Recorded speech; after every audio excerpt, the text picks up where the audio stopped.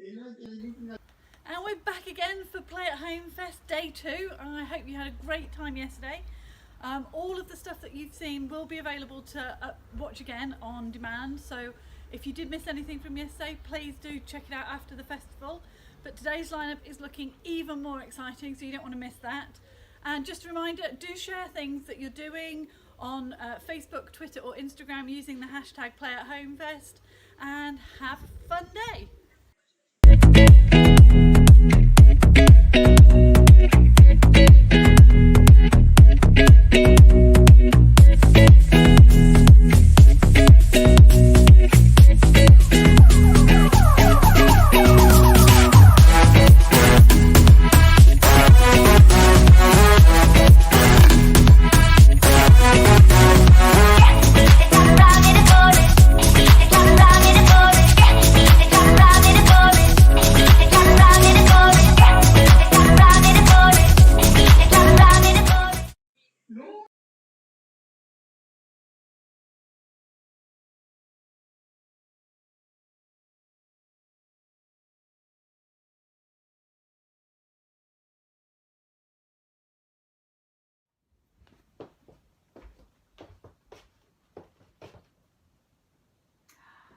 Hi Play at Home Festers! We are Diddy Dance and we are going to do a great fun Diddy Dance session for you today. We are so excited to be involved with this festival while we are all staying safe at home. So we are a preschool dance session, but all ages are welcome to join in today. So, couple of things we would love to use in this session today. I've got some cardboard rolls. Now don't worry about the colours, but if you've got something you could grab, 2 little cardboard rolls that your little one can tap together, maybe wooden spoons, plastic utensils, soft sticks, something that they could tap, that would be great towards the end. And also, if they've got some sort of ribbon or material.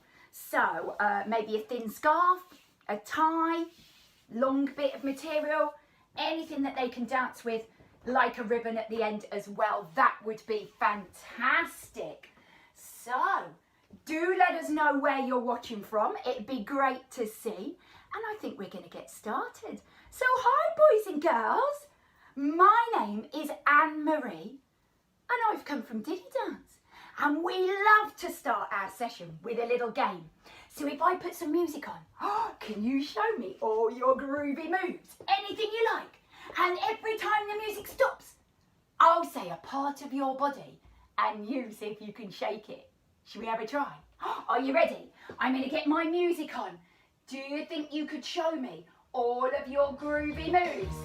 That's it. Now boys and girls, we need lots of space. That's it. Grown-ups, just check there's nothing they can trip over or bump into. That's it. Yes. Woo. Grown-ups, are you joining in too? Yeah, we love grown-ups dancing in Diddy Dance as well. Woo. That's it. Yay. The music stopped. Now who's big and clever and can shake their hands? Where are your hands? Are they there? Good shaking, well done. Shall we dance again? Are you ready? Let's get going. I'm always waiting. Anything you like. Jumping, turning, wiggling. Woo! Kicking. Awesome, everyone. Woohoo! Time to take the lead. Oh! It stopped again. Can you find your feet? Where are your feet? Are they your feet? Can you give them a shake? Oh, you are so good learning your body parts. Can we dance again? Yay! I'm free with waiting. Woo-hoo! Yay! We're dancing. I'm growing tough. Well done, everyone. Again, funky, funky. Woo! Yeah! It stopped again. Can you find your head? Where's your head?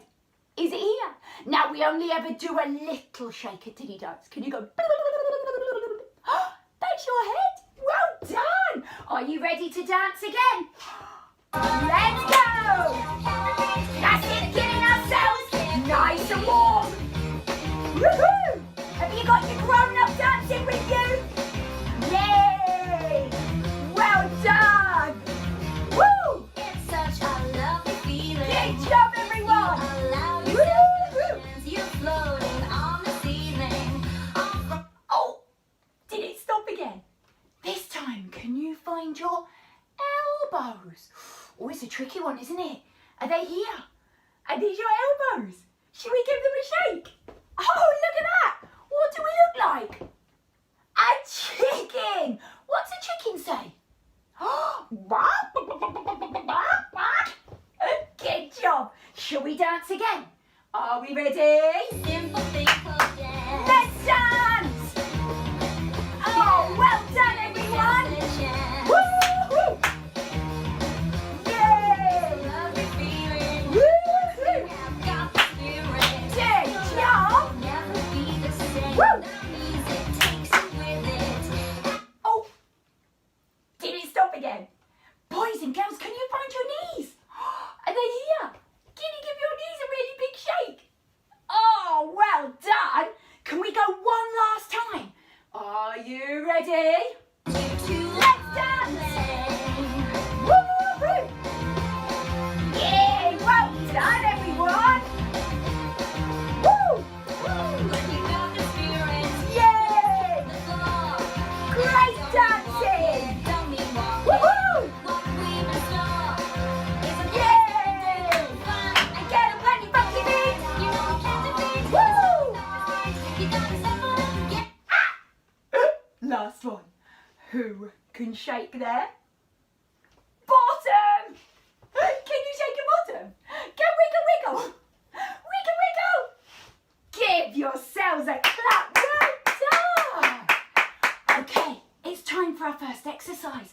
We do lots of stretching, lots of big marching, and there's lots of silly shaking. But the music gets faster and faster. Do you think you can keep up? Should we try? Awesome.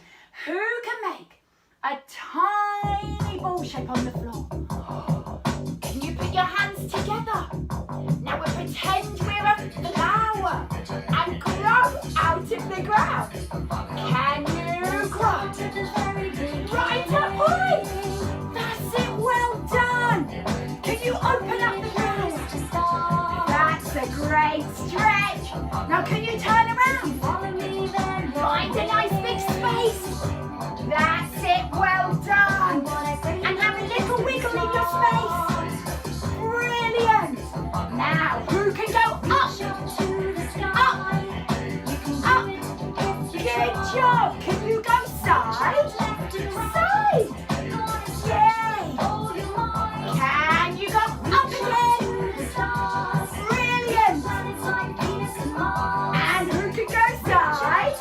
Side. Really big stretch. Wake up the body. Can you march? Yes, well done. Who can shake? And can you march again? Good stamping. Oh, a shake. Ha-ha. Brilliant. Can we go up? Up again. And side to side. Brilliant. Can you go up? Up. That's a big stretch. Side to side. Fantastic. Can you march? Why can you shake? And again, march. Well done. Silly shake. Okay, last time. Get it faster. And side to side. Can you go up again? Woo! And side. Oh, are you ready? Get it faster. March. And shake. Again, march. And shake. Fast as you can. March. And shake. March. And shake. March. And shake. March. And shake. Stop. Wow, boys and girls,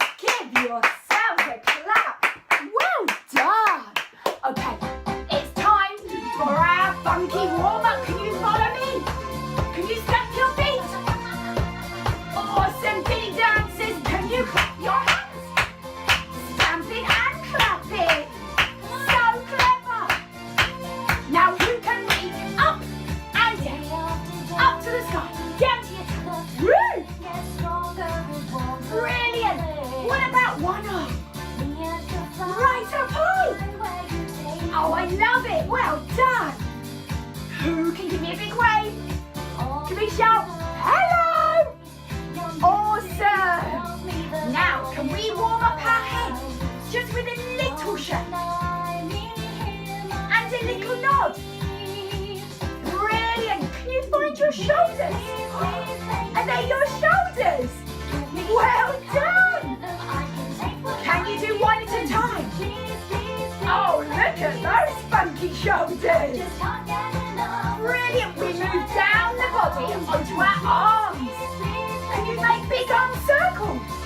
Whoosh. Yeah. What about if you roll your arms?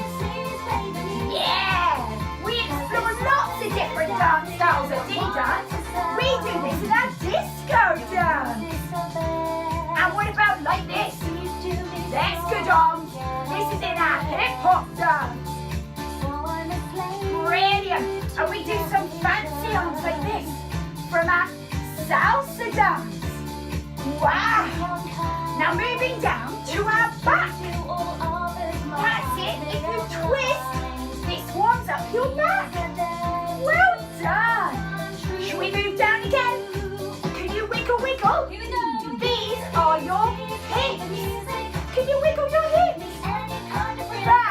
Fantastic. Well done. Now, can you put your feet together? Wiggle your toes out slightly. Should we bend our knees? Bend, stretch, bend, stretch. That's it. Warming up your knees. Can we do big wide legs? And bend again.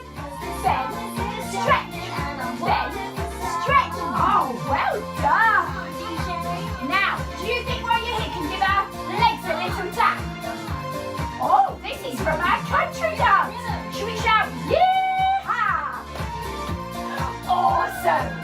Now, should we try the up, down, up, down, up, down? You don't have to hop, you can just bring it up, up. This is from our brave dance. Look at that! So many different styles. Now we're going to finish off warming up our toes. Usually we sit down for this, but I don't think you'll see my toes properly. Who can put their arms out like this? Can you balance? Can you bring one foot out and bring the toes up? Oh, cheeky toes. Bring the toes down. Good toes. Should we try the other leg? Whoa. Cheeky toes. And down. Good toes. Great warm up, everyone. Let's pause that and give yourselves a very big clap. Well done. Okay, we're going to see if we can get moving a bit more now. So, as I keep saying, make sure you've got lots of space, boys and girls. And can you jump onto a horsey? We're going to see if we can do some galloping. I've got a great galloping song. So, if I put this on, could you join me for some galloping? Should we say, yay! Like a horsey? Are you ready? Can you gallop? This is a song about Linda. Oh, lovely! Are you galloping? She bridled it. Yay! Can you stop? Can you find somebody to hold hands with? You could ask your grown-up or another family member. This is Diddy Davy. Hello! Hello!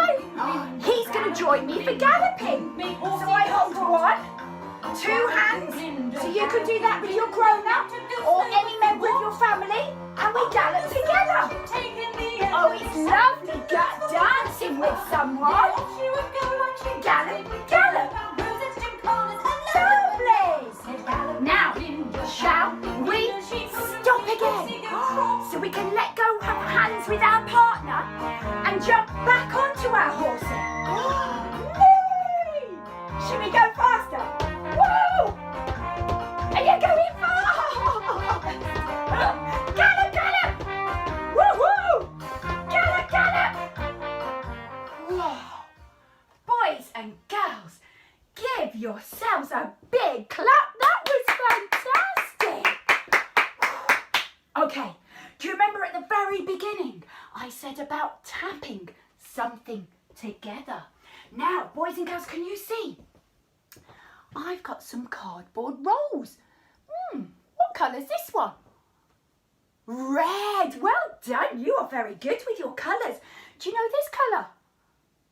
Yellow. Well done. So, we're going to use these. Don't worry what colours you've got or if they're the same colour, but if you've got 2 little cardboard rolls, or maybe you've got some plastic spoons or some wooden sticks, and can you hold them up like this? And then hide them.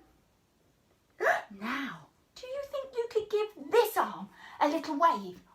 Can you wave it like this? Brilliant. Now, give it a big wave so that your muscles can remember, because that is your right arm. Can you feel that? Right arm. It's gone. Can you wave this side? Give it a little wiggle. That's your left arm. Can you feel that? Left arm. Go. Now, should we bring them both out and tap them together? Can you tap, tap, tap, tap, tap, tap, tap, tap, tap, tap, tap, tap? Stop it. Have you got big sticky up ears? Do you look like a bunny rabbit?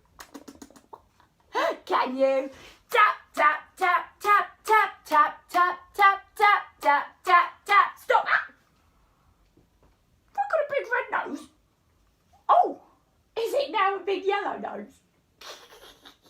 Can you tap, tap, tap, tap, tap, tap, tap, tap, tap, tap, tap, tap? Stop. Now, can you hide behind them gently? Boys and girls, can you help me count to 3 and say boo? Are you ready? 1, 2, 3. Boo! That's awesome. Well done. Okay, I'm going to put some music on. And do you think you could help me dance with your tap sticks to the music? Let's get the song on. Are you ready? Can you tap together? Good rhythm. Now then, boys and girls, can you tap up? Up. Well done. What about down? Very good.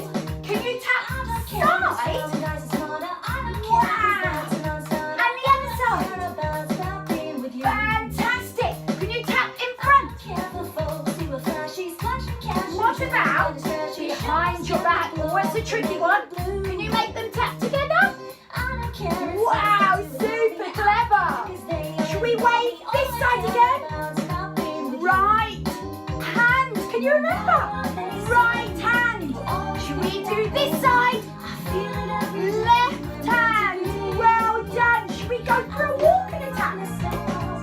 Yeah, you're marching around. Tap, tap, tap. Brilliant. Who can tap them in, reach out? In, out. In, out. Awesome. Shall we try some dancing? That's it, boys and girls. Anything you like. Woo-hoo. Are you tapping and dancing? Yay! Woo-hoo. Tap, tap, tap.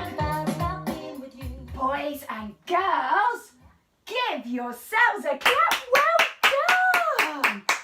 So, the last thing we can dance with in Diddy Dance today is a ribbon or a bit of material. So, if your grown-ups going to jump off just to get that for you, maybe you could help me with my colours. Can you see them all? Now, shall we go through them and see? Does anybody know what colour this is? Blue. You are so clever. Do you know what colour this is?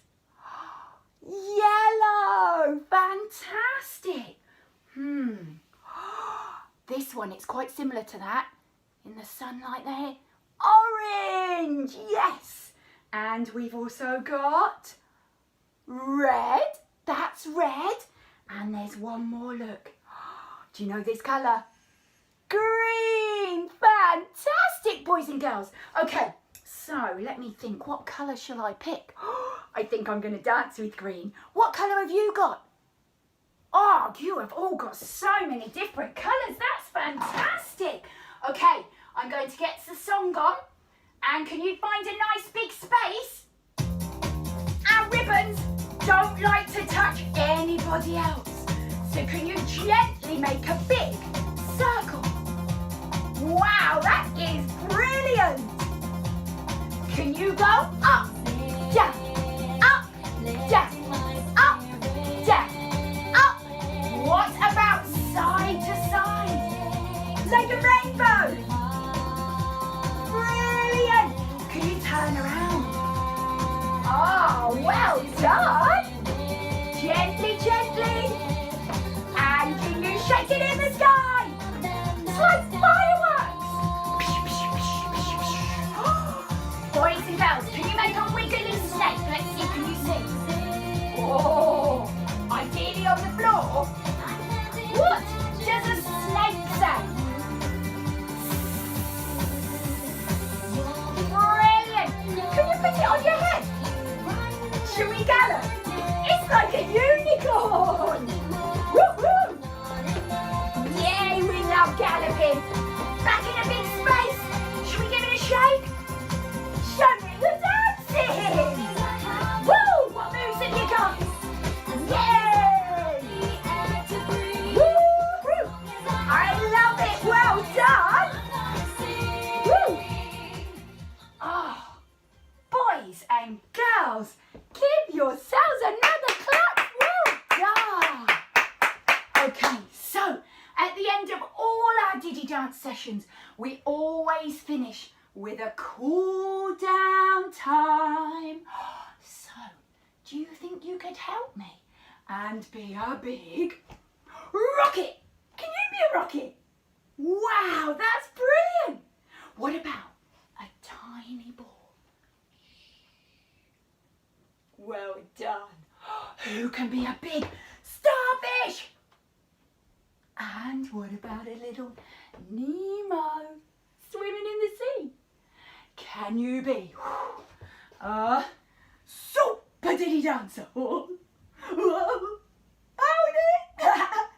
And then a big side stretch and side stretch.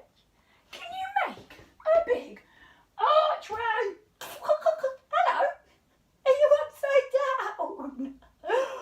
Who can give the sky a big high five?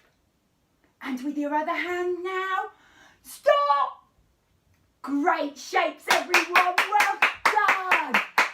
Who can put one hand on their tummy and one hand behind their back? That's it. Well done. Can you help me take a bow? Are you ready? Let's get the next song on. Okay, shall we? All take a bow. And up, and bow. And up, last one, bow.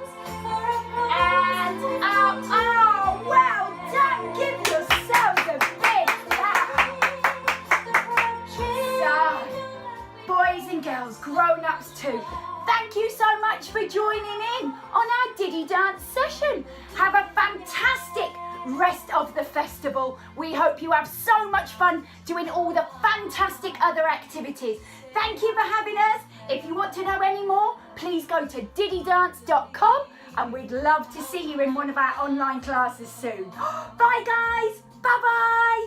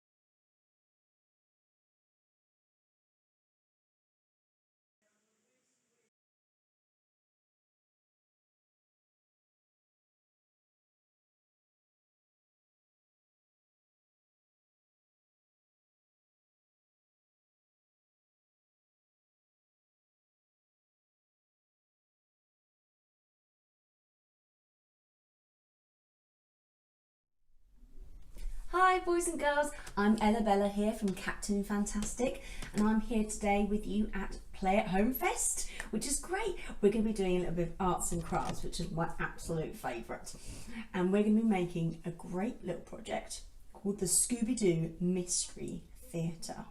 Yeah, really cool. And here's one I made earlier. Wow, now I think it looks really professional. It's got a Scooby-Doo banner at the top so everyone knows what it is, and you've got some awesome backdrops so you can find lots of exciting places to take Scooby-Doo and his gang off on their adventures. Now obviously this is a bit of a big project, so we're going to need some adult supervision before we get started. We're going to need some grands, we're going to need some mums, we're going to need some dads, we're going to need everybody, because we're going to be using some paint and some scissors, which can sometimes be a little bit dangerous. And also you need to make sure you're asking your parents' permission before you start bringing out the paint, okay? Excellent. Now, before we get started, I should probably tell you what we're going to need to use to make this. We're going to need to make this. We're going to need a cereal box, a regular size one's perfect, not too big, not too small, just right, just in the middle. And you're also going to need some paintbrushes and some paint. Now I've chosen black paint for mine because I think it looks spooky and scary, but you can choose whatever paint you want and whatever you've got accessible at home. Awesome. Next we're going to need some scissors and some sellotape, so make sure you're using your adults' beady eyes when you're using your scissors. Next you're going to need some pens. Whoop. That's some magic in there. I shouldn't have let that out. And then we're going to need something to use as dowels. So I've chosen 2 chopsticks, something that can spin like this and something that is long and hard. Okay, excellent. And most importantly, what you're going to need are these cool and funky backgrounds. So we've got lots of different ones that you can print out at home if you've got access to a printer. We've got some scary mansions and we've got some graveyards, really, really cool stuff. Now, if you haven't got access to a printer, that's totally fine. You can actually make your own at home. So you can draw and use your painting and all your creative abilities at home to create your perfect backgrounds. Great, without further ado, let's get started.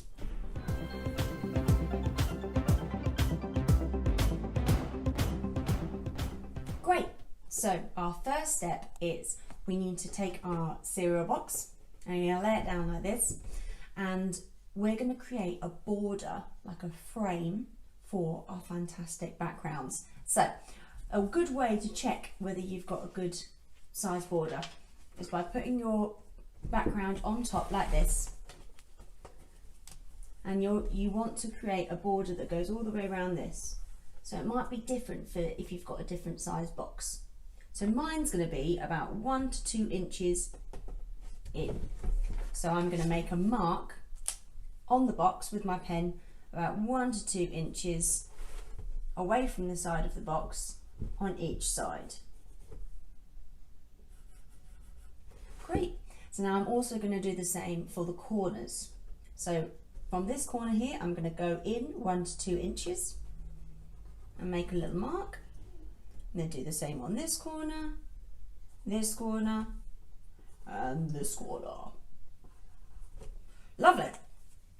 So now, as you can see, we've got some markings that when joined up, they create a rectangle, which is great.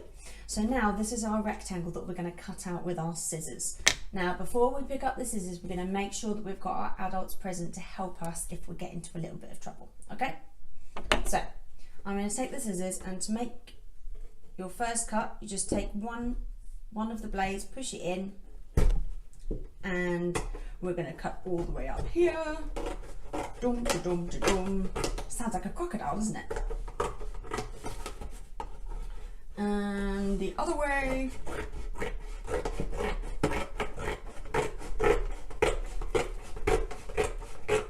Ooh, it's a big box, this one. And the other way. And the last one.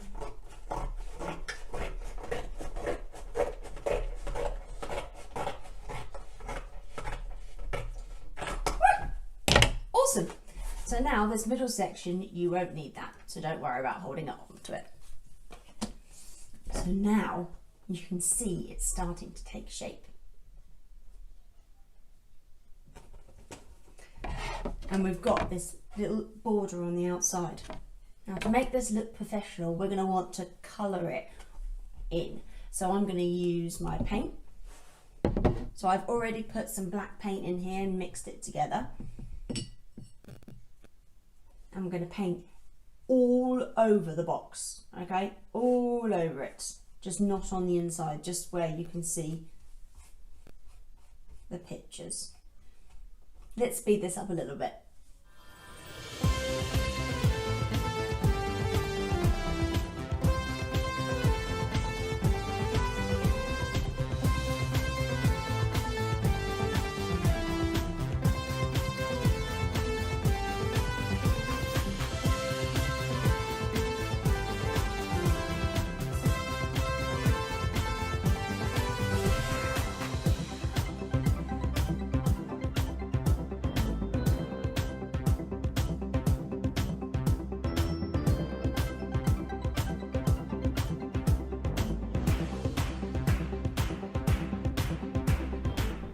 Great, so our box is now dry and we now have to make holes in our box for the dowels to go in. So our holes need to be big enough to go through the dowels, but you don't want them too big that they slip all the way through.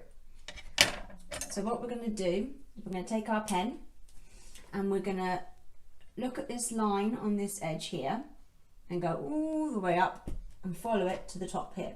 This should be about 1 to 2 inches away from the edge. So I'm going to make a little dot here. And I'm going to do the same on this side. So again, I'm going to draw my finger up here and make sure that it comes all the way to the top. Make sure that's about 1 to 2 inches. Make a hole. And we're going to do the same on the bottom. So here and here. Great. So now we've got a hole here. This is where the holes are going to be.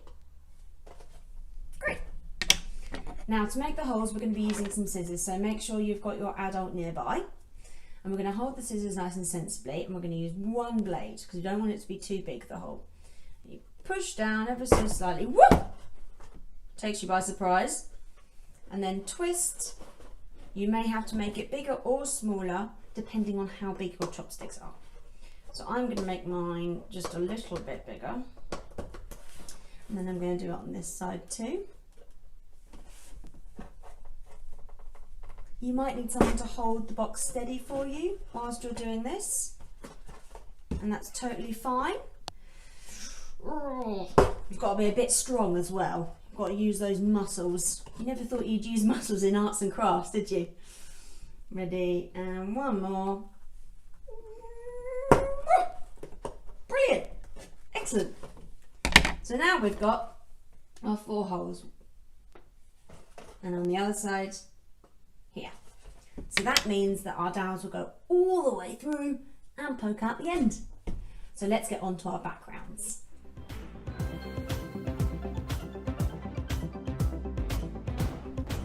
So now it's time to move on to our backgrounds.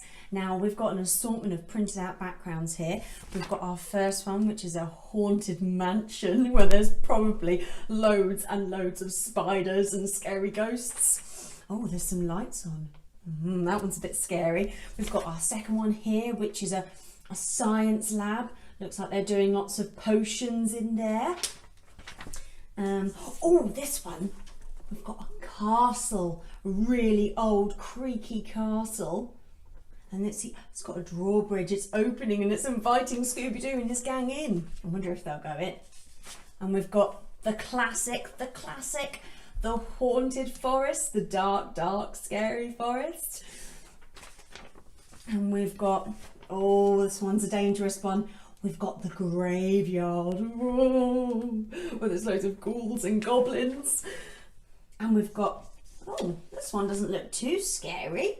This one's a fun fair, but it's deserted. Oh no, where did everyone go? Do you think they were scared off by a monster? I think so. Oh, and the last one, we've got a scary farm. Ooh, maybe there's some scarecrows wandering after people. Great. So we've now got our big long list of all our backgrounds, and it's time for us to put them all together in a big long line. Now to do this, you're going to take you're going to take your first two, so mine's going to be my farm and my fun fair, and we're going to place them next to each other like so, and make sure that you've got the two little bits of white just overlapping a little bit, just so that they stick down really nicely. So I'm going to put those down like that, make sure they keep still, and I'm going to take some sellotape and I'm going to place it down nice and gently on those two so they stick together. And we'll do another one. We'll do the graveyard, we'll do that one. And again, make sure that they're just overlapping a little bit. Take our other bit of sellotape and place it down. Great. Let's speed this up a little bit.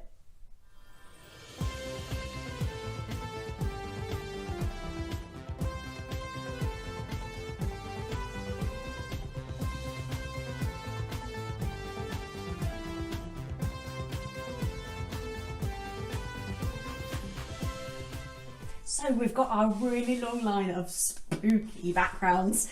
Right, now it's time to attach our backgrounds to our dowels. So again, I'm going to use my chopsticks, and you're going to need some sellotape for this. So what I like to do, because this is quite long, it might be too long for your table, is to hold it down with your elbow. It's a good trick. Top tip there for you. And you're going to put the dowel underneath one of the end paper at the bottom. So not on the printed side, on the plain side, because we're going to wrap it around this soon. So I'm going to take my sellotape, I'm going to attach it to the dowel. Woo! Nice and smoothly. Great. So there, as you can see, it's kind of like a flagpole for a flag, but it's at the back. So here's our printed paper, and there's the white bit. So it's attached, it's nice and secure with all our pages. Great, now we're going to roll it up. Okay, so a really neat trick of how to roll it up is to have it face you like a scroll, and then you just roll like this. Woo! Let's see who can do it the fastest. Woo! Oh wow, goes on forever, doesn't it? Oh, I'm nearly there. I'm nearly there.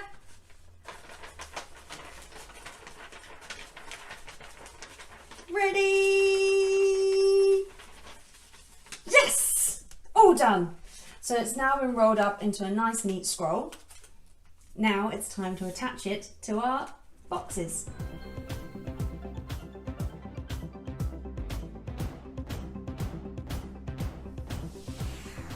Lovely, so now we've got our box and our papers and we're ready to join them together.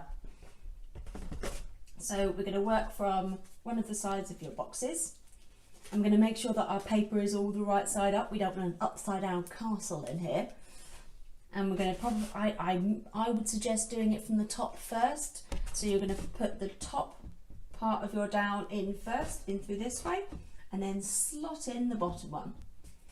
So it's easiest to lay it down like this and push this one in here. Might be a bit fiddly, so you might be able to ask somebody else to help you. There we go. And then a little bit of your chopsticks should pop out of each end. Pop. And there you go. You've got some chopstick on this side, some chopsticks on this side, and your paintings are ready to be revealed. Oh, not yet. We need to put in our second dowel. So our second dowel, we're going to use our chopsticks and we're going to pop it up again like this, but this time we're not going to have paper attached to it just yet. We're going to put the chopstick in through like this till it pops out the end, and the same at the bottom. Whoop! Lovely. Great. So they both should twist nicely in the box, like so. Yay! Great. So now it's time to attach our paper to our other dowel. So we're going to pull out our first seam. Let's have a look, see what my first seam is. A haunted mansion. So we're going to lay it down and we're going to take this white bit and we're going to, again, just tape it onto the chopstick. Just make sure it's nice and secure. It's sometimes easiest if you put the sellotape on the paper first, half on the paper, and then it's easier because the paper won't run off somewhere cheeky like. And on it goes. Make sure it's nice and secure. And there you have it. You've got your first scene ready to go. Excellent. So all we've got left to do now is to make sure we label it. So we're going to need to either make one at home or you can print one out. We've got our Scooby-Doo Mystery Theatre sign. I'm going to cut mine out, so make sure you've got your scissors with you and make sure you've got your adults with you to look.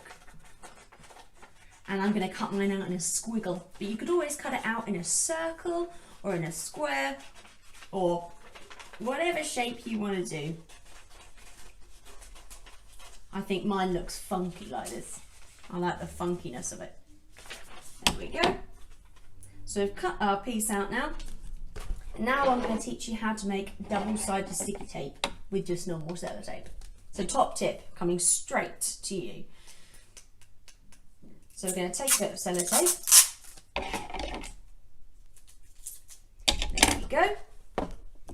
And on the side that's not sticky, place 2 fingers and you're going to wrap the sellotape round it. So it shouldn't be sticking to your fingers because you're on the non-sticky side. And then fold it in on itself and then slide it off your fingers. And there you have it. You've got a ring where it's sticky all on the outside. So you pop that on the back of your Scooby-Doo sign. And I'm going to put mine at the top. I'm going to put mine at the top. So there we go. Great. Now it's all labelled. But there's something missing. What could be missing? The characters, of course. We've got to get our Scooby-Doo Playmobil. Right, let's get all Scooby and the gang ready to play.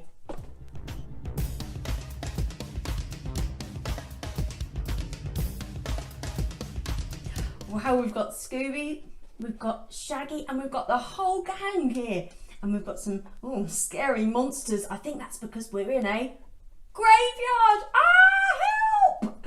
Oh, and if we twist the dowels, we can change the background. Wonder what's coming up next. Where are we, everyone? We're in an abandoned farm. Oh, I think I saw that scarecrow move. So that's just one of the ways you can use your Mystery Theatre along with your Playmobil Scooby-Doo toys for a fun afternoon. Also, if you're feeling a little bit more adventurous and you've got some more time on your hands, you can make a stop motion video. That's where you record all your characters in your positions and then you pause the video and then you move the characters a little bit and then you record the video again and then you pause it and then you move the characters a bit and you go so on and so forth. And when you play that all in one long strip, it makes it look like the characters are moving all by themselves. If you want a demonstration, we've got a video coming up.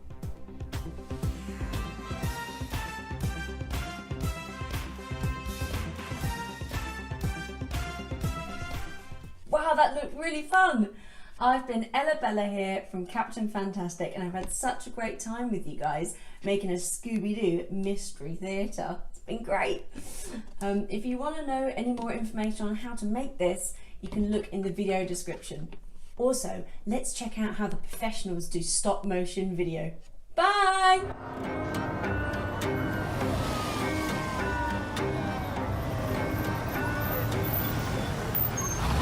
Here we are, gang. I can't believe the police already have a suspect in custody. I just hope we can help identify this popcorn thief and end his reign of terror once and for all. Shaggy? Scooby? Are you two coming? Like, stop that, Scoob. Stop that. Please, Shaggy. Please. Like, sorry. No way, Scoob. This is the last of the popcorn in town. Please identify the popcorn bandit from assembled suspects. I don't know. It was awfully dark. It may jar your memory if you hear their voice. Did they say anything? No, he just laughed. He had a very distinct laugh. Would suspects 1 through 5 please laugh? Nope. Not him. Doesn't ring a bell. I'd remember that one. Wait, that's it. I'd recognize that sinister laugh anywhere. Scooby-Doo! Scooby-Dooby-Doo!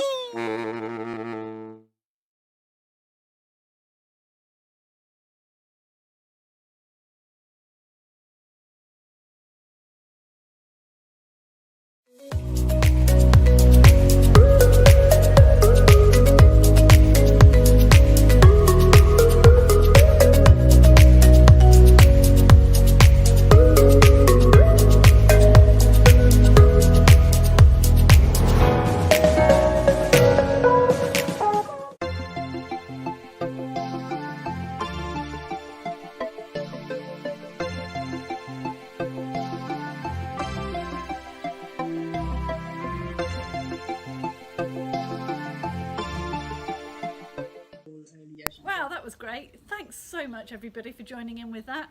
Hope you enjoyed it. I wanted to talk to you a little bit more about play and why it's so important for children's development. And here at the Play at Home Fest and the Good Play Guide generally, we know how powerful play can be in creating family bonds, keeping those lines of communication open between generations, creating that sense of belonging so children feel grounded and they're emotionally stable. All of those things come through play, and play is such a natural, organic thing to do with children. And I hope that this Play at Home Festival will just give you some ideas of some new ways to play as a family.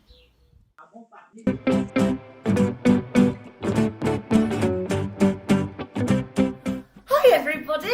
Oh, I'm glad that you're here. I've just been drawing a picture of me doing my favourite activities, which are dancing and throwing a ball. Now, my ball is shaped like a heart because why not? And I was wondering if I should add something else to the picture. What does everybody else like to do? Do you guys like to play games? Do you like to sing, everybody? I love to sing as well, so I think that we should add some music notes to our picture. And the best thing is, if you make a mistake, as soon as it dries out, the picture is gone and you get to start again. I've even got some cool stamps that I could add. Shall I try one of those, everybody? Okay, what have we got? We've got, over here, a flower. Amazing. So I take the stamp and I have to put it in the wet stamp pad, and I'm going to put a flower somewhere on the picture. I wonder where I should put it, everybody. In the middle of my head? That's not very nice. Go on then. I'm going to put the stamp right here in the middle of my head. Do you know what, boys and girls? I think that was much better. Now, it's nearly time for us to take a little screen break, and that's a great opportunity for us to get up and go and play some of our favourite games or sports. Now, I'm going to be doing some dancing, but I wonder what you guys are going to do. Put your hands up if you're going to go play in the garden. Amazing. Put your hands up if you are going to have a little dance just like me. and put your hands up if you are going to have a nice rest and maybe draw a picture. Amazing! Thank you so much, guys, for joining our Play at Home Fest. I hope you enjoy your break. Make sure you get your bodies moving, and we will see you really soon. Bye!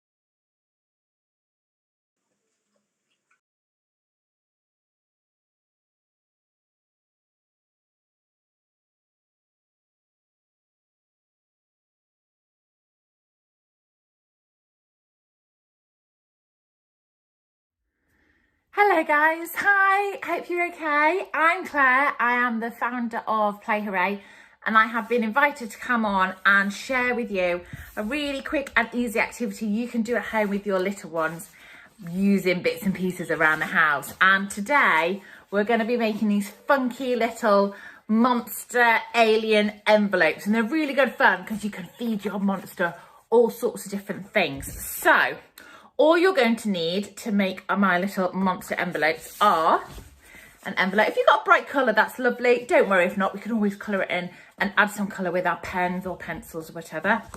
You're going to need some glue, a pair of scissors, and then something for decorating your monsters. So I'm using these big chunky marker pens. Maybe you've got some crayons, maybe you've got some colouring pencils at home, and you're also going to need some white paper.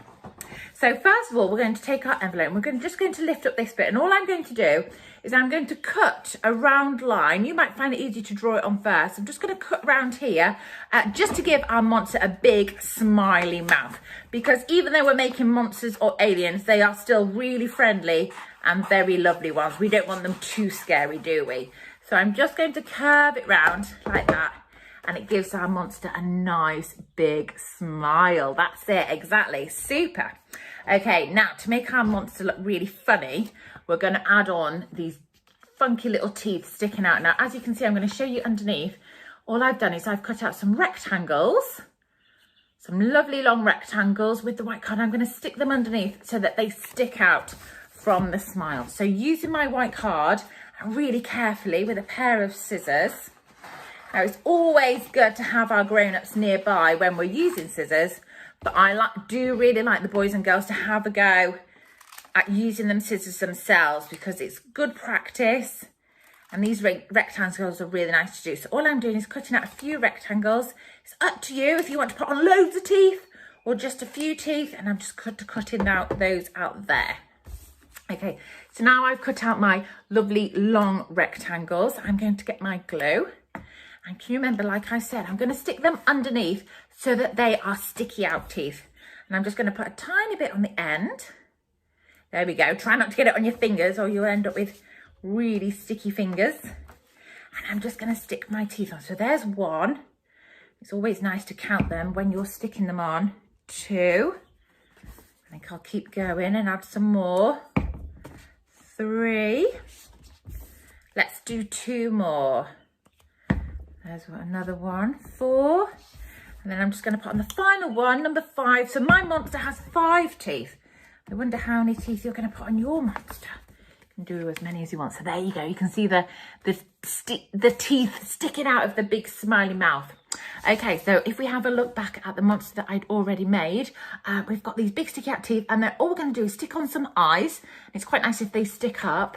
And then I'm going to draw on a little nose as well. So all we need to do for that, nice and easy, grab that card that you just had before, if you've got a little bit left over, and a pair of scissors. And we're going to have a go at drawing some circles. Now, I always find it easier to draw circles before I cut them out. And you do find with younger children, cutting out a rounder shape can be quite tricky. So don't worry if we don't manage to stay on the lines. It's all about practicing those amazing skills and not necessarily needing it to be perfect. So now I'm going to cut around, nice and careful with my scissors. I'm watching where I put my fingers as well, because we need to be really safe when we're using scissors. And I'm just cutting out my circles for the eyes. And I've also done some dots in the middle. Really brings them to life. And I'm going to cut those out all the way around. It's tricky cutting out circles, isn't it? And then finally adding on a little bit of glue, plenty so that it sticks on. And when I stick my eyes, and I'm just sticking them on so that they stick up a bit like that, I think it makes it look really fun. It makes them look like funny little monsters. You could actually do them wonky if you wanted to. There we go, I've done mine wonky. Now all I'm going to do now, this is the bit where it gets really exciting, because I've got a stripy monster here. I've got one with spots. You can do any type of monster you like. Totally up to you what you want to do with yours. Now I'm going to use my funky felt tip pens, and I can add on lots of different patterns and things I might want to. I'm going to make a shape monster. So I'm going to decorate my monster with lots of different shapes, because I have decided that my monster likes to gobble up shapes. So I am very quickly, but you can take your time and make it look really cool, a lot better than mine. There we go, using my pen. I might come back to it later and add on more colours. I have done lots of different shapes for my monster. Now then, he is ready, and I think he's getting really hungry. So what we need to do is be able to put something inside my monster to feed him.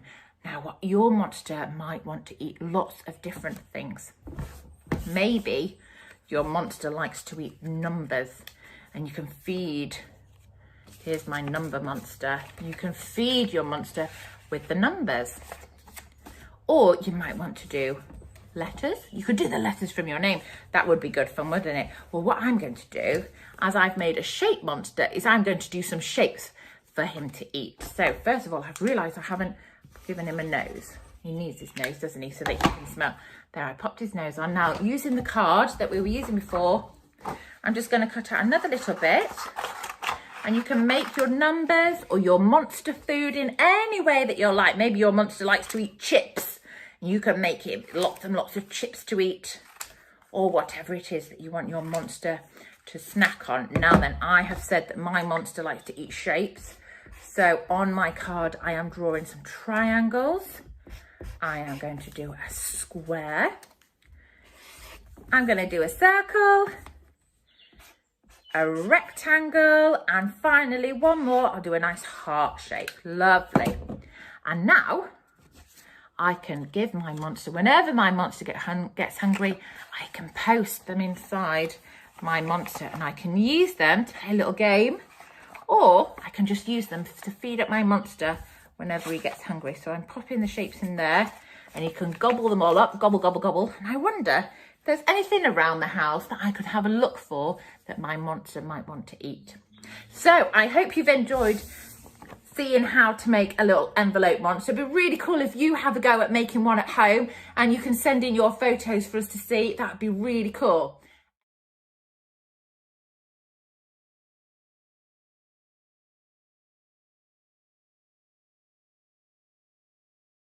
I've got a really simple activity that you can do at home too, and this is a good one for using around the house, or maybe if you could go outside with a grown-up and you can explore your outdoor space as well. So all you're going to need, some old cardboard, maybe from a cardboard box, something like that. You're just going to need a small strip. You're going to need some elastic bands. Don't worry if you don't have elastic bands, maybe hair bubbles or something like that could work, or even maybe some string. You're going to need a pair of scissors and some felt tips or colouring pencils. Okay, so all we're going to do is, first of all, we need a strip of card, not too big, not too small. That's tricky, isn't it? So a nice medium-sized piece of card, and I'm using this one, and I'm just going to cut off this wonky edge where I ripped it off the box to smarten it up a little bit.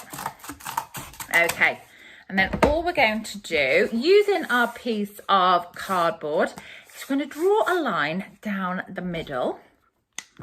So using one of my, I've got a lovely chunky pen, I've grabbed one of my chunky pen, and we're going to do a line across the middle. Now, you can do it freehand, you don't need a ruler, we're just having a good go, nice straight line going across the middle. Now, we've split it into two halves, haven't we? And all we're going to do now, in this bottom section, we're going to split this one in half as well. So we're going to do another line going across. Oh, my line's got a bit wonky. Oh dear, that's okay. Doesn't matter, it's absolutely fine. So now I've got two pieces down here. I'm going to do the same up here and do another line across the middle. See if I can make this one a little bit straighter. There we go. Okay, so now I've got 1, 2, 3, 4 pieces on my cardboard. And what we're going to do is we're going to use our colouring pencils to colour in these different sections. Okay, now first of all, I would like you to choose, for this top section, I think we'll use our favourite colour. My favourite colour is purple. So all I'm going to do is colour in this top section with my favourite colour. I'm going to take my time and try and get it all in this top bit. What's your favourite colour? You'll have to let me know in the comments below. Because there are so many different colours out there, aren't there? But I have always liked purple. So there we go. I have coloured in the top section of mine in purple, my favourite colour. Okay, Now then, let's pop the lid back on so my felt tip pen doesn't dry out. Oh gosh, the sunshine is coming in, isn't it? Isn't it wonderful? Right, so in the next section, I would like you to colour this section with your grown-up's favourite colour.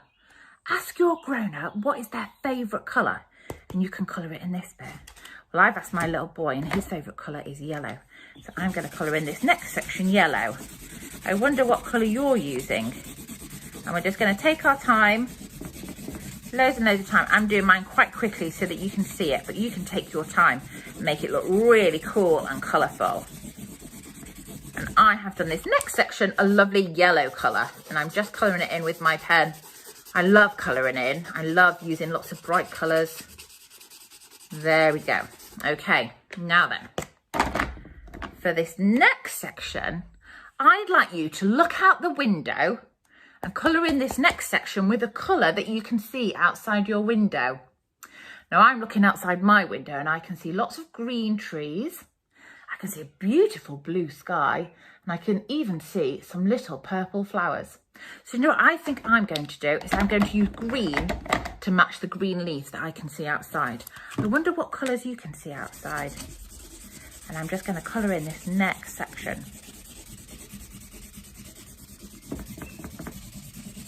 And it's all colourful. Actually, colouring it in, it looks like green like the grass now on my cardboard. So isn't our cardboard looking lovely and colourful? At the beginning it was all brown, whereas now it's almost looking like a rainbow. We've nearly got a rainbow cardboard, haven't we? Super. So now I've got my favourite colour, my grown-up's favourite colour, a colour I can see outside. And then this bottom bit, I would like you to colour this bottom section the same colour as your favourite food. What could that be? What colour is your favourite food? Have a good think. Well, my favourite food is probably, I like cakes with strawberry jam in the middle and icing on top, maybe even some sprinkles. They're my favourite. So I've chosen this lovely pink pen for the strawberry and the sprinkles on my cake. I wonder what is your favourite food and what colour you're using on your rainbow cardboard. So I'm just colouring in this bottom section, all bright and colourful. Like I said, I'm doing mine nice and quickly, nearly done.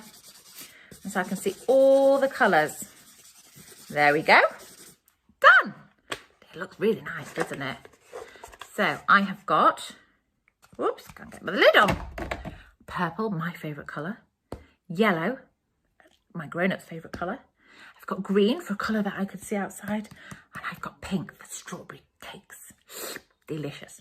Okay, now then, I don't know if you remember at the beginning, I said that you're going to need some elastic bands. And this is really fun, this bit. I love using elastic bands for doing activities and playing things. Whenever I get elastic bands and use them with the children that I work with, I always have a little play and a little stretch with them.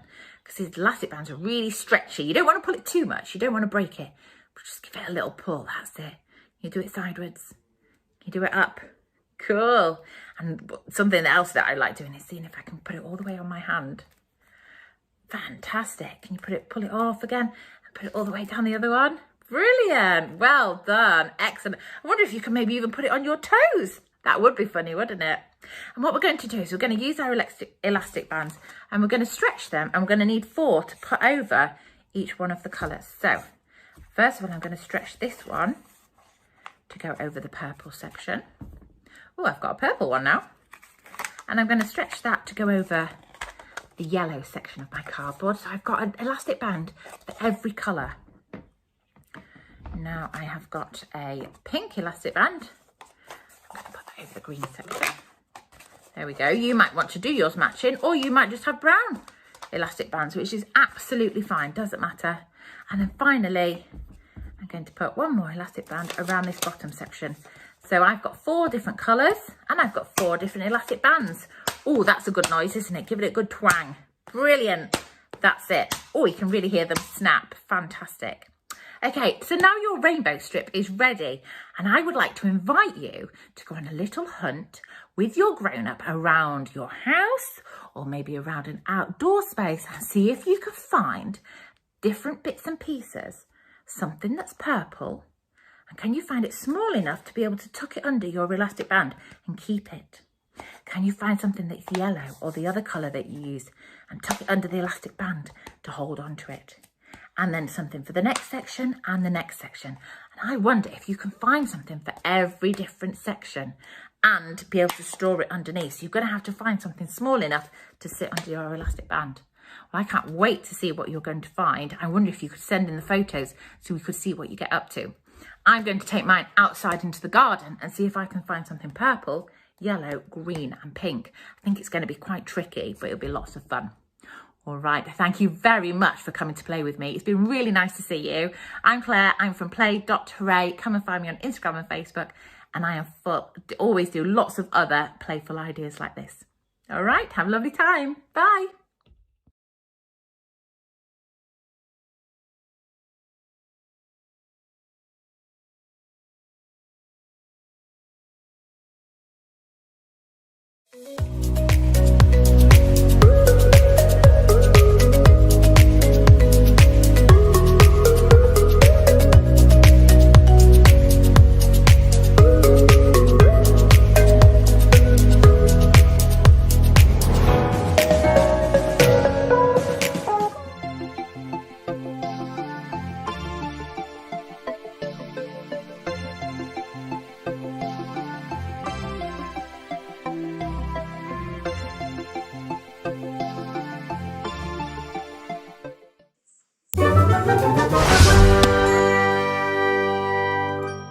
Hi, I'm Rob, and I'm here with Dr. Gummer's Good Play Guide to help keep your family occupied, engaged, and excited through these challenging times. First idea, how to turn your entire house into a board game. Now to do this, all you'll need is a pack of cards and a dice. First things first, decide what each of the cards mean. Every card's got to have a rule. So, 4 of diamonds, that could mean jump 3 spaces ahead. Maybe a 7 of clubs means go back 4 spaces. Maybe a king means jump to the next king, and a joker could even mean go all the way back to the start. These rules can be as devilish or as crazy as you like, because this game is personalised and unique to you and your family. With your rules set out, you need to set out your board game. So simply place the cards in a wonderful row around a room, 2 rooms, maybe the entire house. Here's an idea. Why not have your board game end in the kitchen so the winner can have a cheeky snack? With your board game set up, simply take it in turns to roll the dice. You move that many spaces and you have to adhere to the rules of that card. The winner is simply the one that gets to the end first. Hey, here's an idea. If you don't have a pack of cards and a dice, why not use pen and paper? Just write out the rules on some segments and even make your own dice out of paper. Thanks for listening. Dr. Gummer's Good Play Guide will be back soon with more ideas to have fun at home.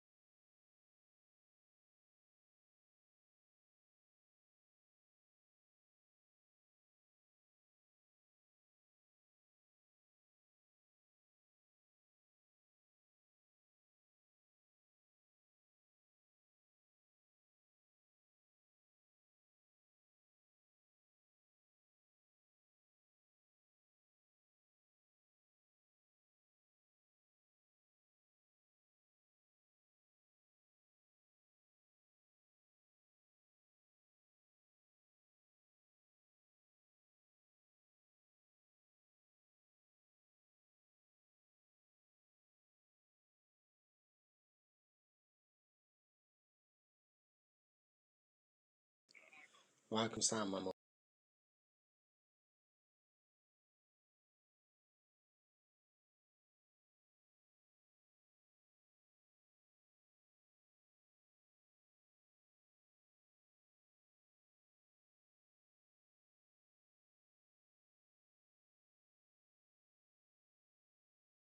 Hi, the Little Gym UK is really excited to be part of Play at Home Fest 2020, where you'll be able to raise money for charities while having some serious fun. We have an exciting range of gymnastics classes that you can try at home. They'll teach you everything from handstands, cartwheels, to even breakdancing, but also all those all-important conditioning and strength exercises. All you need to do to find out more is go to youtube.com/The Little Gym UK. Have a great time trying those at home.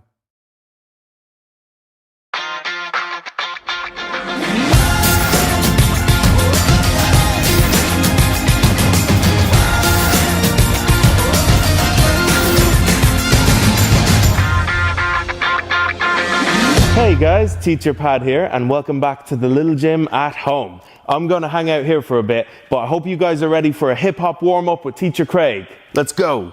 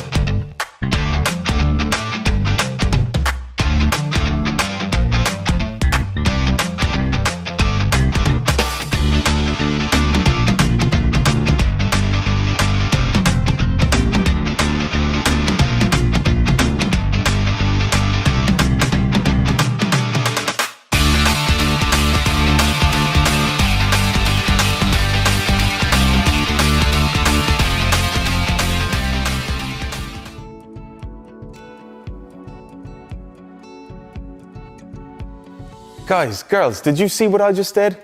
That's called a stuntman roll.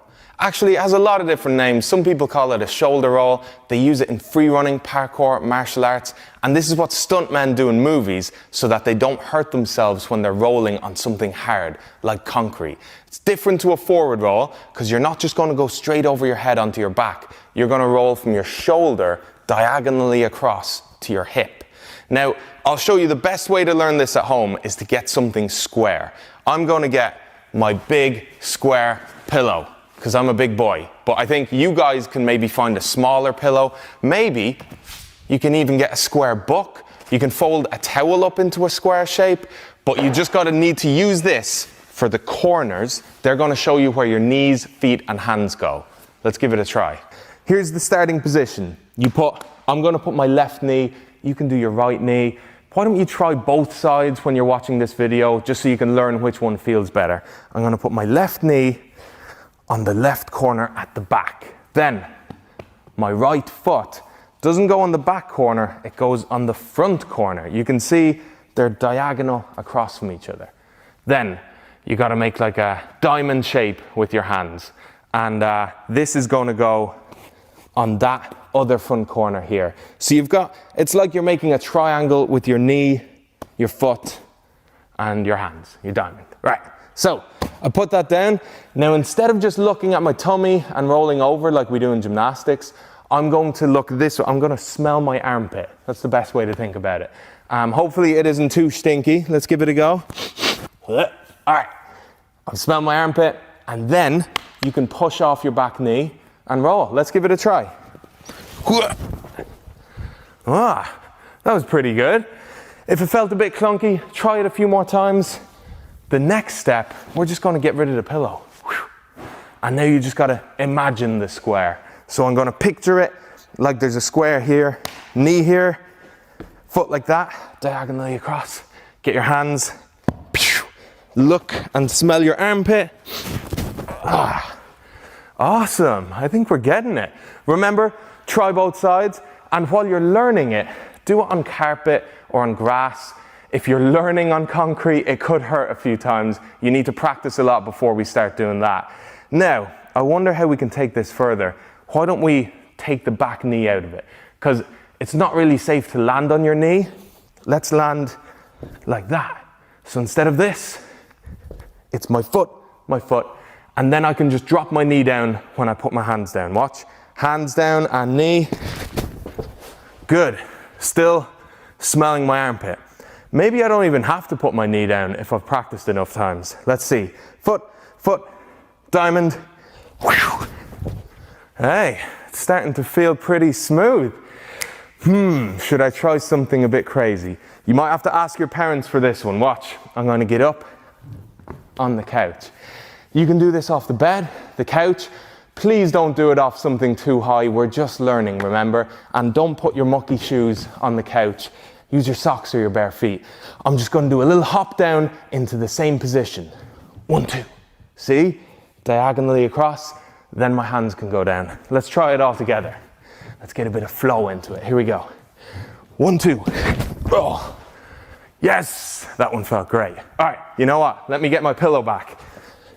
This is a great variation we can work towards. If you've gotten really good and smooth at all those other ones, let's try diving over something. So this time, you don't need your feet diagonally. I think we've gotten really good at using our diamond hands and smelling our armpit. So now we can just reach over. Remember, don't put your diamond straight down in front. It still has to go to the corner and smell your armpit. Watch. Yeah, I like that one. That one takes a little bit more practice, so don't do it right now, but watch what you can do if you do lots of practice on your dive roll. You can get some bigger stuff. Let's give it a try. Nice one. Guys, good luck with that. And if you want to take some videos and send them over so we can see how you're doing, that'd be fantastic. Have fun.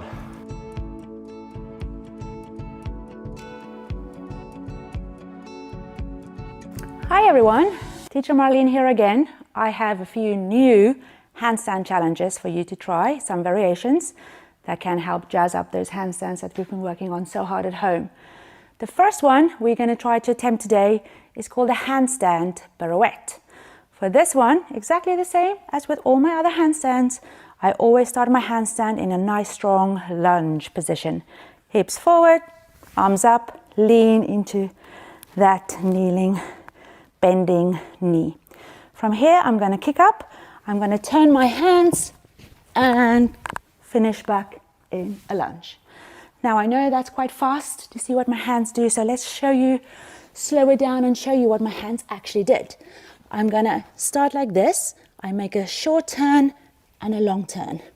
And depending on which way you wanna go, right or left, you can practice just to move your hands like so.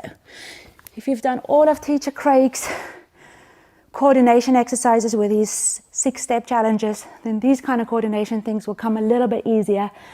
The same for Teacher Pat's backpack challenges to give you strong arms to be able to move your hands whilst you're upside down. So another variation to put put this handstand pirouette together is to use your sofa. Just get your hips a little bit higher and then practice turning your hands. Just like this. If that's easy, then you go a little bit higher here. And now you try to do that. The higher your hips are above your shoulders, the harder it is to move your hands like that. So you can use your sofa again to help you to kick up. I'm going to turn this way because I'm right-handed. So I'm going to start over here. I'm going to kick up. And there I go. Right, so that, guys and girls, is the handstand pirouette. The next one we can practice is a straddle handstand, a lever handstand. So for this one, I'm going to start in a straddle position like so, and I'm going to lever up into a handstand. So watch me go, wish me luck. Ooh. Don't worry if you roll it out, you know how to roll by now, so that's okay. So, to make this a little bit easier, again, I can revert to my sofa. Have a little look. Start with my feet in a straddle on the sofa or on your bed, and from here, just lever up. Get your feet together at the top. If you have a high enough sofa and you're worried that you are going to fall over, like I did, then use the sofa to block your shoulders. Make sure your sofa is high enough. This one is not quite high enough for me. Have a look. That way the sofa will push you back so you can't fall over. Or if you fall over, you land on the stuffy sofa. So that is a straddle.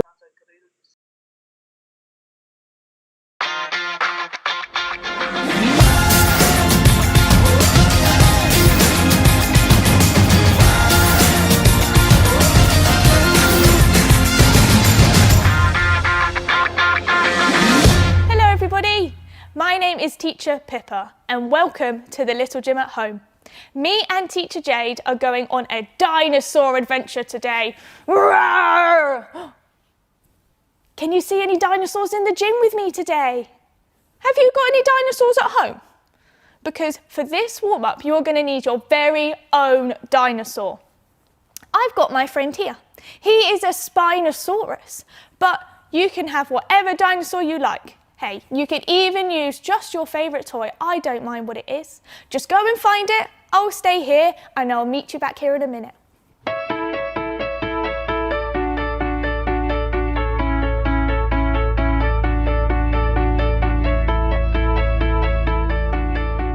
Hey, hold up your dinosaur so I can see it. Wow, that's a great one. Let's do something different. Let's run with our dinosaur. Have you ever before run with a dinosaur? Go!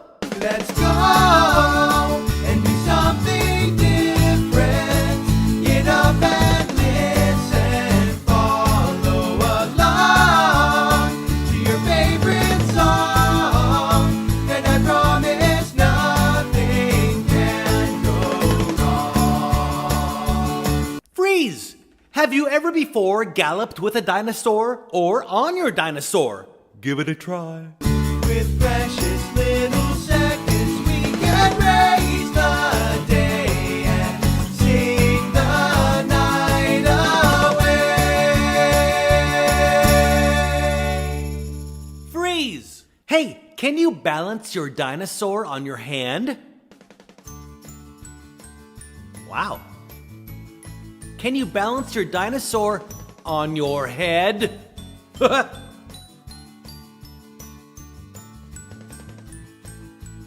Now lay down on your back and balance your dinosaur on your belly button.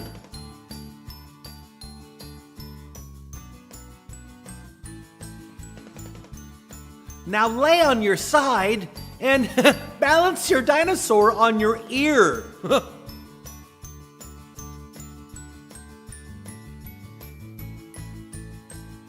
Now can you get into a crab walk position and give your dinosaur a crab walk ride? Whoa!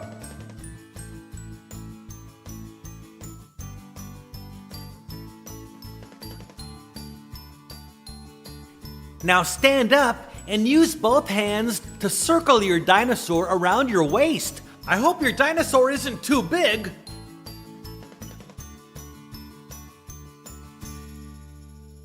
Have you ever before thrown and caught a dinosaur? Try doing little throws and catches with your dinosaur right now. Let's go and do something different. Get up and listen, follow along to your favorite song, and I promise. Freeze! Now place your dinosaur in the middle of the floor, and you can either run around your dinosaur, jump over it, take a nap with it, maybe make faces at it, whatever you want. Nothing can go wrong. With precious little seconds, we can raise the day and sing the night away. Great job! Give that dinosaur a hug. Welcome to the Dinosaur Fitness Challenge. For this activity, you're going to need 2 small chairs about this far apart, facing each other. You go get your chairs, and I'll wait here.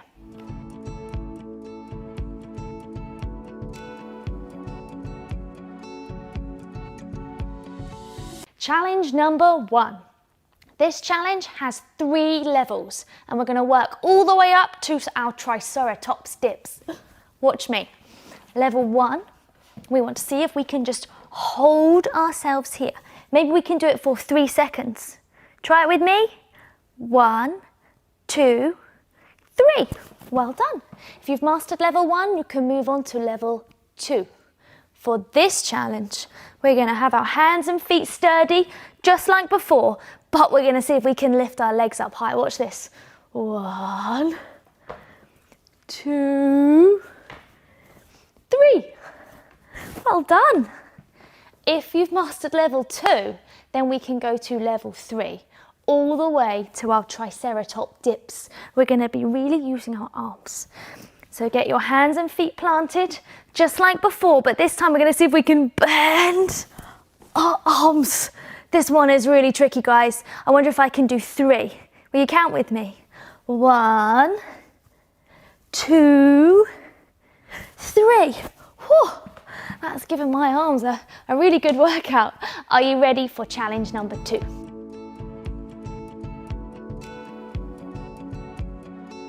For challenge number 2, you're going to need to bring your chairs a little bit closer together, about the same size as your shoulders, because we're going to be putting our hands onto the chairs. The first level, level 1, is just to see if you can hold your feet off the floor for 3 seconds. Let's give it a go. 1, 2, 3. Oh. Make sure you give your arms a really big shake after every level. Level 2, we're going to see if we can put our legs and our toes right out in front of us. Ready? 1, 2, 3. 1, 2, 3. Oh, my arms are tired and my tummy after that one. Now this challenge, it's going to be hard work and a little bit silly. Hands on the chairs. We're going to see if we can run away from the dinosaurs for 3 seconds. Ready? Run! 1, 2, 3. Oh. Give those arms a shake. I've got one more sneaky challenge to show you. Ready? Steady. Get ready for level 3.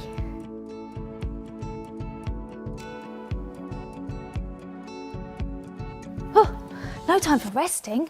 It's time for Dinosaur Fitness Challenge number 3. For this one, you're only going to need 1 chair and some super strong arms. Level 1.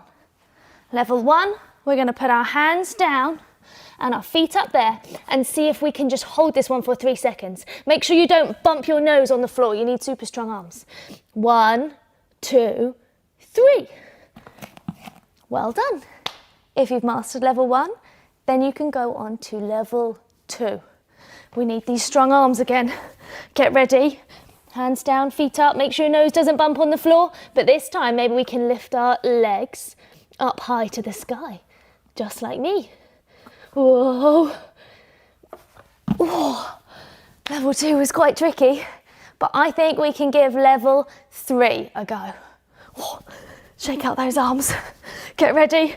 Hands down, feet up. And this time we're going to see if we can lift our hands up to our pockets like this. Whoa, that one was really tricky. Watch my sneaky challenge number 4. Watch this one. 1, 2, 3. Ta-da!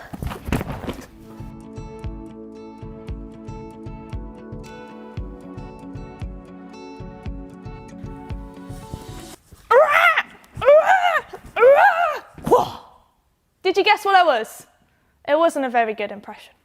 But I was a flying pterodactyl. Did you know pterodactyls like to hang from tree branches? Just like you guys hang on the bar when you're in the gym. Isn't that crazy? Now, for this challenge, you're going to need a big, long broom. But because I'm at the little gym, I'm going to use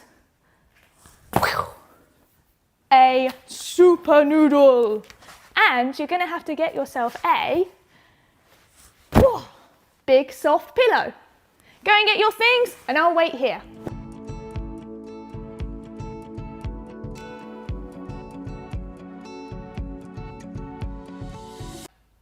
Before we go swinging on our tree branch, I just need to remind you all at home of our positions.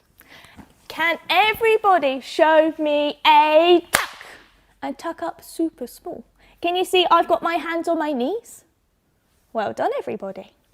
Can you show me a super long pike? You can even reach down to your toes. Lovely. And the last one is a straddle. I have super wide legs. Can you see? Ta-da! In my super big straddle. Now we're ready to hang onto my tree branch. Or just like you would hang onto the bar at the gym. I need to try and do my shapes by putting my feet all the way up here. It's a little bit crazy, but you guys try at home and you can have a go as many times as you like. I'm going to do my tuck shape. I can even do it all the way back here too. Ta-da! Tuck. Do you remember the next one? The next one was a pike. Hanging onto your tree branch. Here is your pike. Oh, it's really tricky, so I can do it. Laying on my back too. Ta-da! And the last one, that's right, it's a straddle. This one is really tricky. You need really strong tummy muscles to balance this one. Holding onto that tree branch. Look how wide my toes are. And if I can't balance, I go whoosh onto my back. Well done, everybody.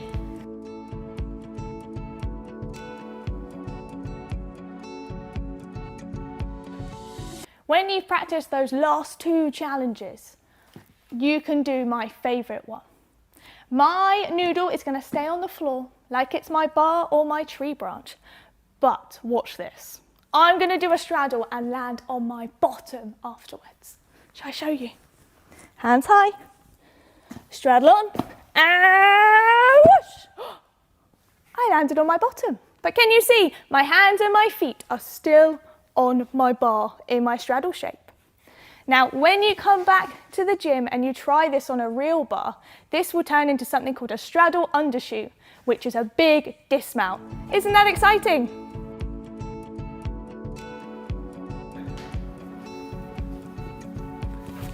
Spiny, what are you doing there? I want to get through. Oh, Spiny, you've given me a great idea. I bet I could use you to practice some monkey jumps and cartwheels for Teacher Pippa. Should we give it a go? What is that song that we sing at the little gym for monkey jumps and cartwheels? That's it. We sing hands down, jump around. Should we give it a go? Ready? Hands down, jump around. Oh, that was good. Should we go again? Hands down, jump around. I bet Teacher Pippa would be super duper impressed if we tried a different sort of cartwheel. What if we started our cartwheel in a great big star shape like this? I think she'd be really, really pleased with us. Should we try it? Ready? Hand, turn, foot, foot. Do you see? I'm still in a star. Let's go again. Hand, hand, foot, foot. You see, I start and finish in a star. Now, I'm going to show you one more way of doing a cartwheel to really, really impress Teacher Pippa when we see her. We start our cartwheel in a lunge. Big step, over spiny, bend our front knee, hands really high. I like to pretend that I'm holding up the ceiling with my hands. I can start my lunge like this. You can do handstands or donkey kicks from your lunge. Try not to kick your friend over here. But I think we could try cartwheels too. Ready? Lunge. Hold up the ceiling. 1, 2, 3, whoosh. And another lunge. Should we try again? So I try and be really, really clever and go back the other way. Big lunge, 1, 2, 3, whoosh. You see that? 3 different ways of doing a cartwheel. Oh, T-Rex has given me a really good idea. Let's swap Spiny for the great big T-Rex and see if we can jump all the way over him. Do you think I can do it? Are you sure? He's really ginormous. Okay, I'm ready. 1, 2, 3, boing! I did it! Did you see how high my bottom went? Well done, T-Rex. You can stay there. Next time you see Teacher Pippa, make sure you show her all of our monkey jump and cartwheel practice.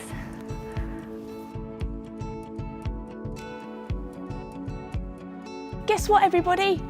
I know a song about dinosaurs. Would you like to hear it? Brilliant. Teacher Jade, would you like to sing it with me? Are you ready? 1, 2, 3.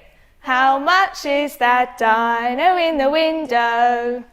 The one with the spikes on his tail. How much is that dino in the window? I do hope that dino's for sale.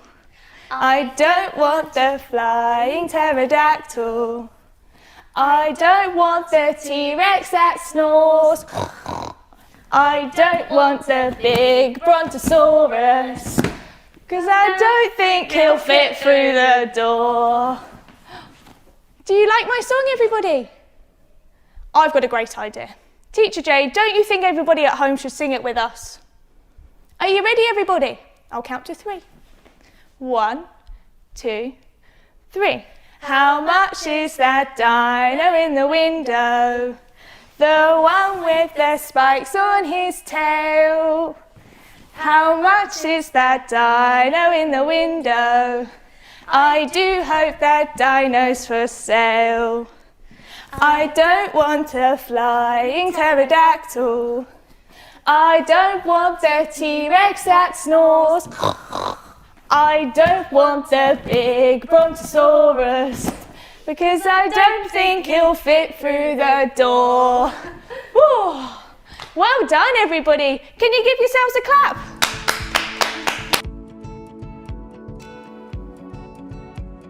Thank you for coming on my dinosaur adventure with me and Teacher Jade today. I hope you had fun doing all of your dinosaur skills. Now, I want you to remember that song.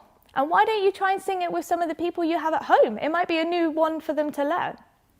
Remember, my name is Teacher Pippa, and this has been the Little Gym at Home. Goodbye, everybody.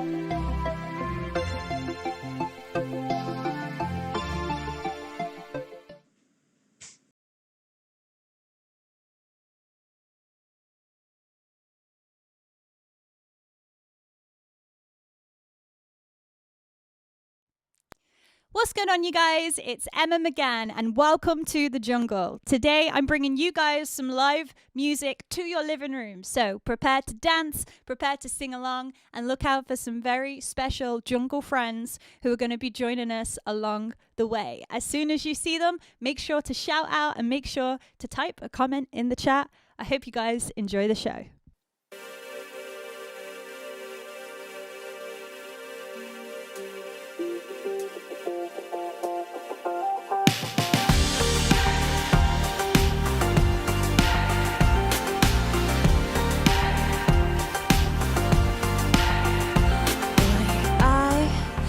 You cause I'm feeling lucky. Your eyes talk to me like fortune cookies. It was serendipitous in your minibus. Hands off the wheel, catch me like a cool, like the Teletubby. Come over here, you're so skeptical. Don't break the magic, no, no. But you best believe that love can happen like this. Unmistakable, but heartache ain't no mistake, no.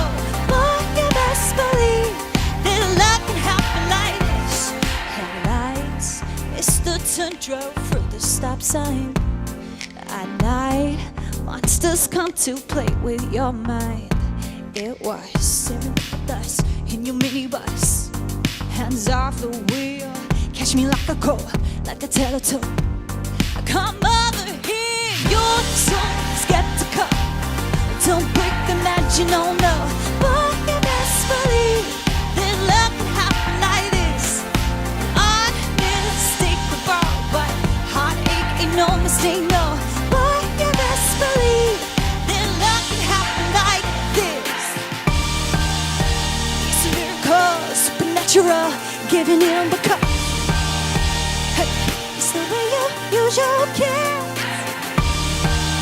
A sharp criminal, you're unstoppable. I believe it cause love can happen like this. Love can happen like this. Love can happen like this. You're so skeptical. Don't break the magic, no, no. But you best believe that love can happen like this. Unmistakable, but heartache ain't no mistake, no. But you best believe that love can happen like this. You're so skeptical. Don't break the magic, no, no. But you best believe that love can happen like this. Unmistakable, but heartache ain't no mistake, no. But you best believe that love can happen like this. This next song is called Brave. I want you guys to sing as loud as possible at home. I'm feeling B-R-A-V-E. Got the thunder running through my feet. Can't put out this fire inside me. B-R-A-V-E. And I'm brave, set my feet, you're free. Cause baby, our love is enough for someone's coming over me tonight. Not feeling like myself, usually so petrified. What it means to feel alive. A rush of blood, butterflies creeping up my spine. You got that ooh, and you're all I see. I feel love for the first time. It's what you do to me. Cause I'm feeling B-R-A-V-E. Got the thunder running through my feet. Can't put out this fire inside me. B-R-A-V-E. I am brave, set my feet free. Cause baby, our love is enough for me. It's enough for me. It's enough for me. Hey, it's enough for me. I never thought I'd see you like I do. I'm not feeling nervous now. Normally so much to lose. What it means to feel brand new. So fearlessly I will be falling hard for you. Cause you got that ooh, you're all I see. I feel love for the first time. It's what you do to me, 'cause I'm feeling B-R-A-V-E. I got the thunder running through my feet. I can't put out this fire inside me. B-R-A-V-E. I am brave, set my feet free, 'cause baby, your love is enough for me. It's enough for me. It's enough for me. It's enough for me. You guys should know the words now. Sing on. I'm feeling B-R-A-V-E. B-R-A-V-E. I'm feeling B-R-A-V-E. I'm feeling, and I'm feeling B-R-A-V-E. The thunder running through my feet. I can't put out this fire inside me. B-R-A-V-E. And I am brave, set my feet free, 'cause baby, your love is enough for me. Yeah, it's enough for me. Yeah, it's enough for me. Oh yeah, 'cause I am brave, set my feet free, 'cause baby, your love is enough for me. This song is called Misfits. Hope you guys enjoy. Dead eyes, street lights. I think we made the mistake.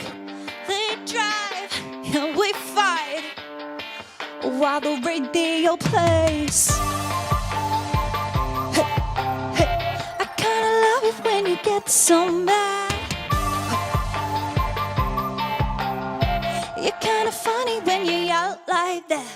Guess I'll never learn, I'll never learn from love songs. Oh, the way we love is kinda twisted. Yeah, I guess we'll always be the misfit. Guess I'll never learn, I'll never learn from love songs. Hey, the way we love is kinda twisted. Yeah, I guess we'll always be the misfits. Yeah. Hey, I guess we'll always be the misfits. I guess we'll always be the misfits, yeah.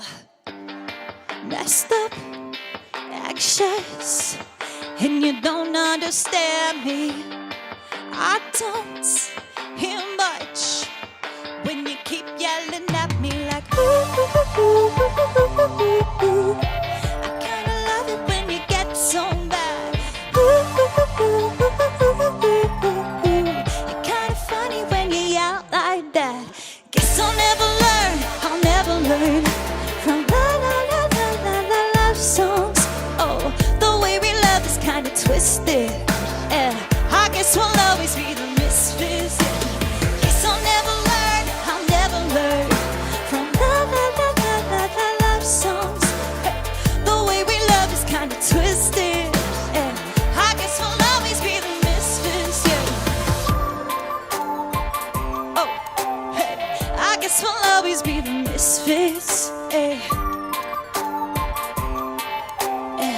I guess we'll always be the misfits, yeah. This is not a love song. We only get the words wrong.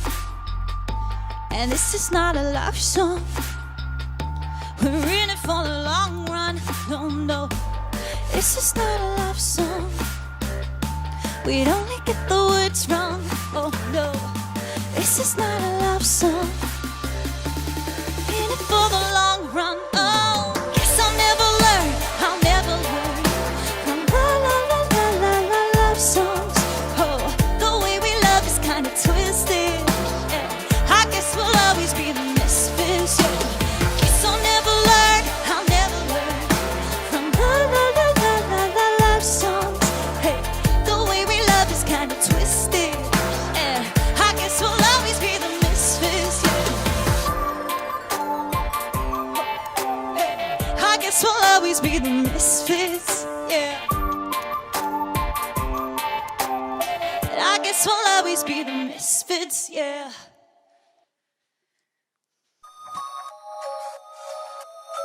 This is a song called Anyone Else. Hope you guys are enjoying the show.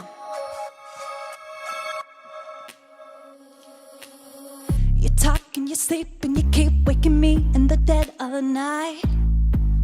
It gets so intense and you make such a mess of me every time. I know where we're going, cause I laid it out like a path in my mind. But deep roots live some eventually sometimes. And I wanna be the only one at your fingertips, only lips that you'll ever kiss. Cause I'm hopeless, and the truth is I don't know how to love anyone else but you. And I don't know how to love anyone else. I don't know how to love anyone else but you. Anyone else but you. A feeling that I can't explain. Why I gotta feel this way. I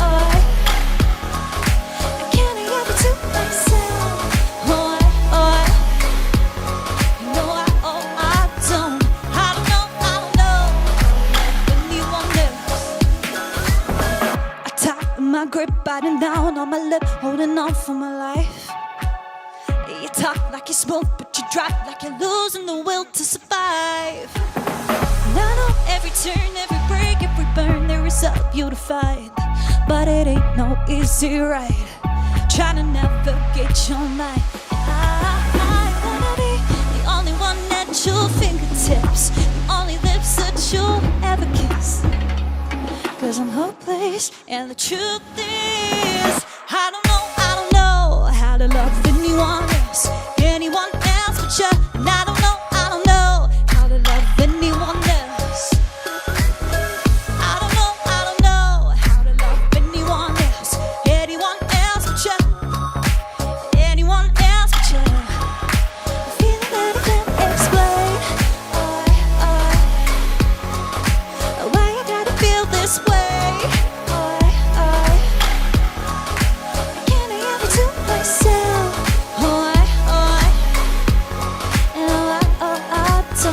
I don't know anyone else. Holding up a flare and it burns for us. Always find my way back to what I love. Fingers in the air to the other ones.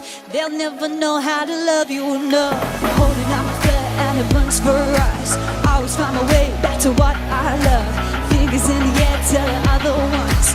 They'll never know how to love you enough. And I don't know how to love anyone else but you.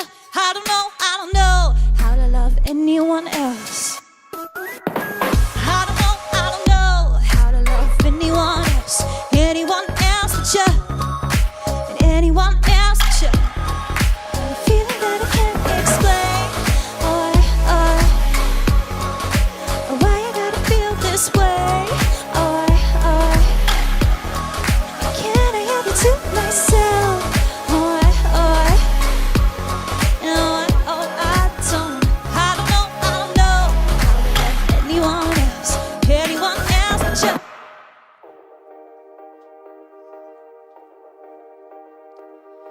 Uh-oh, you got me in trouble.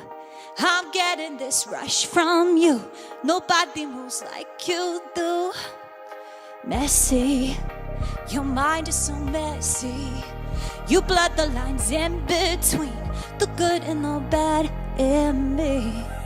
I know all the reasons why you're acting so insane. It's just a foolish game. Your friends all say the same. I know it sounds stupid, but I love the way you make the same little mistakes. But it's cute, so it's okay. You're my kind of crazy, and I like you like that. You're my kind of crazy, and I like you like that. I see myself in nobody else, but you just reflect right back. You're my kind of crazy, and I like you like that. And I like you like that.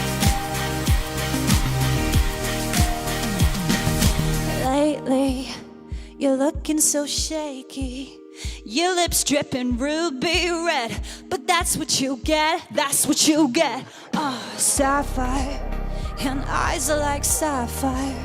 Little caves of crystal blue, a deep sea I sink into. I know all the reasons why you're acting so insane. It's just a foolish game. Your friends all say the same. And I know it sounds stupid, but I love the way you make the same little mistakes. But it's cute, so it's okay. You're my kind of crazy, my kind of crazy, and I like you like that.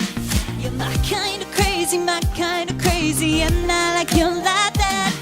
I see myself in nobody else, but you just reflect right back. You're my kind of crazy, and I like you, and I like you like that. And I like you, and I like you like that.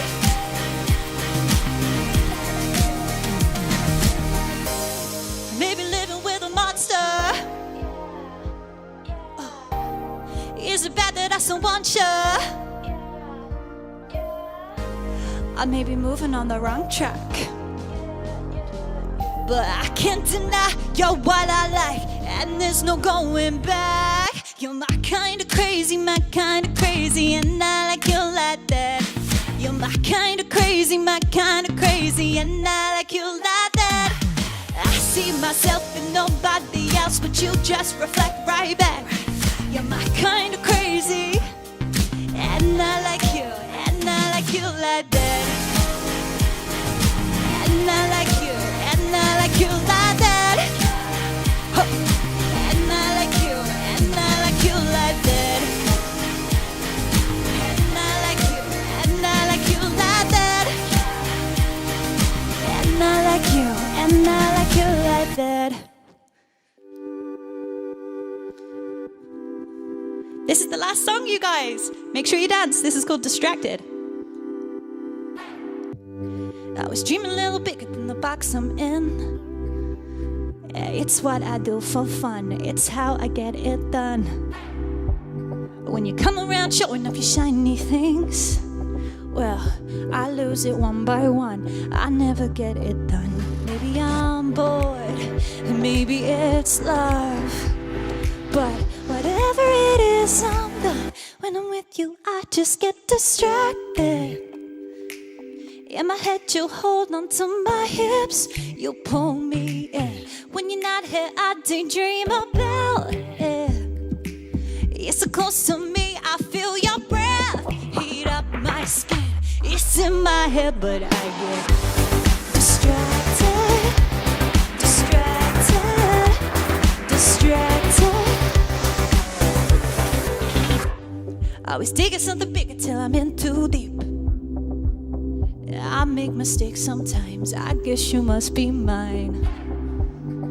You're the biggest secret that I'll ever keep, 'cause you're missing all my signs. I need some peace of mind. Maybe I'm bored, and maybe it's love, but whatever it is, I'm done. When I'm with you, I just get distracted.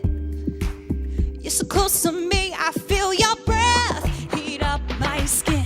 It's in my head, but I get distracted, distracted, distracted.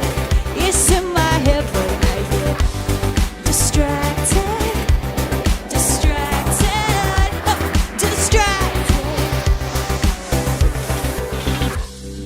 One day I'll cave, yeah, blurt it out to your face and tell you what I think of us. Oh, and God, isn't it obvious? Oh, did you see it? Did you see me looking at you? Did you guess finally I'm distracted by you? Did you see me looking at you, staring at you? God, isn't it obvious? Is it really obvious? When I'm with you, I just get distracted. In my head, you hold on to my hips, you pull me in. When you're not here, I daydream about it. You're so close to me, I feel your breath heat up my skin. It's in my head, but I get distracted, distracted, oh, distracted. It's in my head, distracted, distracted, distracted. It's in my head, but I'm so hopelessly and so obviously someone you can see. It's in my head, I'm so hopelessly and so obviously someone you can see. It's in my head. You guys, thanks for tuning in. I hope you've enjoyed your time in the jungle. Take care. Bye.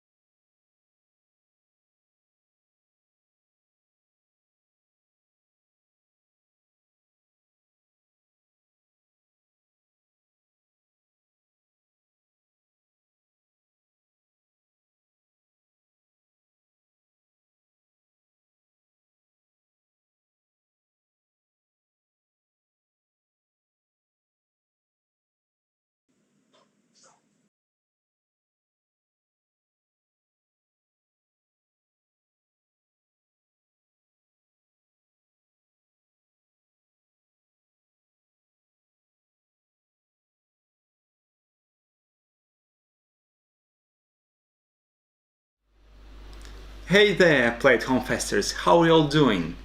I'm so excited to join you today. It's this wonderful weekend and we're doing it for a good cause, which is always important. My name is Sergey Urban and I'm dad behind the Dat Lab, and at the Dat Lab we do a lot of different science experiments, and I want to show you a few today. So if you know about the Dat Lab, please make sure you comment below, because I want to see if there are any fans out there who are actually watching this video. And back to the business. So I'm excited to show to you a few science experiments that you can try at home, and we're gonna do about 3 experiments, and they're all gonna be to do with water and the differences of properties of hot and cold water. Sounds simple, and it basically means that it's something that you can try at home. You can try doing it while you're watching this video, or you can just watch the video and try it later on at home. But again, everything's gonna be simple, but I'll try to keep it entertaining and I hope you're gonna enjoy it. So yeah, let's start. The first thing that we're gonna need 2 glasses, similar glasses, hopefully tall. That usually tall glasses work best. And what we need to do, we need to fill 1 glass with hot water, 1 glass with cold water. So yeah, as I mentioned before, all these science experiments are going to be about the properties of hot and cold water. So yeah, we're going to start doing that. So I have some water here. Here is a cold water, so I just fill this glass with cold water. And I got some hot water from the kettle right here. So I'm going to fill this glass. Okay, so now we have 2 glasses. And what we're gonna do, we're gonna put some drops of food coloring, and just to make sure that it's easy for you to follow, I'm gonna use a red one for hot water and blue one for cold water. Should be fun. So I'm just gonna open my food coloring. So, and as I mentioned before, what I'm gonna do, I'm gonna put 1 drop in each glass, and we're gonna need to look at it and see if we notice any difference. So let me just switch to a different camera, just like that, so you can see it beautifully just in front of you with big glasses and my face somewhere there on the screen. So yeah, I think I'm ready. Let me just make sure I have the proper drops here. So I'm gonna try to put a drop at the same time. I hope it's gonna work. And you try to look at the drop when it enters the glass and try to see if you notice any difference. Here we go.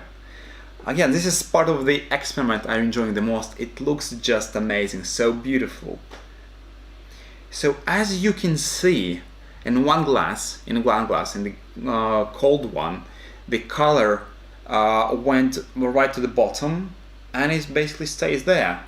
As for hot water, it's already starting to spreading out a bit. So basically, what is happening in the hot water? Molecules just moving quite fast, and it actually basically helps our liquid, our paint, our food coloring mix inside the glass.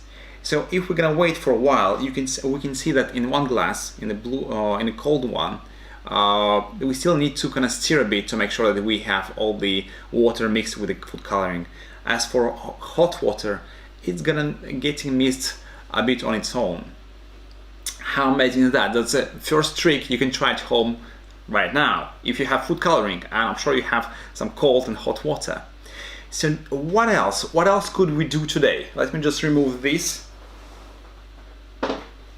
And let me just change the camera so it's back to my beautiful face. So the next experiment we're gonna do, again, have something to do with cold and hot water.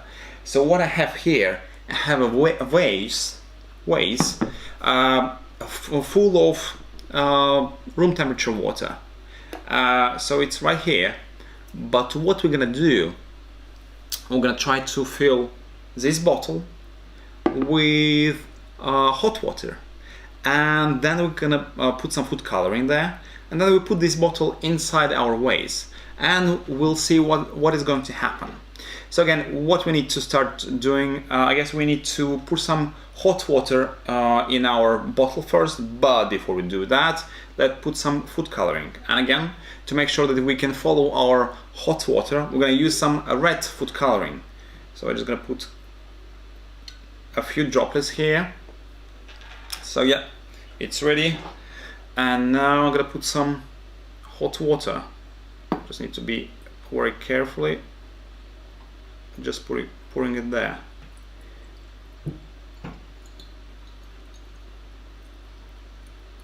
So let me know in the comments below what you think is going to happen when we put this hot water bottle inside my vase. I'm just wondering what you think is going to happen, and while I'm still going to be preparing for the next steps. So what I need now, I need to put this water inside there, but the best way to do that is to use some piece of string. So here it is. I just kind of wrap it around the neck of my bottle. Here we go, so you can see it a bit better.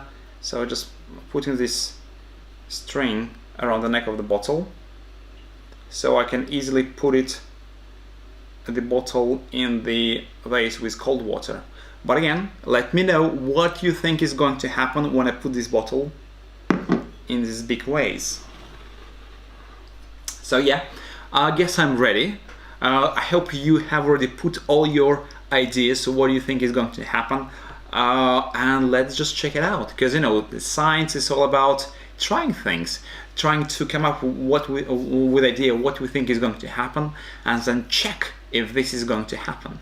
So that's why I'm quite excited to do this trick. And again, it's something that we had done with my kids some time ago, and they really enjoyed it. So again, we're gonna put this bottle right there in our vase and see what's going to happen.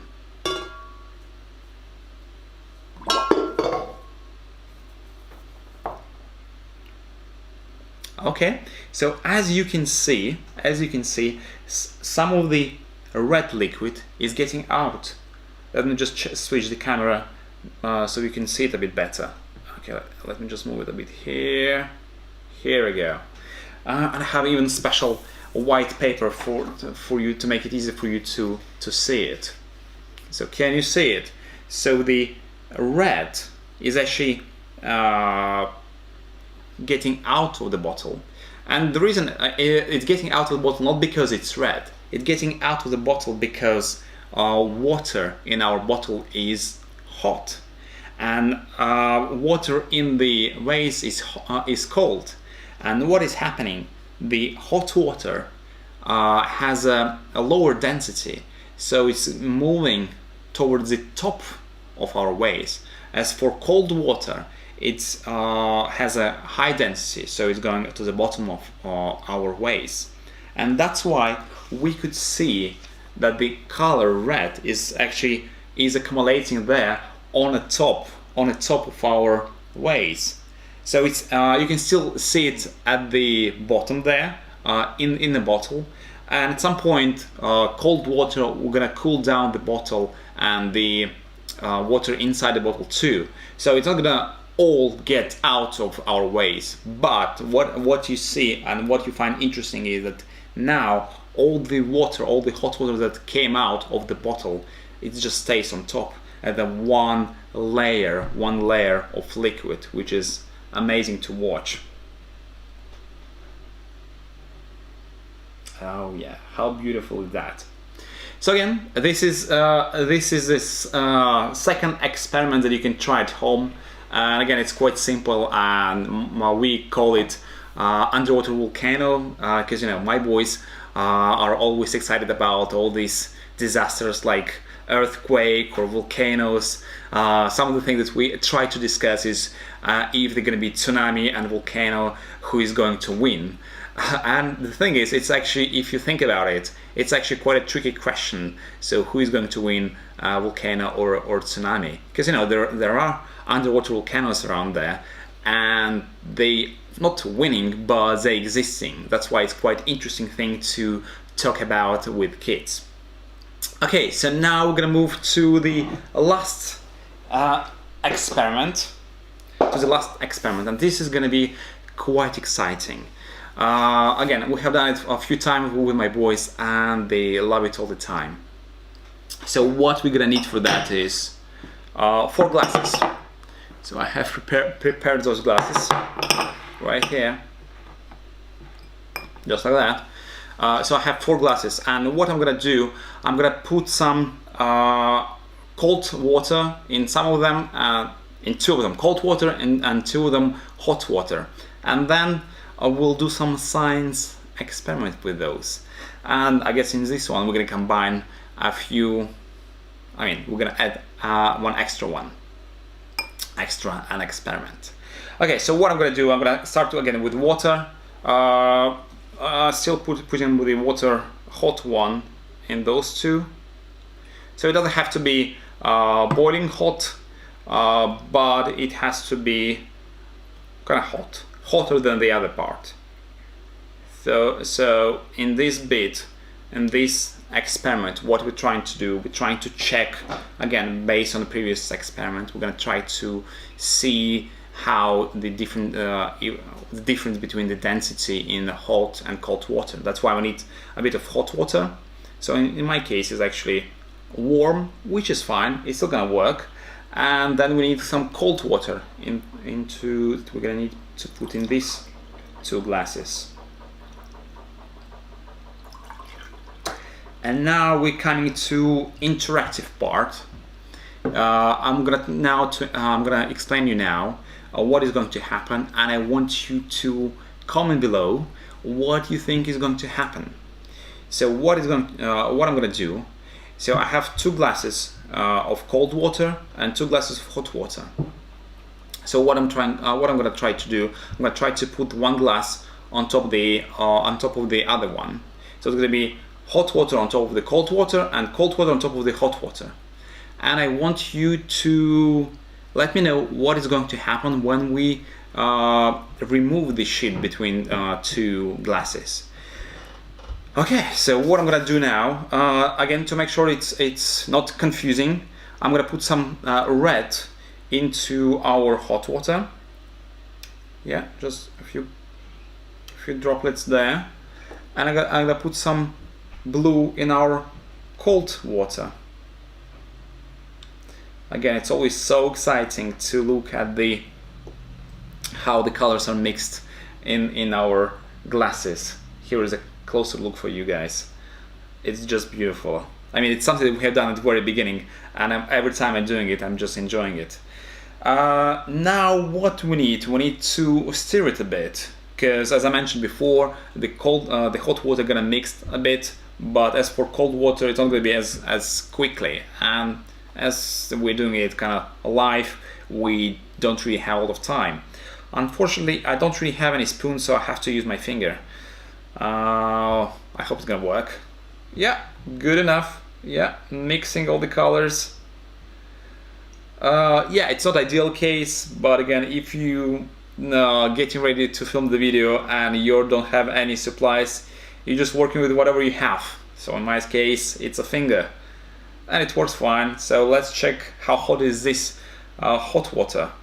Yeah, it's fine, just a bit warm, it's fine. So I just need to mix just a little bit, because as I mentioned before, it's actually mixing on its own quite okay. Okay, so now is an important bit. So I'm gonna move one cold and one hot glass away, and now I'm gonna use just those 2. So what I'm gonna do, I'm gonna use this piece of cardboard just like that. So can you see it? Yeah, you can. And I'm gonna put it on top of the glass, and then I turn this glass upside down and I put it on top of the other glass. But before I do that, I need to make sure that both glasses are full, basically. That's why I need to put some more hot water in my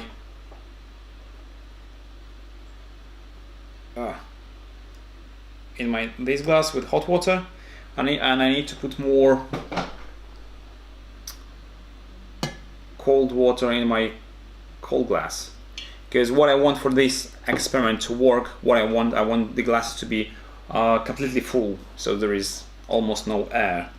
So let me just fill a bit more water there.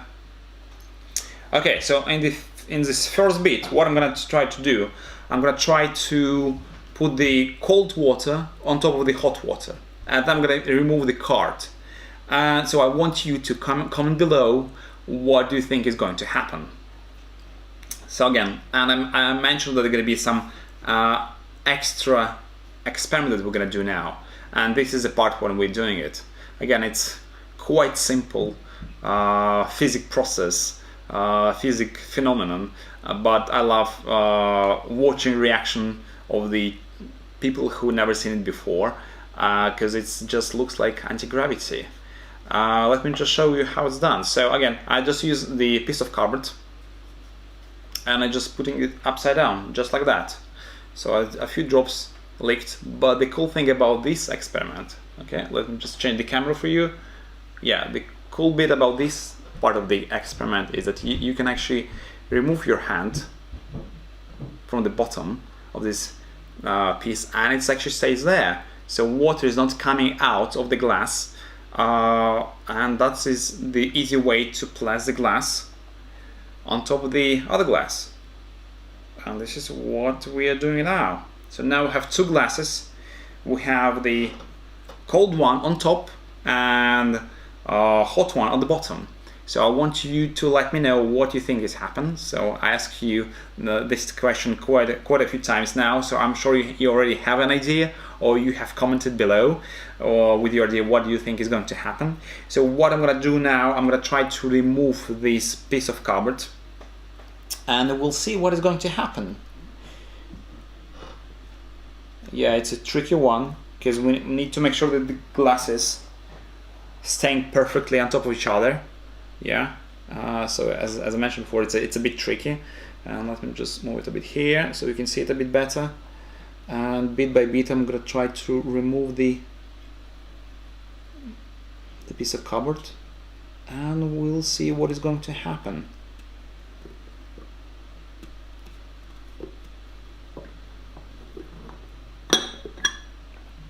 Okay, so whoever told us that the glasses, the paint is going to mix, here you go, it's a bit on the dark side, but it's actually dark purple. So whoever told us that the colors are going to mix were right, because now we have it right here. Let me just move it a bit on the side, because we have another thing to do.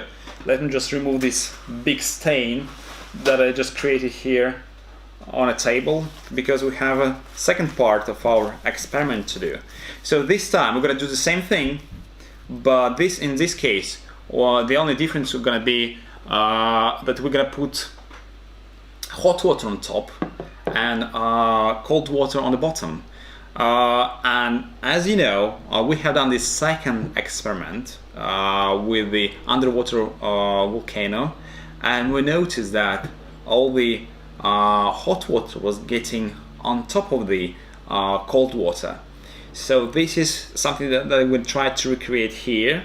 So again, what I need to do, I need to make sure that both glasses are very full, especially the bottom one. And again, I'm gonna just take this cardboard just right here and put it on top of the hot liquid now. So now the hot bit goes on top of the cold one. Again, let me change the camera for you so you can see it a bit better. Again, coming back to this anti-gravity side of things, always love doing that. Then we again putting the hot water on top of the cold water, and then we are removing the glass. Before we do that, as I said, it's always tricky. I just want to ask you, please let me know where you're watching us from, and what was your best favorite part of Play at Home festival so far. So yeah, so this is an important bit. So now I'm removing the cupboard bit. Before I do that, I need to make sure that all the glasses again are on top of each other. and bit by bit I was trying to remove the glasses. Not glasses, the cardboard. Again, let me just move it a bit here so you can see it a bit better. So here we go. Here it goes. A bit tricky, all the liquid coming out. And as you can see, yeah, can you see it? Yeah, I'm sure you can. On both cameras it still kind of works. So as you can see, the top bit with the hot liquid stayed on top. Because again, as we mentioned, as we done the second experiment with underwater volcano, we noticed that hot water has a lower density, so it always tries to stay on top.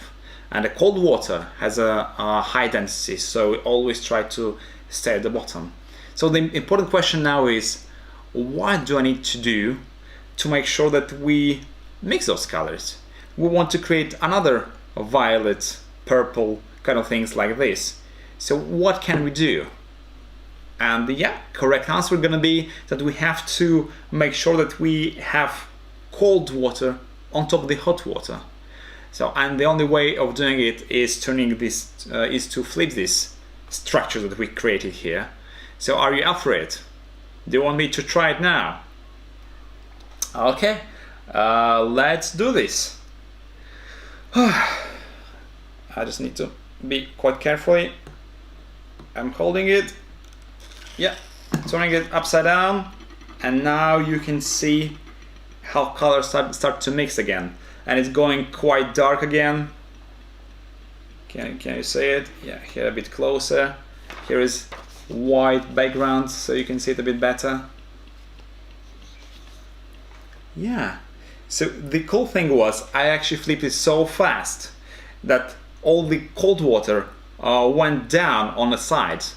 So now, to make sure that all the colors are mixed, I need to basically just mix it to make sure it's mixed, because otherwise cold water is going to stay on the bottom and the hot water is going to stay on the top. At some point, if we're going to wait a bit, the temperature is going to be about the same, so all the high temperature going to go to the cold water, and cold temperature going to go to the hot water, and they're gonna be the same temperature, or they're gonna mix all the colors at the end too. But again, as I mentioned before, we don't have time for this. But again, I hope you enjoy those 3.5 science experiments with water, where we're exploring the properties of hot and cold water. Again, I hope I inspired you to try some of those at home, because again, they're quite simple to do, and I'm sure everyone's gonna love this. Again, if you have some family member who is not watching this video and you want to surprise them with some cool science, make sure you show them some of the experiments that you have seen it now. And that is it. So thank you very much. I hope you had some fun. Thank you for tuning in, and enjoy the rest of your festival, and stay safe, everybody. Take care. Bye.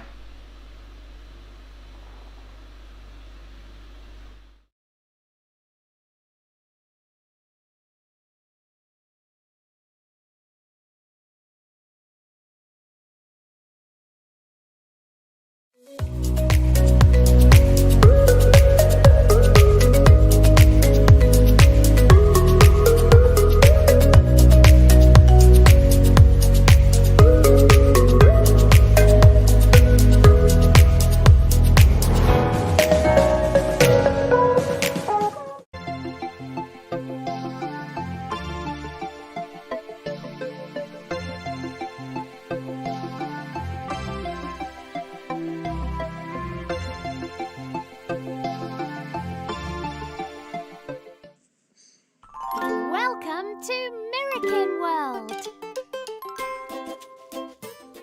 Woo! Yay! The racers are crossing the finish line! Everyone cheer! Woo! And look at all those colourful shapes on the ground. Shall we name them? Come on, let's try! What is this shape? It's round. That's it! It's a circle! What about this shape? Each side of the shape is the same. Yes, you've got it! It's a square. What about this shape? It looks like a square, except it has 2 long sides and 2 short sides. So it's not the same as a square. Ah, of course! It is a rectangle. A rectangle has 2 long sides and 2 short sides, where a square has 4 sides that are the same. Great work! Oh, what shape is next? This shape has 3 sides. 3 sides? Yes, that's it! It's a triangle! Ooh, look at this shape. That's pretty. What is it? Oh, wow! It's a star shape. Now you know all of the shapes. Let's play a game. When the arrow points to a shape, shout out what it is. Ready? Let's play! Triangle, rectangle, star, circle, square, star, rectangle, square, circle, triangle. Oh, well done, everyone. You really know your shapes. Give yourself a big cheer. It's time to go, but keep a lookout for shapes around your home. Bye.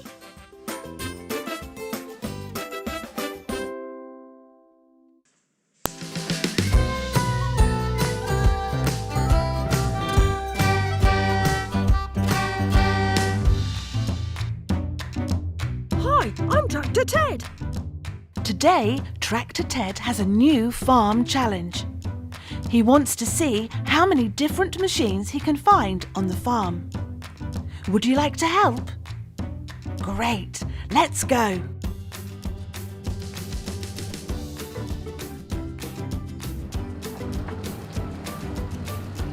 The first one's easy. It's a telehandler. Its big forks can lift great big bales.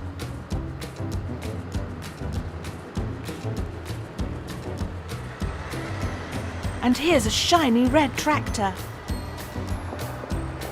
There's always tractors on a farm, just like you, Ted. They do lots of different jobs.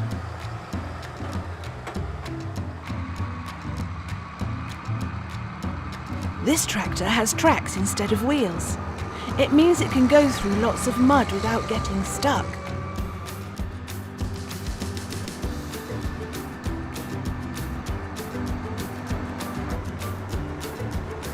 Here's a baby tractor.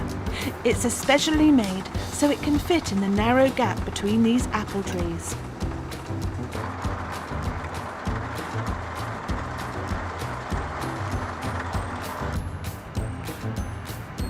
Oh look, here's a combine harvester. Collecting wheat to make yummy bread.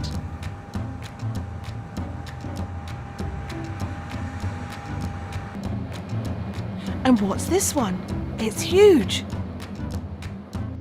Oh, and here's a clue. It's digging up carrots. It's a carrot harvester. So, that's 1, 2, 3, 4, 5, 6. Wow, what a lot of different machines, and all with their own special jobs to do.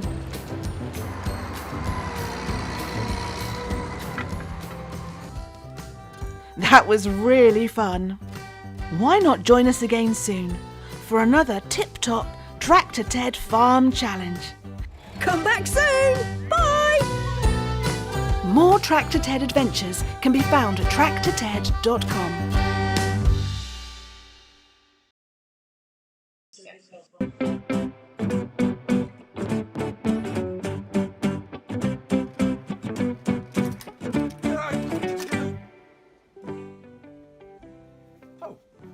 Hi, everybody. I didn't see you there. You enjoying the Play at Home Fest? You are? Amazing! Oh, you didn't just see that. Oh, I was practicing my egg and spoon race skills. I don't think I'm very good. Luckily, these aren't real eggs. They're Toomey's eggs. There's going to be a break in the entertainment now, and I'm going to use the time to become an egg and spoon race master. Do you want to too? You do? Amazing! You can use anything. It doesn't have to be these Toomey's eggs. You could use a tennis ball, an orange, as long as you have a spoon and something to balance it on. See how fast you can be. Try some tricks. Maybe even see how silly you can be. And why not send your footage into @GoodPlayGuide and #PlayAtHomeFest. Bye!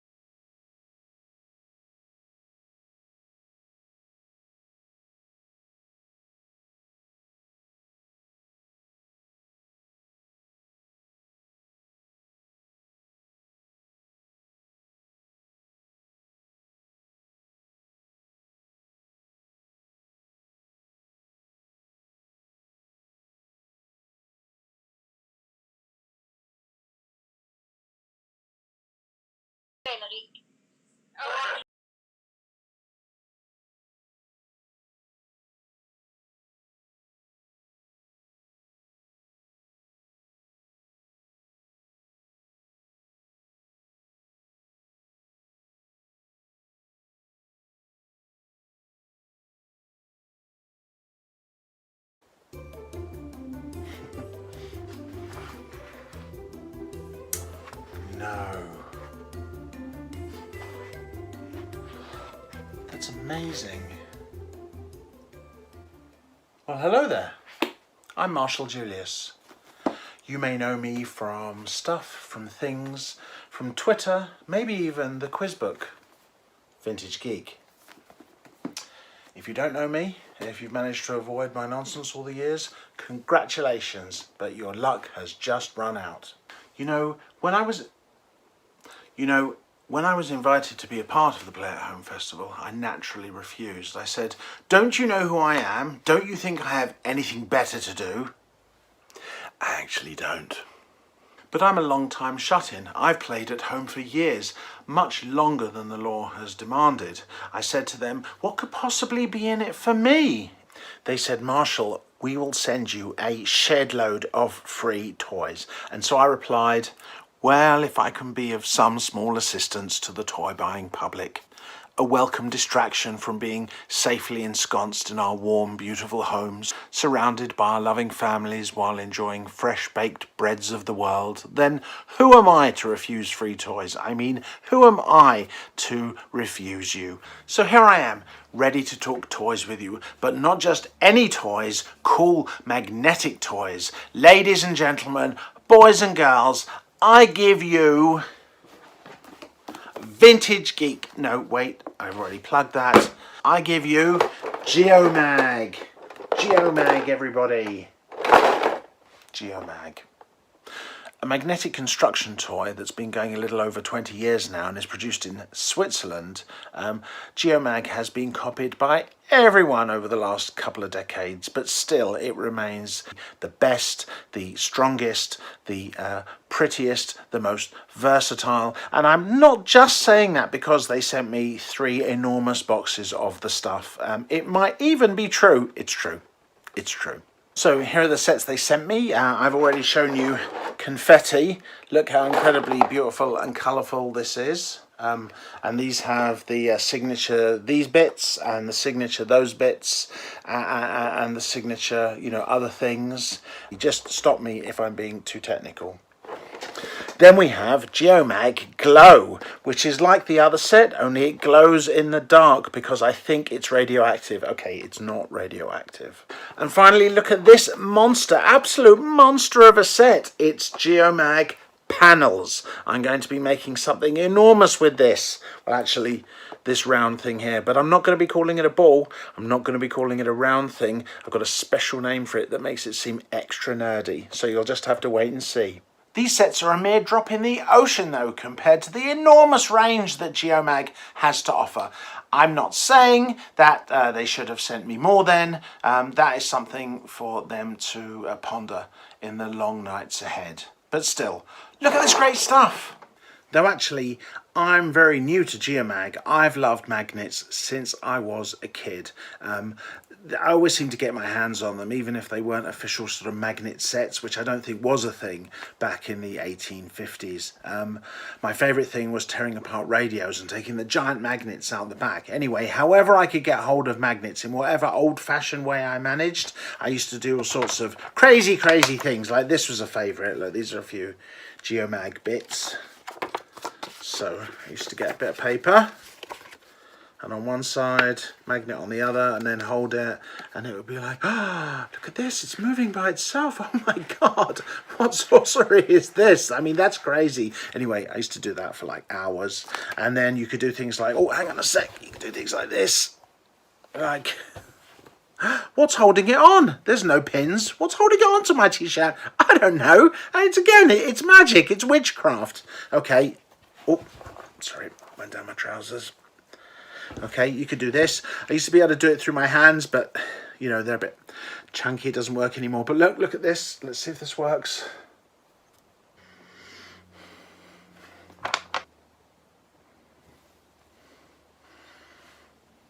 Seriously, how cool do I look now? Okay, don't answer that. But actually, Geomag, I first played with just a couple of months ago. A couple of months ago. Do you remember a couple of months ago? People roamed the streets like dinosaurs from Jurassic Park. They laughed like drains. They hugged like bears. And it was during those heady days that the missus and I visited my gorgeous niece and her adorable family. They have 2 little boys. And lo and behold, they had an enormous box of Geomag stuff. And once I spent a couple of minutes giving them a little bit of token attention, I immediately dived in to the Geomags.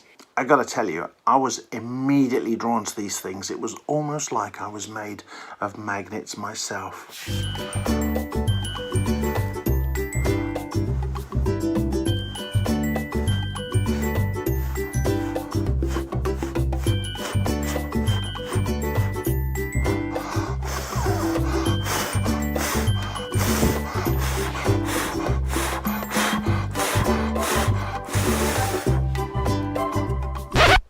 Thing of it is, my Geomag skills are really nothing special. I think you're getting a sense of that already, that actually my main thing is just sort of talking nonsense.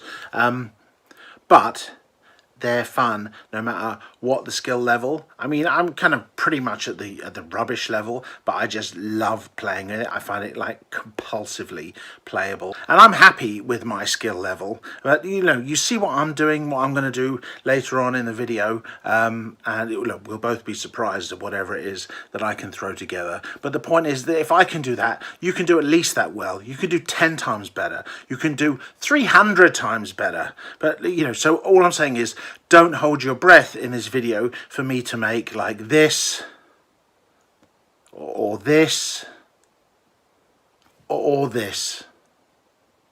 Except, haha, I did do this. And if I can do this, you can do this. Anyone could do this. Anyone with a pulse and a box of Geomag. If you can't quite believe I made that myself, and I don't blame you, see me build it here via the wonders of time-lapse photography and editing out my mistakes.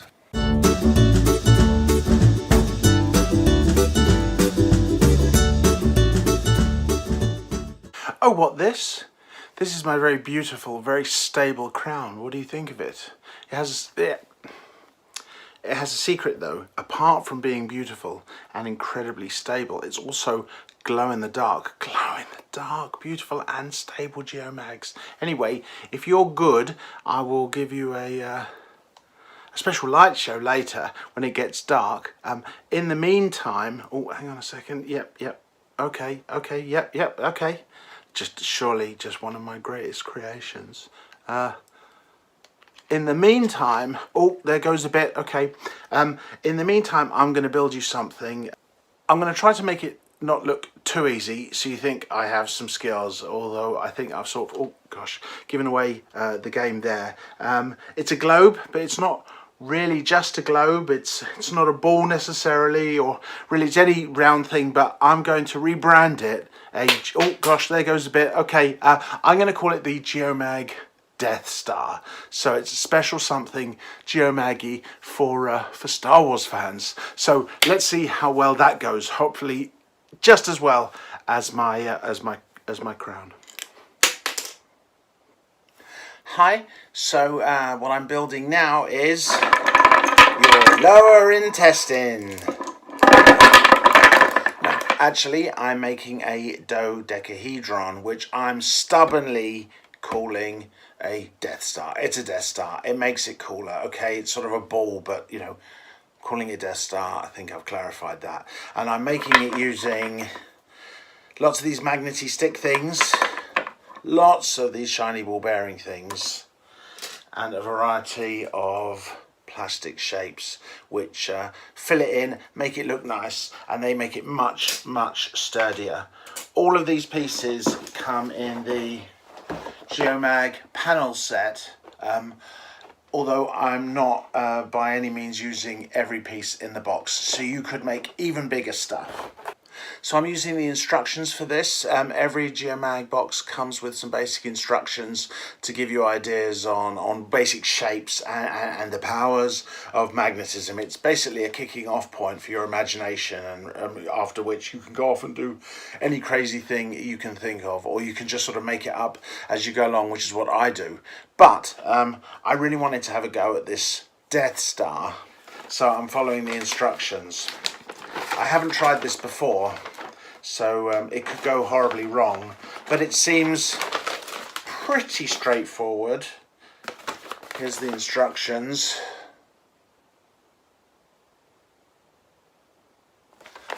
You know, what could possibly go wrong? So I'm going to sort out the magnets first.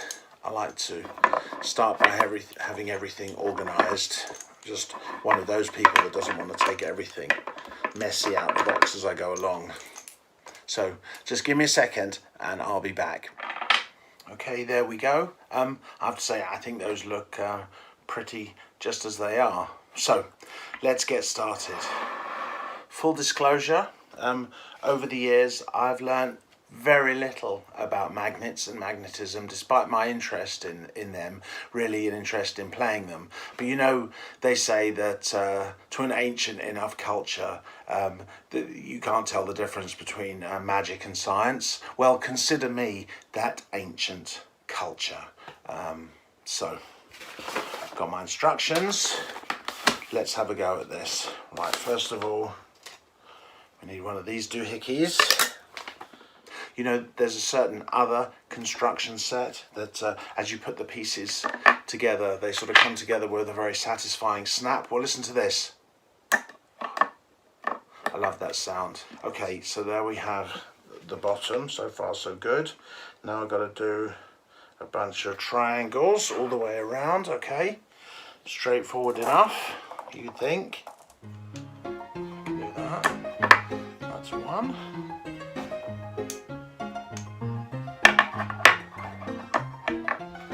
Two.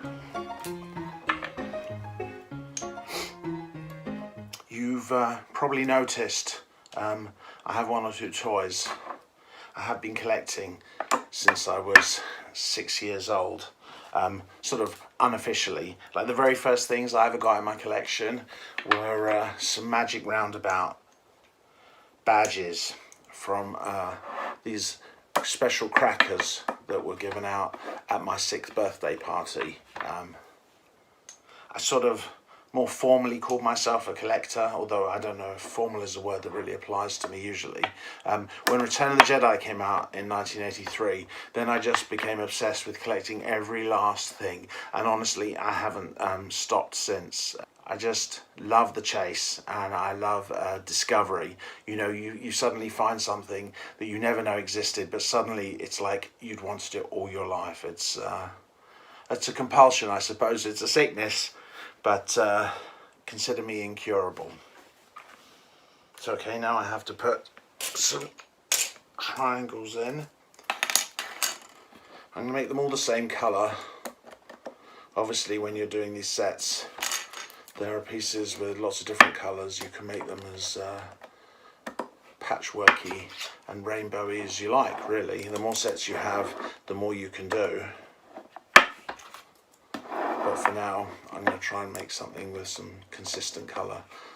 Green and blue. I'm not sure if those are complementary colours, but I suppose I'm wearing green, so at least it'll be complementary with me. Okay, now I have to...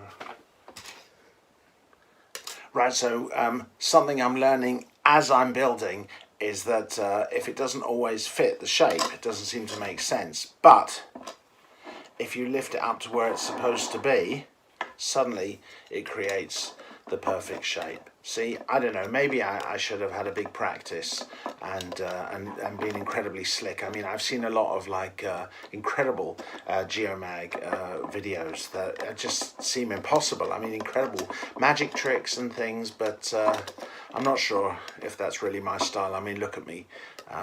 It's clearly not my style. But I thought if I could just do something sort of basic, like this, then again, you know, anybody could have a go. So let's see, we're going to work our way around now.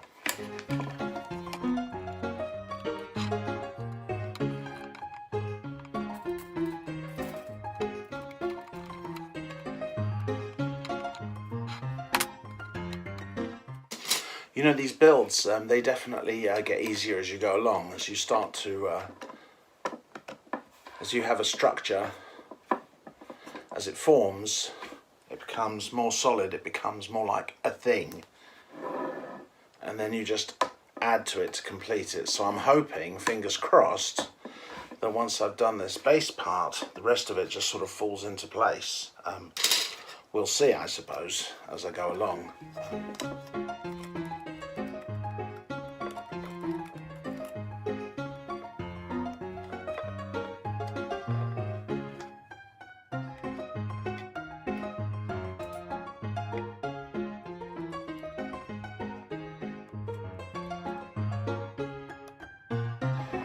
Okay, so now it's beginning to look like something maybe even fit for the Emperor to come and visit.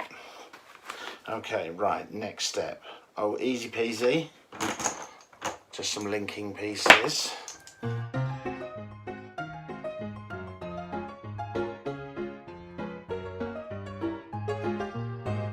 So satisfying.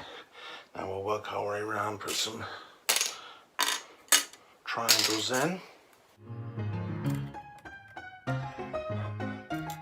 These are designed, the plastic bits, to go from the inside out, so they sort of snap tentatively into place. They look really good, I think.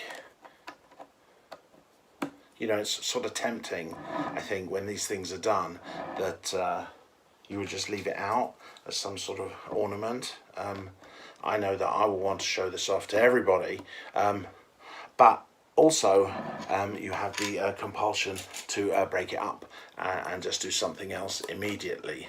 So I think what you should do is make it, appreciate it, take some pictures of it, break it up, build something else, you know.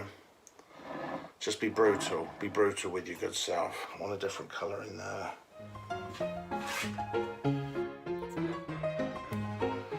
Right, next.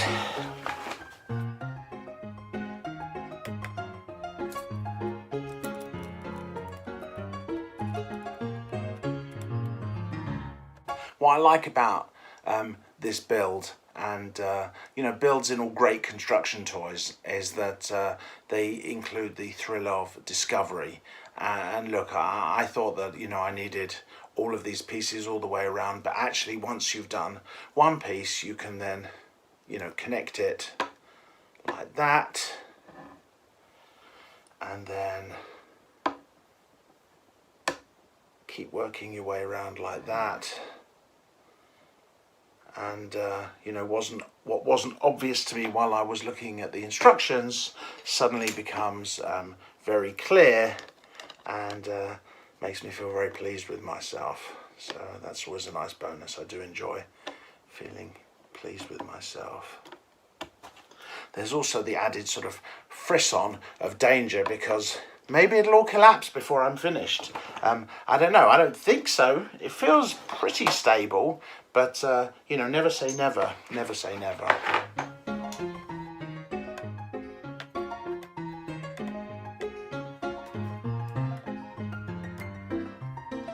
Trust me, it's much, much easier than I'm making it look. Much easier.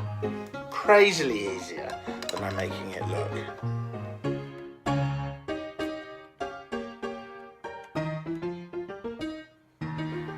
You know, when this lockdown started, I thought, I immediately bought a bunch of video games, and I thought I would just completely lose myself in those.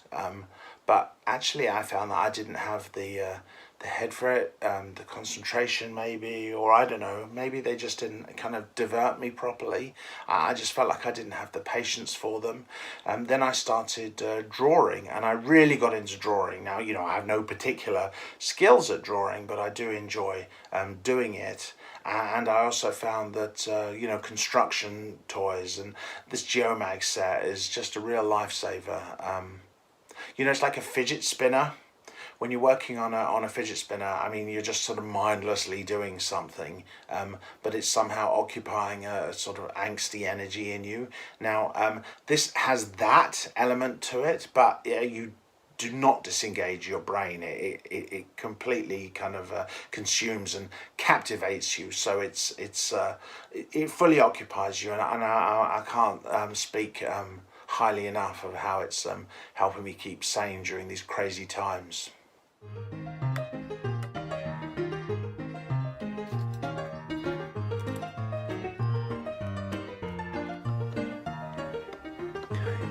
Okay, Marshall, don't mess it up. Don't let it fall apart. Yes! Okay.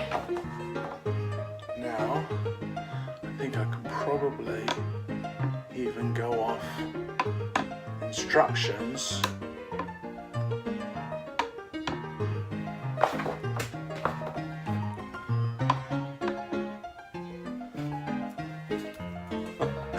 Gosh, this is so cool.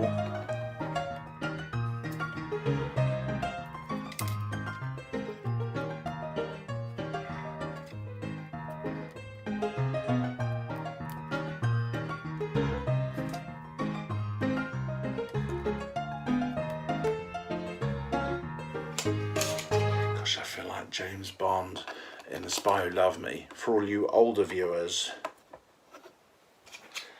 that scene when they're disarming the bomb, it's all very tense. I feel like one wrong move and it could all explode.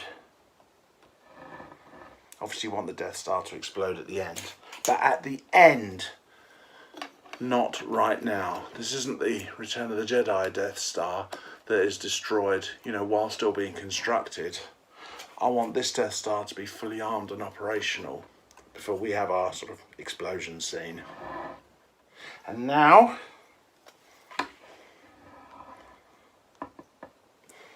the final piece. Uh-oh.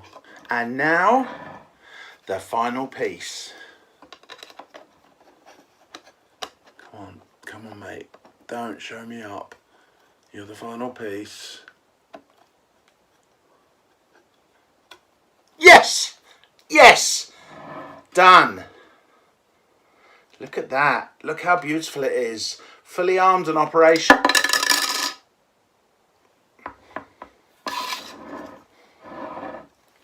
Fully armed and operational. And you know what happens to the Death Star after it's been built, of course. Right, so picture the scene. Darth Vader's all like, I have you now. And then Han Solo's like, woohoo, you're all clear, kid. Now blow this thing and go home. And Luke's all, pew pew, pew pew. And then...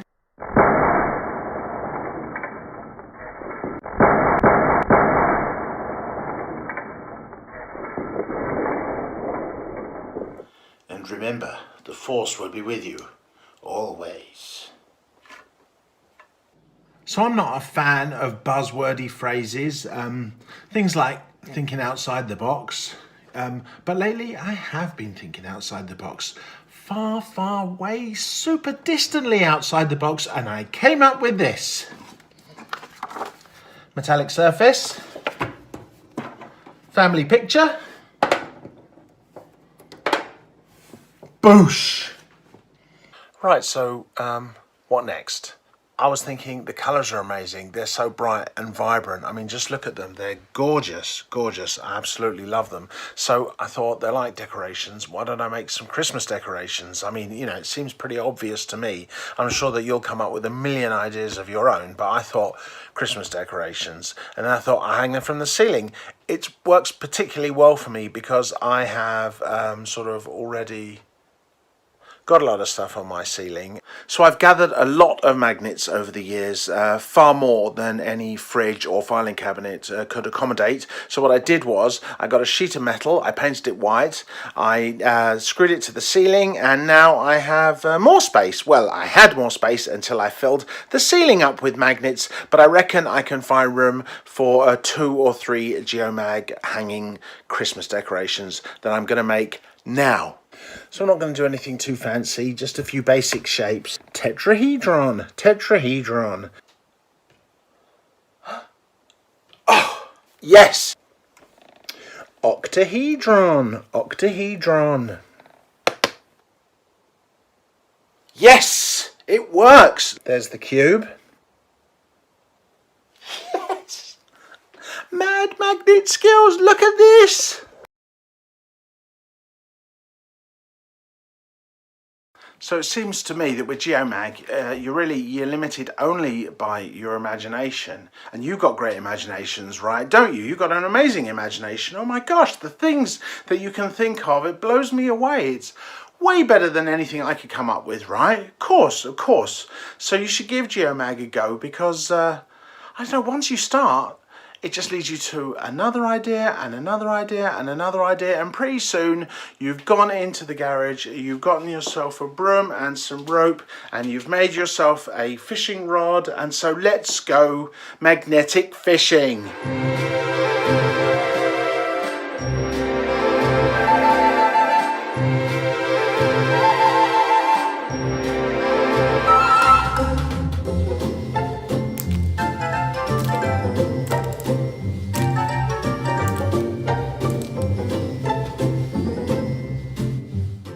Result. You are feeling very sleepy, very sleepy. Well, actually, hopefully not. I guess we're at the end. We made it. We made it. You have tremendous staying power. I'm so impressed. All that's left is for me to say thank you to Geomag for the incredible swag. I have really enjoyed messing around with it and will continue to, believe me. The Play at Home Festival, there's a ton of fun out there for you to discover. If you're not too sleepy after my hypnotic efforts, check it out. There's some official professional toy players, and their stuff is amazing. So check out the other videos on offer. Have a great day. Stay safe. See you guys around. Bet you thought I'd forgotten.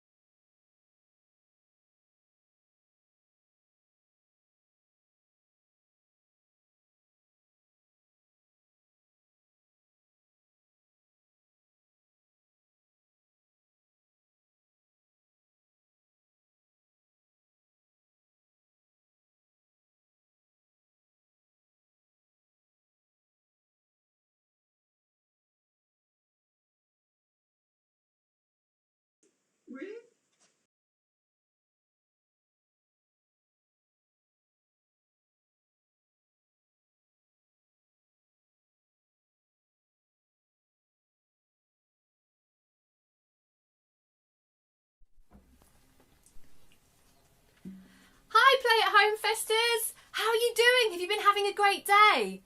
Oh, I am so excited to be performing for you. It's absolutely brilliant to be here. My name is Kelly and I'm the keyboard player in the UK's rock and pop band for kids, Boogie Monsters. And this is my little monster, Elsie, and this is the Boogie Monster. There's normally 5 of us in my band. We play guitars and drums and keyboards and we've got a singer, but we haven't been able to play together during lockdown. So I have been going live on Facebook every single day, taking live song requests and playing them so that you guys can sing and dance along at home. So I'm hoping that you're going to join in with me today, and we're playing some of your song requests. And you guys, if you've got percussion instruments or teddies that you want to play with, or any props or bubbles, we would absolutely love for you to join in with that. So let's start by giving the Boogie Monster a great big roar. Can you do that for me? After 3, 2, 1, roar! Oh my goodness, that was amazing. Can we try it one more time? Ready? 3, 2, 1, roar! Ah, that was brilliant. Right, he's going to sit up there and he's going to watch what you're all doing at home. Please do let us know who you are. Let us know who's watching and where you are as well. We'd love to know whereabouts you're watching this from, and hope that you're all joining in at home. Okay, so let's have a look at our first request. Oh, we've got Thunderbirds Are Go by Busted. Do you know Thunderbirds? It's all like about space and there's rockets and all sorts of things. So you can dance around, pretend to be in a rocket. You can pretend to be a Thunderbird and just have some fun with this. Ready? Bum, ba, da, bum.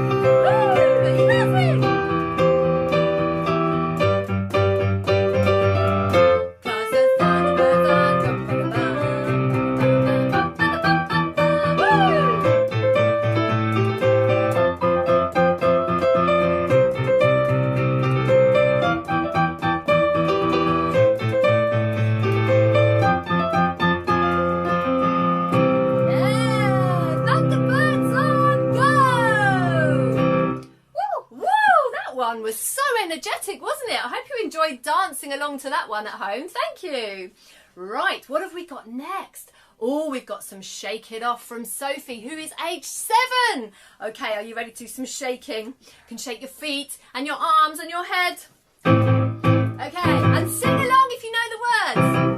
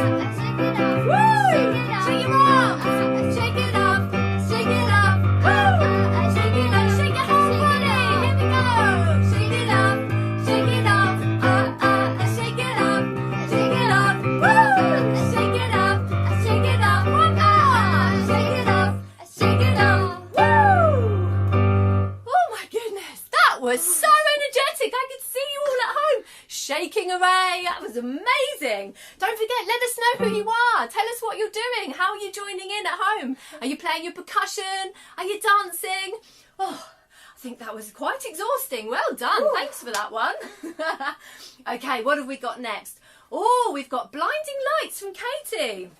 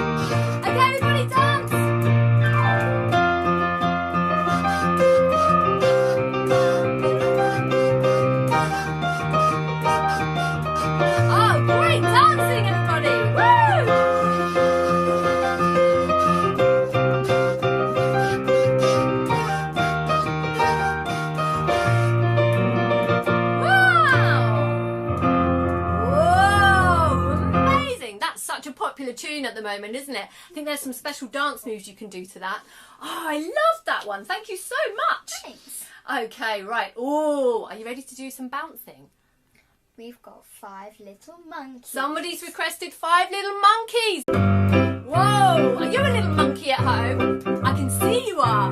Here we go. 5 little monkeys jumping on the bed. One fell off and bumped his head. Oh, Mummy called the doctor and the doctor said, no more monkeys jumping on the bed. 4 little monkeys jumping on the bed. One fell off and bumped his head. Mummy called the doctor and the doctor said, no more monkeys jumping on the bed. 3 little monkeys jumping on the bed. One fell off and bumped his head. Mummy called the doctor and the doctor said, no more monkeys jumping on the bed. 2 little monkeys jumping on the bed. One fell off and bumped his head. Mummy called the doctor and the doctor said, no more monkeys jumping on the bed. 1 little monkey jumping on the bed. Woo! One fell off and bumped his head. Mummy called the doctor and the doctor said, no more monkeys jumping on the bed. No little monkeys jumping on the bed. None fell off and bumped their heads. Mummy called the doctor and the doctor said, put those monkeys back in the bed. Jump! 5 little monkeys jumping on the bed. One fell off and bumped his head. Mummy called the doctor and the doctor said, everybody together, no more monkeys jumping on the bed. Woo! Oh, you are so good at jumping, little monkeys at home. That was brilliant. Wow, you have got a lot of energy today. Are you all having a good time? Are you enjoying the Play at Home Fest? It's great to see you. Brilliant. Thank you so much for that one.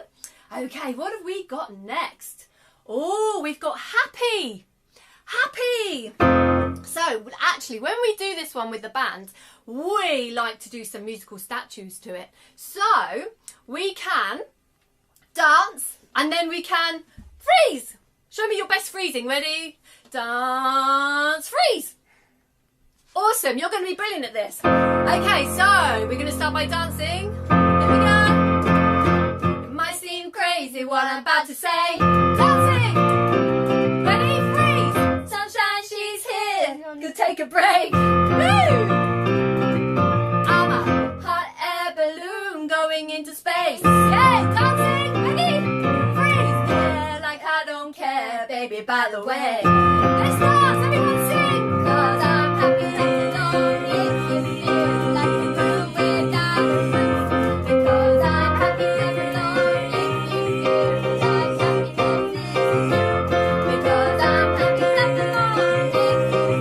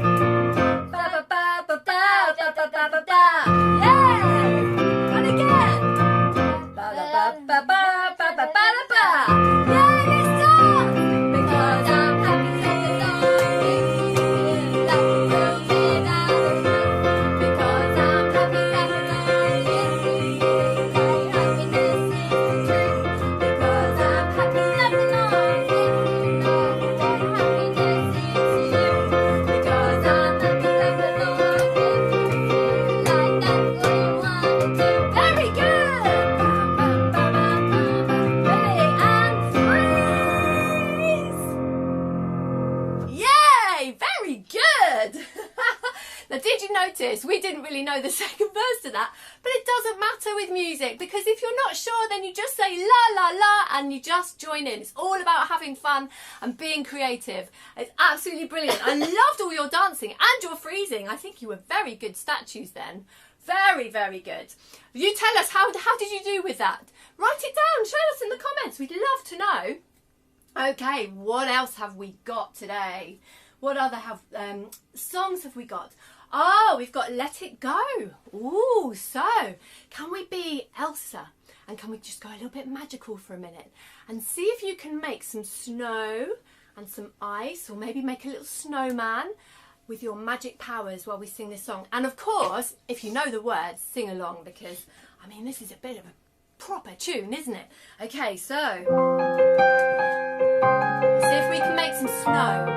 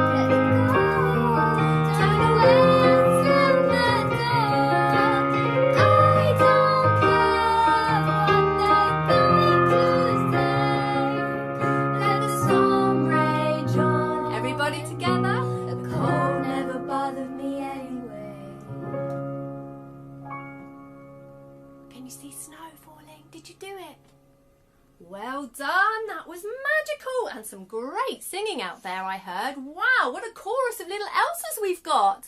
I loved that, and I think I can see some magic castles coming up in your front rooms as well. Very, very good. Well done, everybody. I enjoyed that, and well done, Elsie. Nice singing. Okay, what shall we do next? What have we got? Okay, we have got, ooh, the little green frog. Now, who's got a long tongue? Can you stick your tongue out? Show me. And when it's come out, can you pretend that you're catching a fly and pull it back in really quickly like this?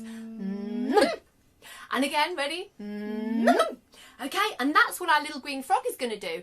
But we are also going to have some dance moves in this. If you don't know this song, we're going to have some clapping and then sha-la-la-la-la. And then the other side, sha-la-la-la-la. Okay, so join in and you'll see. Ready? Here we go. Num, went the little green frog one day. Num, went the little green frog. Num, went the little green frog one day. And the little green frog went num. But we know frogs go sha-la-la-la-la, sha-la-la-la-la, sha-la-la-la-la. We know frogs go sha-la-la-la-la. They don't go num. Shall we do that again? Now you know the words. If you didn't know that one before, it's quite a fun one to do. Shall we sing it again? Here we go. Num, went the little green frog one day. Num, went the little green frog. Num, went the little green frog one day. And the little green frog went num. But we know frogs go sha-la-la-la-la, sha-la-la-la-la, sha-la-la-la-la. We know frogs go sha-la-la-la-la. They don't go num. Yay! Very good! Oh, what some great sha-la-las going on there. Brilliant! Yeah, some lovely long tongues. Very good little frogs you were. I love that. Don't forget, tell us in the comments who's watching and whereabouts are you and how are you enjoying this? Are you bouncing around in your living room? Let us know. We'd love to hear from you. Okay, what requests have we got now? Oh, we have got Shotgun. Ah, a bit of George Ezra. Okay, so everybody knows this one. Let's join in with the chorus. Here we go. I'll be riding shotgun underneath the hot sun, feeling like someone. Whoa. I'll be riding shotgun underneath the hot sun, feeling like someone. Whoa. Here's the verse. Here we go. Homegrown alligator, see you later. Gotta hit the road. Gotta hit the road. Something changed in the atmosphere. Architecture unfamiliar. I can get used to this. Time flies by in the yellow and green. Stick around and you'll see what I mean. There's a mountain top that I'm dreaming of. If you need me, you know where I'll be. Everybody! I'll be riding shotgun underneath the hot sun, feeling like someone. Whoa! I'll be riding shotgun underneath the hot sun, feeling like someone. Whoa! Again! I'll be riding shotgun underneath the hot sun, feeling like someone. Whoa! I'll be riding shotgun underneath the hot sun, feeling like someone. Oh, very good singing. I hope you enjoyed that Shotgun. Such a good song. Oh, well done. Nice singing again, everybody. Oh, wow. Right, let's see. What else have we got? Oh, wind the bobbin up.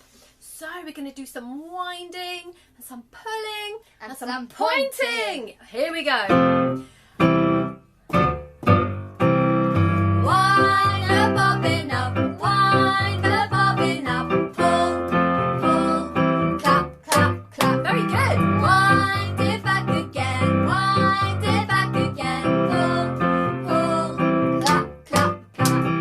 Point to the ceiling, point to the floor, point to the window, point to the door. Clap your hands together, 1, 2, 3.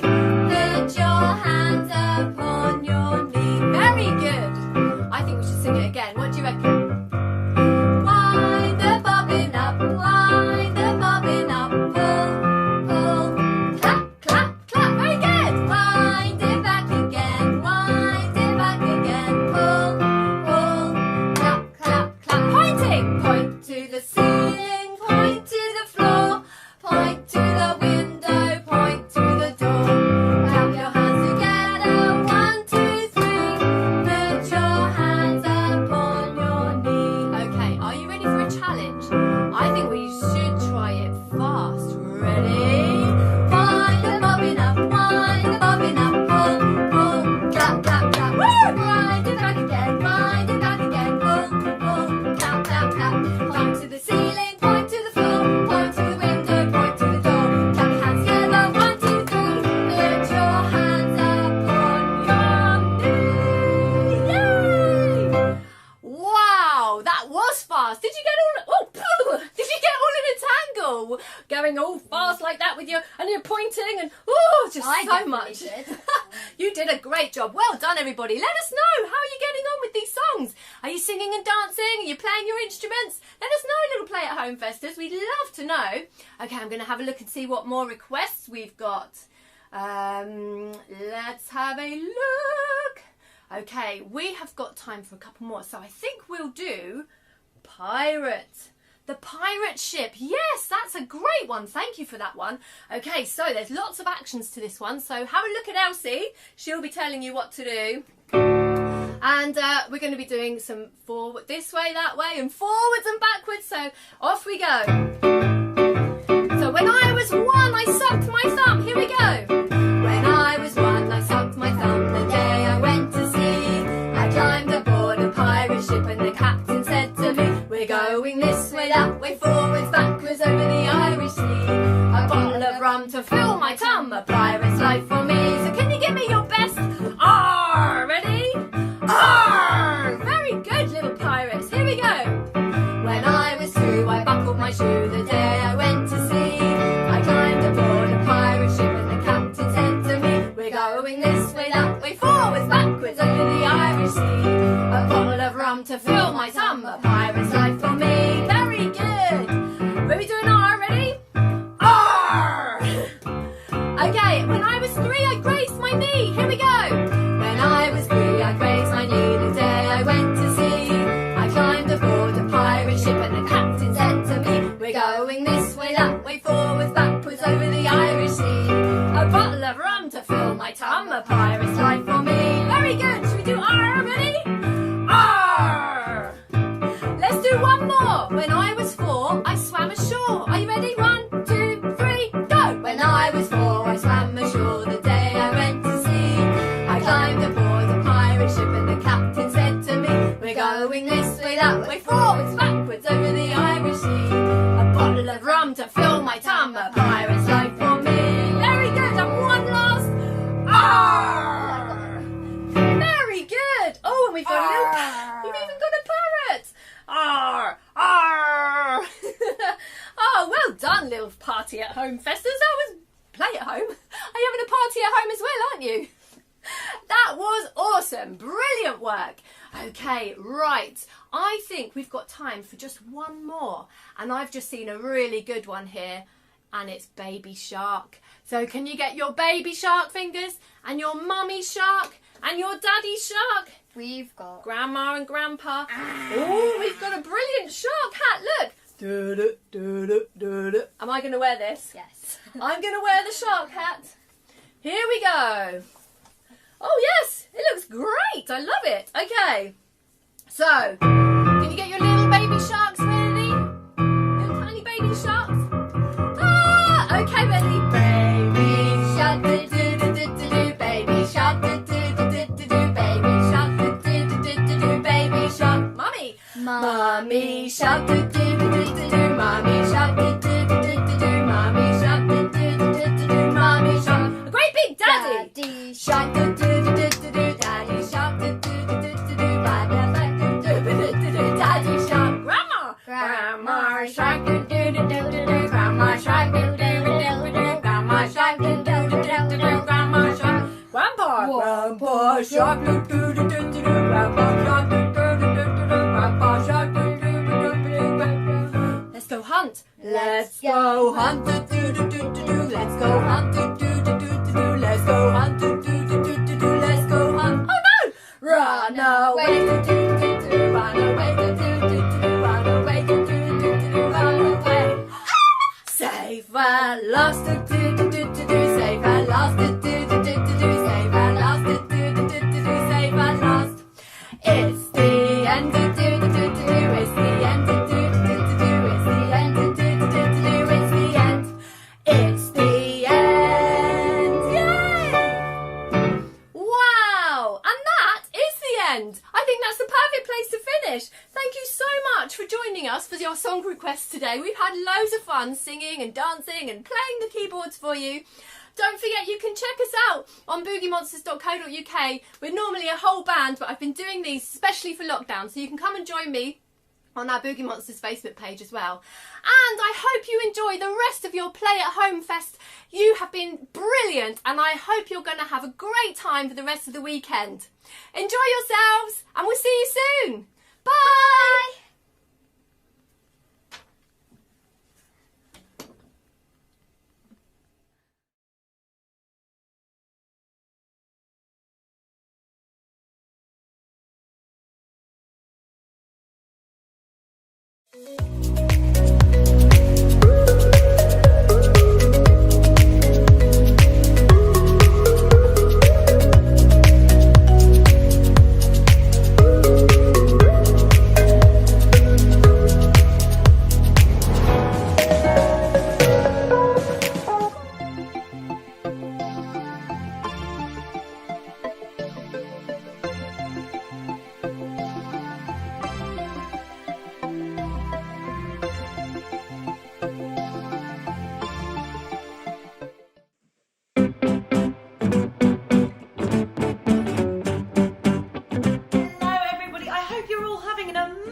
Play at Home Festival. Thank you so much for joining us, but I think it's nearly time to have a little break and stretch our legs. But before we do, I wanted to find out who here likes art? Who here likes colouring? And who here likes rainbows? Amazing. Now, I love rainbows, and I know that lots of children have been drawing and colouring in their very own rainbows. Have you been doing rainbows, everybody? You have? Amazing. Now, I've coloured in lots and lots of different rainbows, but even though I know what a rainbow looks like, I'm so forgetful that I keep forgetting the colours that are in the rainbow. Could anybody shout the colours out for me? Okay, and amazing! There's a song actually. Red and yellow and pink and brown. Is that all right, everybody? Okay, let me try it again. Red and yellow and pink and silver. No, I know. Red and yellow and pink and green, purple and orange and blue. I can sing a rainbow, sing a rainbow, sing a rainbow too. Thank you so much for helping me, everybody. Now that we've remembered the colours that are in our rainbow, it's time for me to show you something amazing. Now, I'm going to be drawing a rainbow today, but I've got a paintbrush here that doesn't look like it's got any paint on it. But it hasn't got any paint on it. It's got water on it. And over here, when we add our amazing watery paintbrush to the rainbow, something very special is going to happen. Oh my goodness, everybody! Well, if only I'd started to paint the rainbow sooner, I might have known that there's purple in the rainbow. Let's see what else we've got. Wow, we've got some blue and we've got green. Oh my goodness, everybody. Shall I keep painting it and see what other colours are there? What's next? Oh, it looks like that's our yellow. And let's see if we can get orange. It's orange, everybody. I feel like such an artist. This is so much fun. And let's put on the final colour, which is red. Yay! Give yourselves a huge clap, everybody. Now, this is my rainbow. Do you think it's any good, everybody? Fantastic. Now, I like rainbows so much because they're so colourful. And all of those different colours might be around your house or even in your garden. So we're going to take a quick break, but while you're doing your break, perhaps you could go and find things in your house or garden that have all of the colours of the rainbow. So one more time. Red and yellow and pink and green, purple and orange and blue. I can sing a rainbow, sing a rainbow, sing a rainbow too. Have a lovely break, everybody, and I'll see you very soon for the rest of our Play at Home Fest. Bye!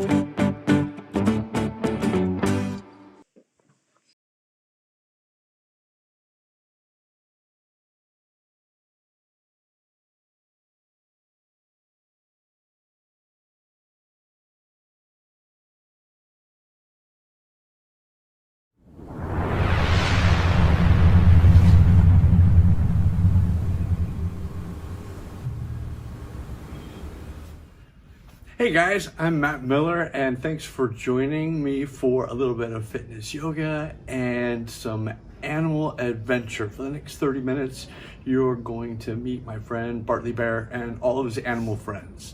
But first thing I need you to do is take your shoes and your socks off and get yourself on the floor, comfortable, back straight, and ready for a little adventure. If you have fun with today's class, you can go on broga.com, and we've got 3 amazing kids yoga classes on every day on YouTube.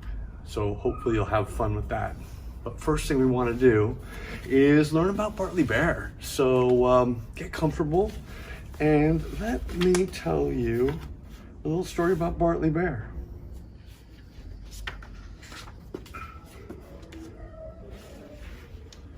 And so our adventure with Bartley Bear begins. Deep in a forest cave, we find a very much snoring and soundly sleeping Bartley Bear. He's so big. How did he ever fit in such a tiny cave? And look, what a little bed. Surely he must have bought the wrong size. But soon it will be time to wake, because outside the snow melts and little green leaves of spring are coming to life. So winter's over. And Bartley Bear's been sleeping all winter long, hibernating. Bears sleep all winter long in their cave. No food, just sleeping. But how do they do that? How do they sleep for months with no food and stay calm and rested? Well, they do it by doing bear breathing. So do you want to try that with me now? A little bit of bear breathing, see if we can hibernate and be calm and still, just like Bartley Bear. Let's try it. So I want you to sit up nice and tall for me and close your mouth. And let's just breathe in. And I call this snoring breath. So just like Bartley Bear snores, you're gonna breathe out through your nose, but try and make it sound like a snoring noise. So it's like a snore. Try it again. So breathe in and breathe out like a snore. One more time. Breathing in. Breathe out. Now, in order to stay asleep for a long time, like Bartley Bear, all winter long, we've got to see if we can do it slowly, like as slow as we possibly can. So let's see how slow we can go. I'm going to count that. I'm going to count in for 1, 2, 3, and then snoring out for 1, 2, 3. Let's see if you can do the same thing. Here we go. Breathing in and breathing out through the nose. That's 3. Let's try it again. So breathing in and breathing out through the nose. And one more time. That's 3. One more time. And breathing out. Good job. That's how he does it. Right, so it's now time for Bartley Bear to wake up from his long sleep and come out of the cave and do some stretching. Now he's been sleeping for a long time.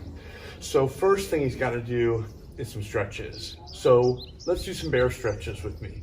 Remember, waking up the whole body. So take a big Bartley Bear stretch with me. Arms reach up, big stretch up, high as you can. Lift your hands up, wiggle around to the left and to the right, and make yourself nice and long and tall. Big stretch. Good. Now, see if you can stretch to the bottom. All the way down. Can you touch your toes? All the way down. And stretch around. You can go to the left and to the right, and a little stretch. Now, can you come up just halfway? Tickle your fingers on your knees. And then see if you can make your back nice and flat, and wiggle your bear butt for me. Wiggle your butt. Cool. And then just let it go all the way down again. Okay, so let's try that again. So big bear stretch up, all the way to the top. Big stretch, up, up, up. And then all the way down, touch your toes. And then come up halfway, tickle your knees, shake your bear tail, and then let it go. Let's try it again. All the way up, one more time. All the way up, big stretch. And then all the way down, touch your toes. Come up halfway, tickle your knees, shake your bear tail, and let it go. Beautiful job. Now, we've got our stretching done. And now, the first thing that Bartley wants to do is he's been asleep for all winter long, and he wants to see his friends. Like you probably want to see your friends right now. So let's go out into the forest and let's see who we can meet of Bartley Bear's friends. Hey, boys and girls. Okay, now join me on the ground on your knees. The first person that Bartley Bear meets right away is his friend, Dora the dog. Oh, look at that. Now, big stretching, dogs. Big stretching, right? So let's do stretching just like a dog does, just like Dora the dog. If you put your hands on the ground and on your knees, toes are tucked under, if you stick your bum up in the air and then lift your leg up nice and high, it's like a tail wagging of the dog. So let's try that. So lift your bum up, lift your leg up nice and high, and then shake your tail all around. And we're gonna do that for 10 times. Are you ready? So let's stick the bum up, leg up nice and high, and then bend and straighten that leg like you're wagging your tail 10 times with me. So lift your bum up, lift your leg up nice and high, and then shake your tail all around. And we're gonna do that for 10 times. Are you ready? So let's stick the bum up, leg up nice and high, and then bend and straighten that leg like you're wagging your tail 10 times with me. Ready? Just like Dora the dog. Here we go. 1, 2, 3, 4, 5. Come on, you got it. 6, 7, 8, 9, and 10. Cool, put your knees back down. Let's do the other side. So let's do a tail wag 10 times on the other side. So lift your other leg up nice and high. Here we go. Ready? And leg up nice and high. And 1, wag your tail. 2, 3, 4, 5, 6, 7, 8, 9, 10. And then put your knees back down. Ready? Just like Dora the dog. Here we go. 1, 2, 3, 4, 5. Come on, you got it. 6, 7, 8, 9, and 10. Cool, put your knees back down. Let's do the other side. So let's do a tail wag 10 times on the other side. So lift your other leg up nice and high. Here we go. Ready? And leg up nice and high. And 1, wag your tail. 2, 3, 4, 5, 6, 7, 8, 9, 10. And then put your knees back down. Great job. Okay. Now, Dora might stay with us for a little bit. You never know. Dogs have a mind of their own. But we've got lots of other friends to meet. So let's see who else we can come find. You ready? Let's go.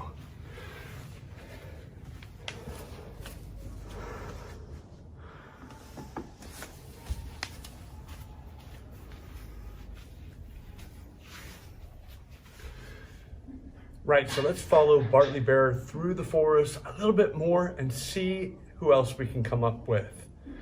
Oh, we just discovered a new friend. It's Colin the cat. Now, Colin the cat was super scared when Bartley Bear's very big came up, and he was very scared, like a scared cat. Can you do that for me? Back up nice and high, shoulders down, back up like a scared cat. You've all seen a scared cat. They stick their bum down and they lift their back up and arch the back. Super scared cat. But then he realizes, oh, it's just Bartley Bear. And then he relaxes. And now he wants to be petted. So he drops his chest high and his belly is low and sticks his bum out and arches the back like this because he wants to be petted like a purring cat. So let's do that 10 times. So remember, Colin was really scared at first, scared cat, and purring, relaxed cat. So that's 1. Let's do that a few more times. Ready? And scaredy cat. And relaxed cat. That's 2. Scared cat. And down, that's 3. And bring it up. And down 4. Scared cat. And down 5. Bring it up. And down 6. And scaredy cat. And down 7, scaredy cat, and down 8, 9, one more time, high back, scared cat, and low back. Great job.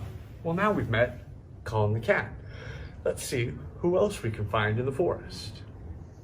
So the next animal we come to meet in the forest with Barley Bear is Rory the rabbit. Rory the rabbit has got a big carrot and he is loving it. He's having a really good time eating it. And we find him on his elbows with his bushy tail up in the air, and he's just nibbling on that carrot. So if you do this, go on your elbows with your hands flat, stick your bushy tail up in the air just like a rabbit, and then drop down and show me your carrot. Right in your mouth. Big smile, big carrot. Let's try that again. So bushy tail up in the air, and then back down, show me your carrot. Just like a little bunny rabbit. Ready? We're gonna do that 10 times. Okay, so ready? Bushy tail up, and bushy tail down. Show me your big carrot in your mouth. Ready? And up, and down. That's again, let's go. Up, bushy tail up, and down. And again, bum up, and down. Get your tail up in the air. Ready? Up, and down. Show me that carrot. 5 more. Ready? Up, and down. 4 more. Up, and down. 3 more. Up, and down. 2 more. Up, and down. 1 more time. Up, and down. Really great job. It was really fun to meet the little rabbit with his tail up in the air. Who else can we find in the forest with Barley Bear? Let's see.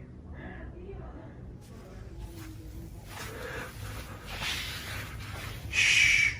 Who do I see down by the water? Looks very scary. It's Carol the crocodile. Big mouth, big teeth. Very scary. But guess what? It's just Carol the crocodile. She looks like she's got lots of teeth, but really, she's really friendly. So let's go meet Carol the crocodile and see what she can do.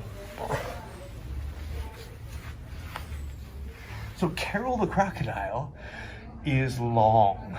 So can you make yourself long like a crocodile? Really long. Long, long, long. Good, but even longer.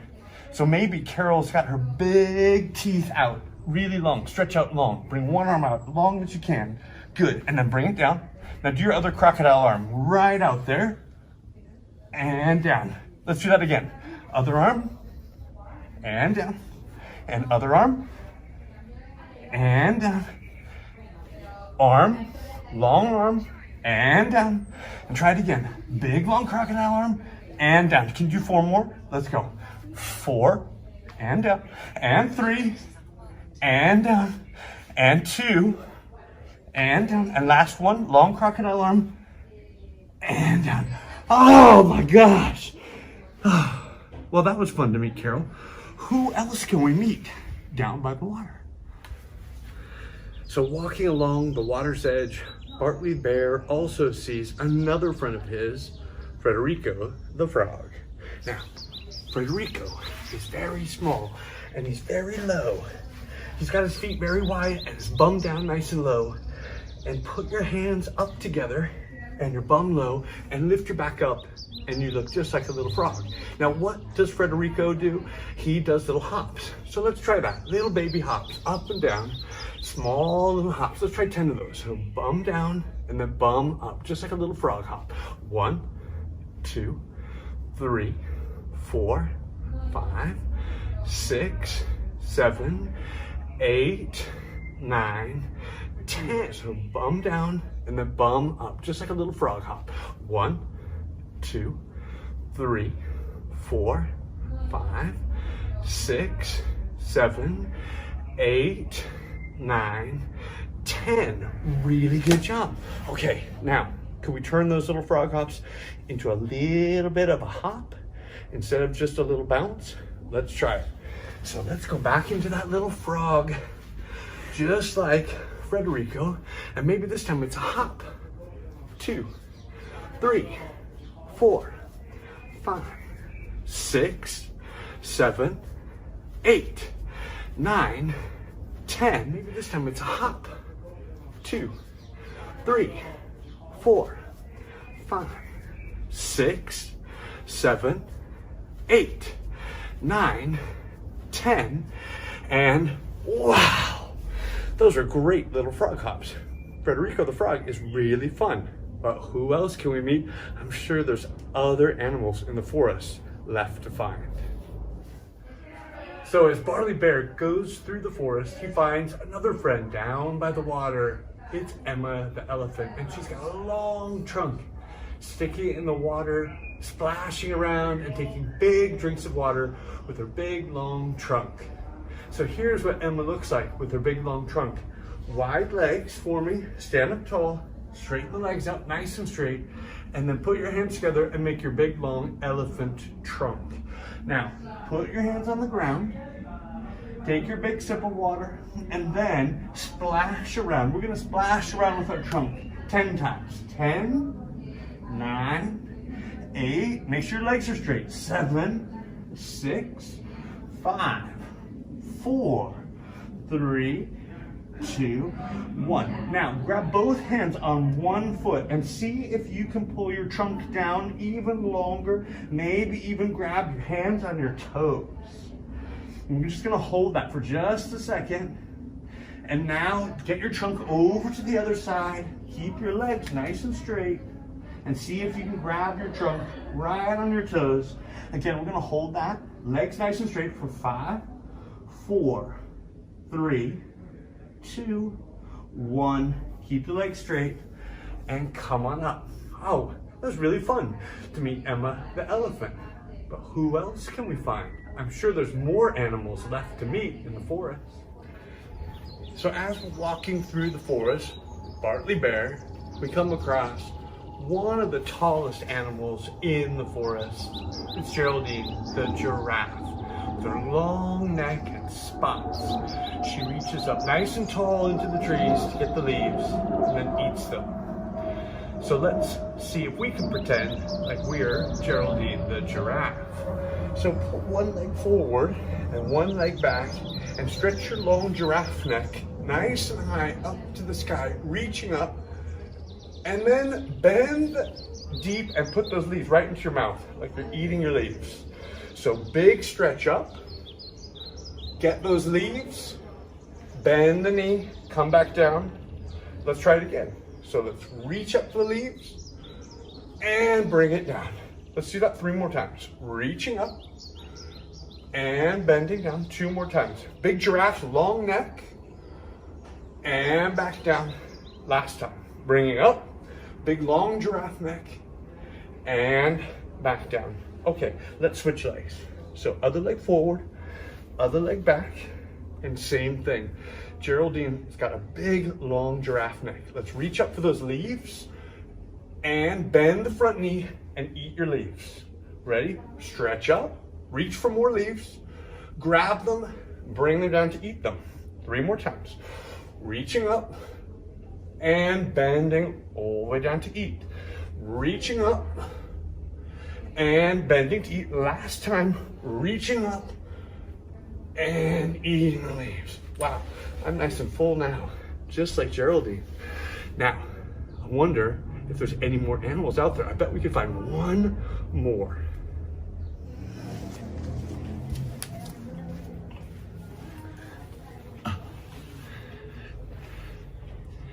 So looking up into the trees, Bartley Bear could see one more friend that he's got. That's Larry the lizard. He's very small and he uses his little sticky hands and his little sticky feet, and he can walk up any wall, any tree. He's so cool. So let's see if we could do some walking just like Larry the lizard. Maybe walking up a tree, maybe walking up a wall.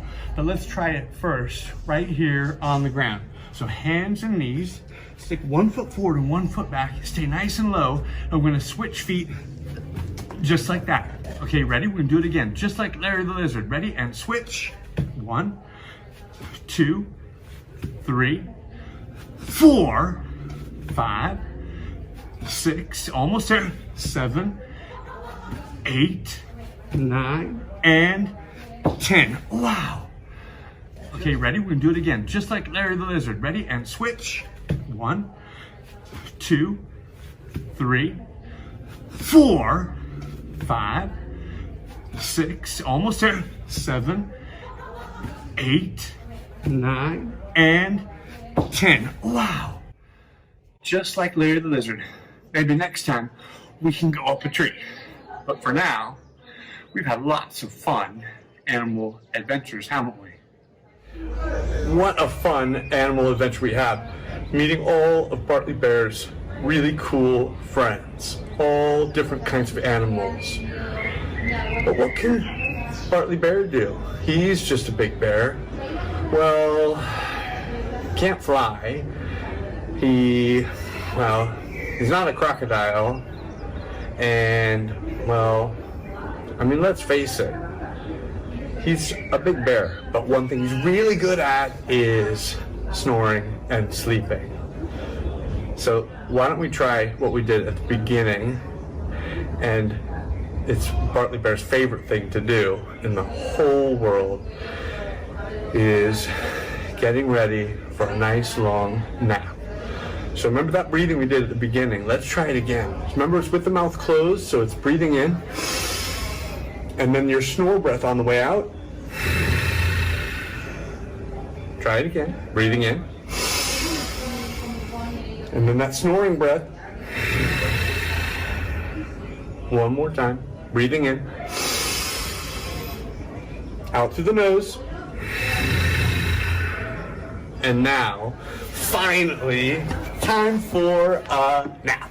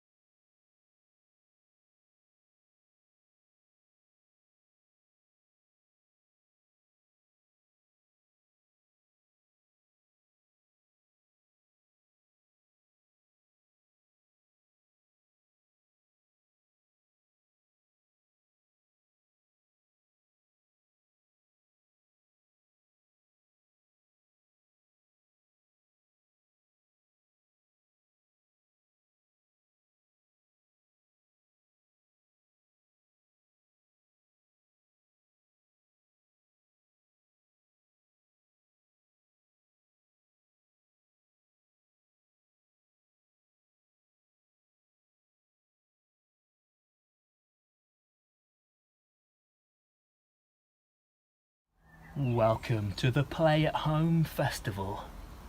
We hope you are having a wonderful time. Here we see Dr. Hunky Dory in his natural habitat. Hold on a moment. I'm a giggle doctor, not a giggle gardener, so I shouldn't be in a garden. I should be in a hospital. And usually I am, along with 32 other giggle doctors from Theodora Children's Charity. We go into hospitals across the country to tell stories and jokes and do magic and make balloons and sing songs and play games to bring smiles and joy to children in hospitals. But today, I'm actually going to introduce you to some of my giggle doctor friends at home. And first of all, we're going to go and see Dr. Knick-Knack, who's going to show you what she gets up to in the morning before she goes into hospital. Over to you, Dr. Knick-Knack!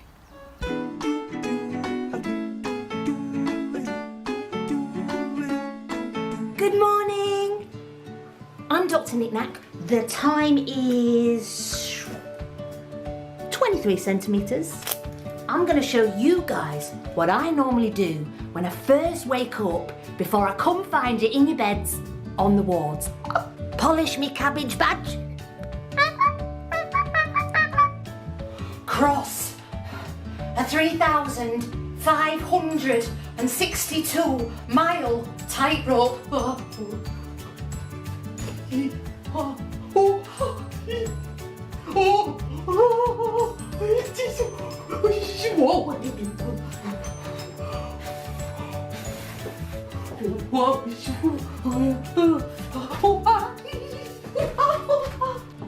Make a couple of urgent telephone calls. Beep, beep, beep, beep, beep, beep, beep, beep, beep, beep, beep, beep. Hello? Yeah, you're right. Hey? Oh, who told you that?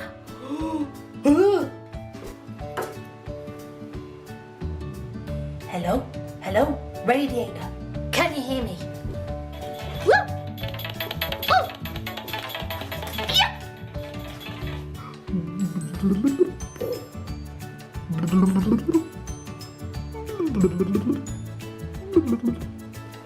Have a little chat with Steve, who happens to be a spoon. You alright, Steve?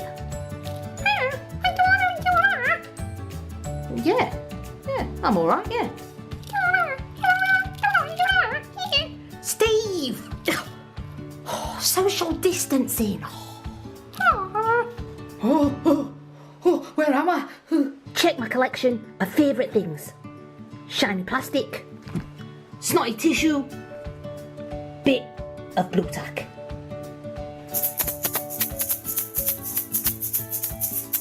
Watch out for Grandad. Go into battle with a great herd of rhinoceroses.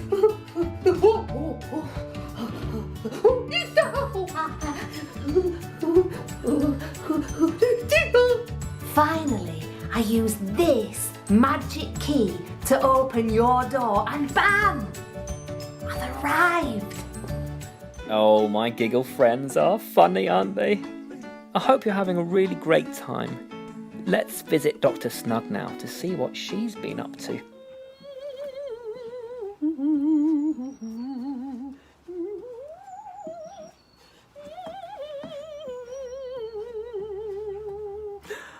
Hello, it's Dr. Snug here. Today I am a princess. And I have a joke for you. Which princess is the cow's favourite? Mulan.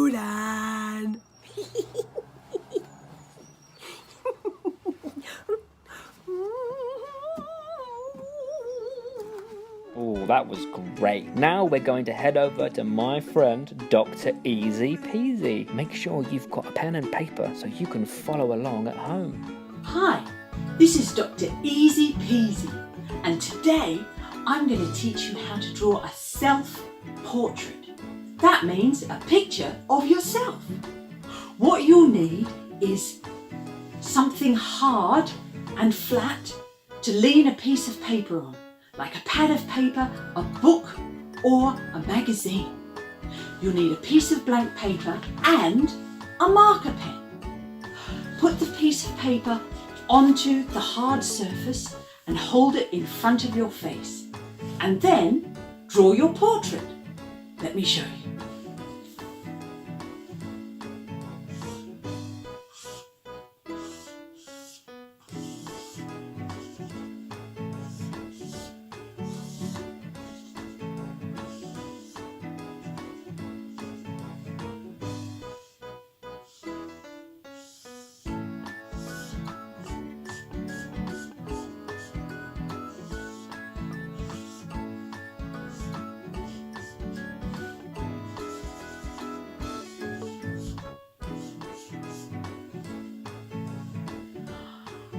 Let's have a look, shall we?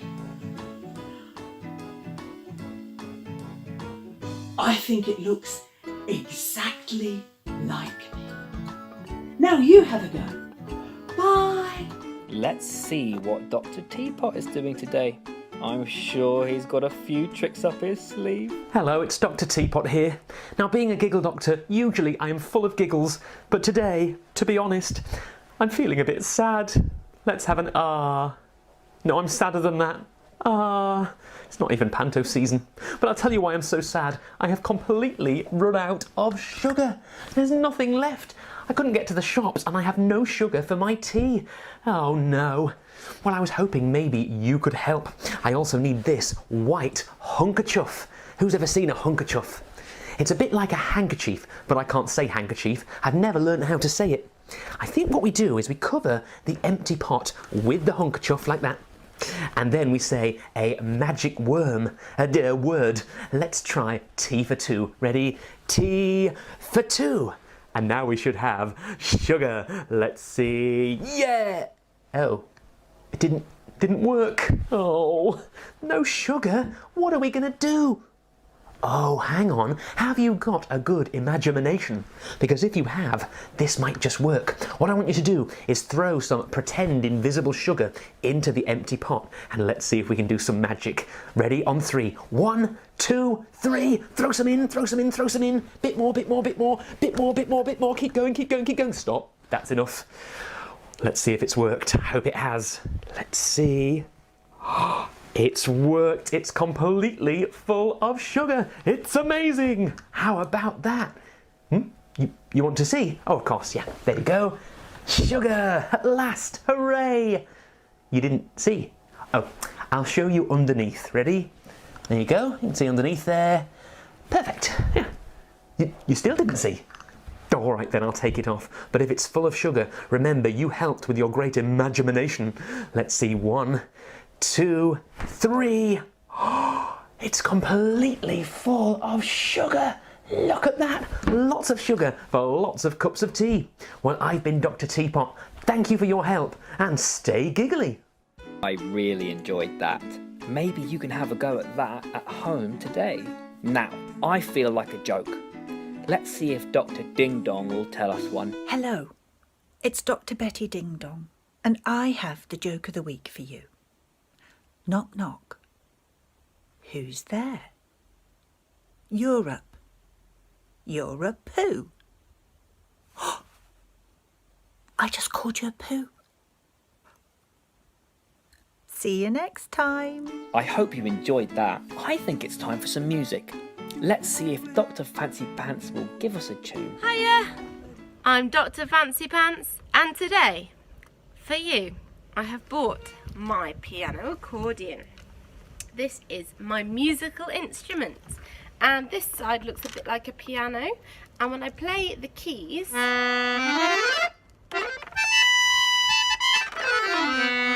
that's what it sounds like. And on the other side, I've got lots and lots and lots and lots and lots and lots and lots and lots and lots and lots and lots and lots and lots and lots and lots and lots and lots of buttons that sound like this.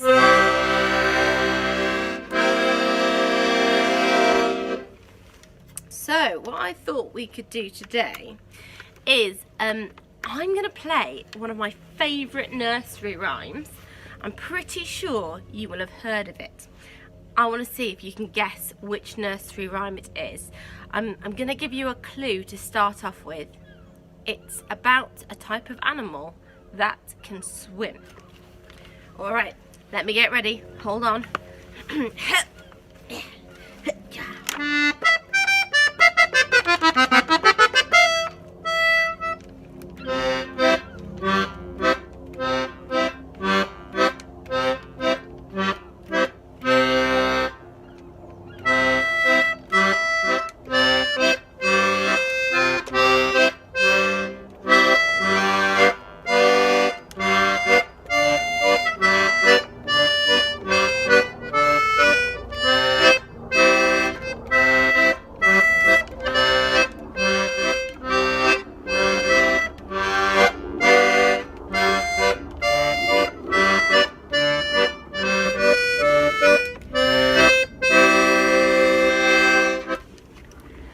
Have you guessed which nursery rhyme it is yet? If you haven't, pause the video now and have another listen and a little think. I've got another clue. It's also about numbers. Have you guessed yet?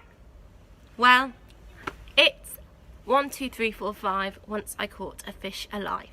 And I think we should probably sing it together with the actions, don't you? You ready? Here we go. 1, 2, 3, go. 1, 2, 3, 4, 5. Once I caught a fish alive. 6, 7, 8, 9, 10. Then I let it go again. Why did you let it go? Because it bit my finger so. Which finger did it bite? This little finger on my right. Ow! Ah, I feel fine now. It was only a very, very small fish. Thanks for listening, everyone. See you next time. I really enjoyed that. Now, let's take a quick trip over to Dr. Jammy. I wonder if he's awake yet.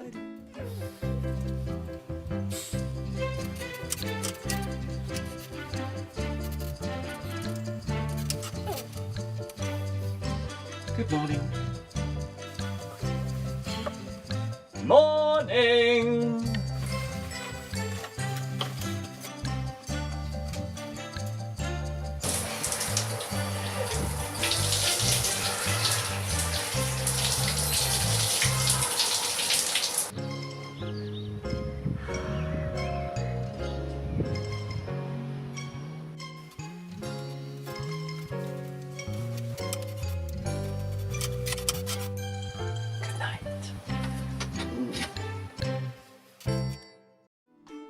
That was great, wasn't it? Now we're going to head over to Dr. Glow, who's been getting creative at home. Hello, it's Dr. Glow here with your joke of the week. So, why do seagulls... Oh, look, it's a seagull. Why do seagulls fly over the sea?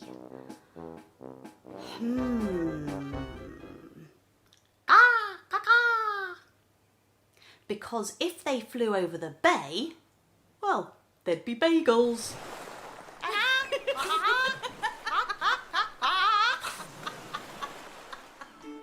Is the sun shining where you are? Well, it is at Dr. Flowerpot's. Let's go there now for some giggles in the garden. Hello, my lovelies. It's lovely to see you. Isn't it a beautiful sunny day? Can you hear that? It's my friends. They're all singing in the trees. It makes me feel a bit like singing.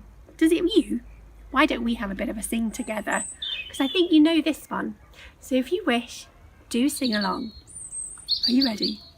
Here we go. Old MacDonald had a farm, E-I-E-I-O. And on that farm he had a cow, E-I-E-I-O. With a moo here and a moo there, here a moo, there a moo, everywhere a moo. Old MacDonald had a farm, E-I-E-I-O. Old MacDonald had a farm, E-I-E-I-O. And on that farm he had a snake, E-I-E-I-O.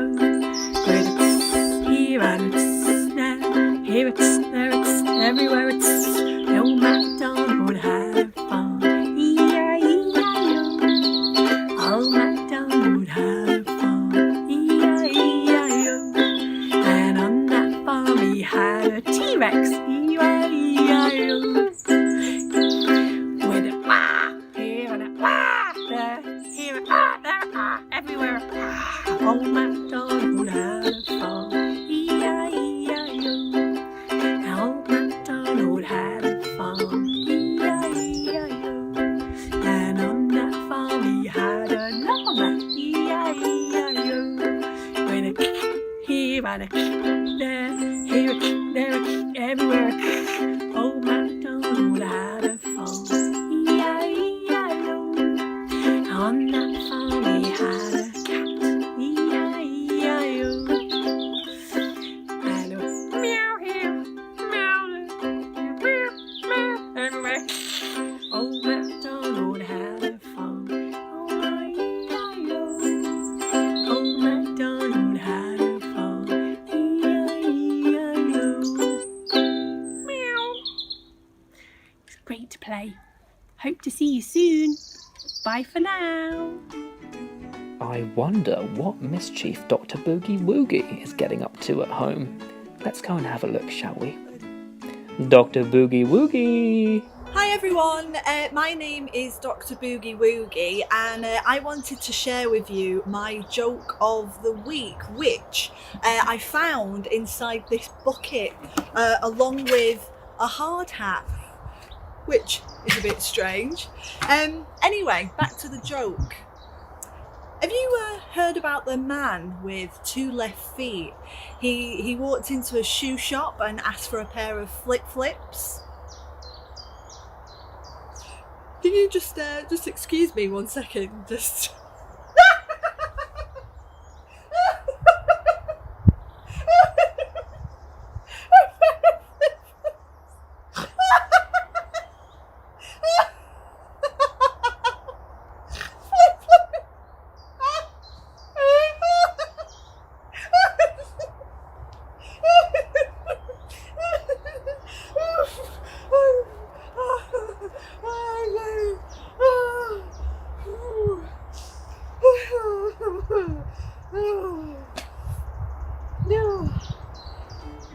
Have I introduced you to my friend Dr. Jihi? She tells the best stories. Let's go and visit her now and see if she'll tell us one. Hi, Dr. Jihi here. I want to tell you the story about when I was in the very first Harry Potter movie. I know, it's hard to believe, but I was in the first one. You know when Harry goes to Hogwarts for the very first time and he goes to King's Cross Station and he goes to platform 9 3/4. Then he gets on the train, and as they're sitting on the train like this, there's this lady that pushes a tea trolley along. That's not me. I did audition for that part, but I didn't get it. Anyway, they get to Hogwarts, right? And then they're like in the dining room. They're in the dining room, and in the dining room, all of these plates, they fly from the ceiling and they land on the table. They do that, yes. And you know what happens? There's a lady who's in the background who's having to press a button to make that happen. I did audition for that part, but I didn't get it because my finger wasn't long enough. Anyway, then, you know, Harry has to go to find his wand. And he's walking down the street with that really sort of, you know, that big person, that big one. He was called Hagrid. And they're walking down the road like this, looking in all the shops and everything like that. And then they get to the wand shop. And when Harry's in the wand shop, he sees the first wand and he looks at it like this. And he thinks, no, I don't want that wand. No, he doesn't like that wand. And then the second one comes out and he looks at it like this. No, I don't want that wand. And then the third one comes out and he looks at that third wand and he says, yes, I'll have that wand. That wand is for me. Well, I was that wand. I know it's hard to believe because I can be quite wooden sometimes. And I do have a light at the top of my head like the wand has at the top of his head. I have to see if I can find my light. It's not easy to find. Can you see it? Can you see my light? It's just here. Just there, the light, yeah? So that's why I played that part. I know it's a small part, but it was a very important part because Harry Potter wouldn't be Harry Potter without the wand. No sirree, he would not be Harry Potter without that wand.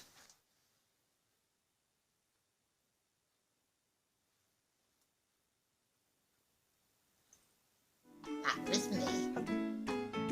I wonder what Dr. Gubbins is up to today. Let's see if we can find her in her garden. Hello, Dr. Gubbins here. I've got a story for you. And it starts with these. Riddle me ree, riddle me row. If I plant these seeds, then what will grow?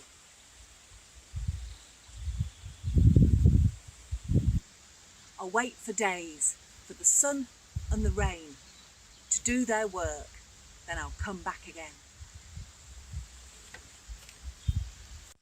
Oh, what will I find? Oh, what will I see? A garland of flowers has blossomed for me. Coming up is another one for you to join in with. My dear friend Dr. Bananas has a tricky challenge for you to try. Why don't you give it a go? Hello, it's me, Dr. Bananas. Today I have a coordination challenge for you. With one hand, you close all your fingers except the index. And with the other hand, you're going to close all the fingers except the thumb. And then At the count of 3, you're going to swap the fingers like this. Are you ready? 1, 2, 3. 1, 2, 3. 1, 2, 3. Have a go. It's trickier than it looks. Bye! Now, have you all heard of the new baked potato song? Dr. Scribbles and her potato friend love to sing it.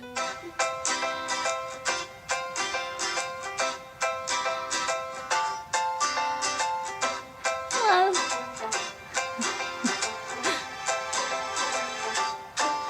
Baked potato changed my life. Baked potato showed me the way.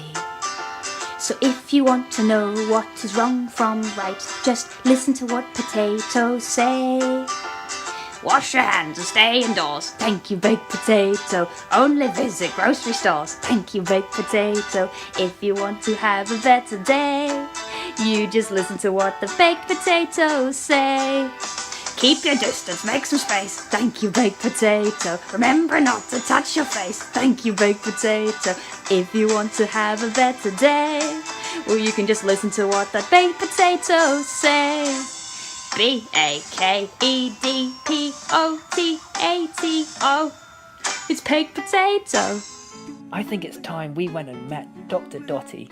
She is totally Dotty. Hello everyone, it's me, Dr. Dotty, and my friend... Oh, he's hiding behind the pillow. He's my bear behind. Come on, Teddy, say hi to everybody. What is a teddy bear's favourite pasta?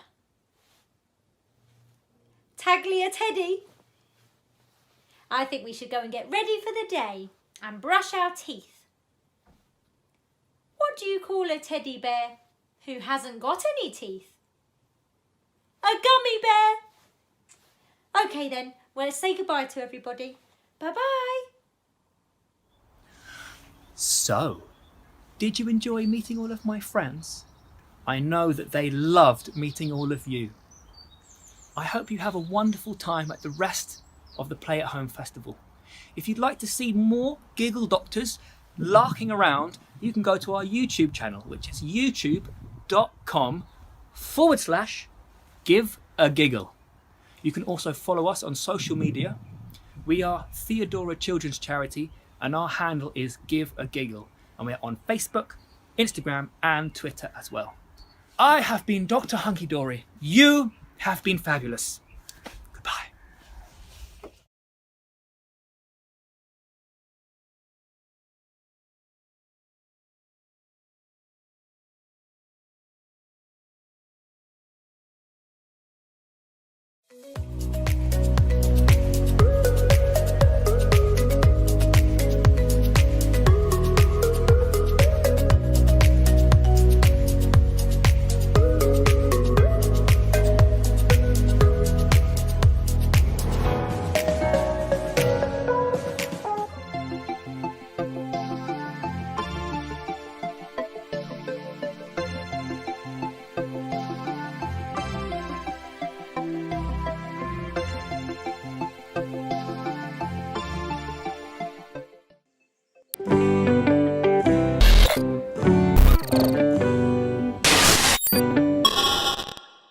I'm in. Hi there. Sorry, team, for interrupting all the fun and whatnot, but there has been a teeny weeny, oh so tiny change of plan. If you are right here to watch Andy and the Odd Socks jamming out, then don't worry. All you've got to do is head to www.playathomefest.com and Andy and all of those Odd Socks will be waiting and ready right there for you. Or, if you'd rather stay here, no worries, sit back, relax. We've got some amazing magic with Captain Fantastic coming up, followed by Storytime with Tony's. Over and out, team.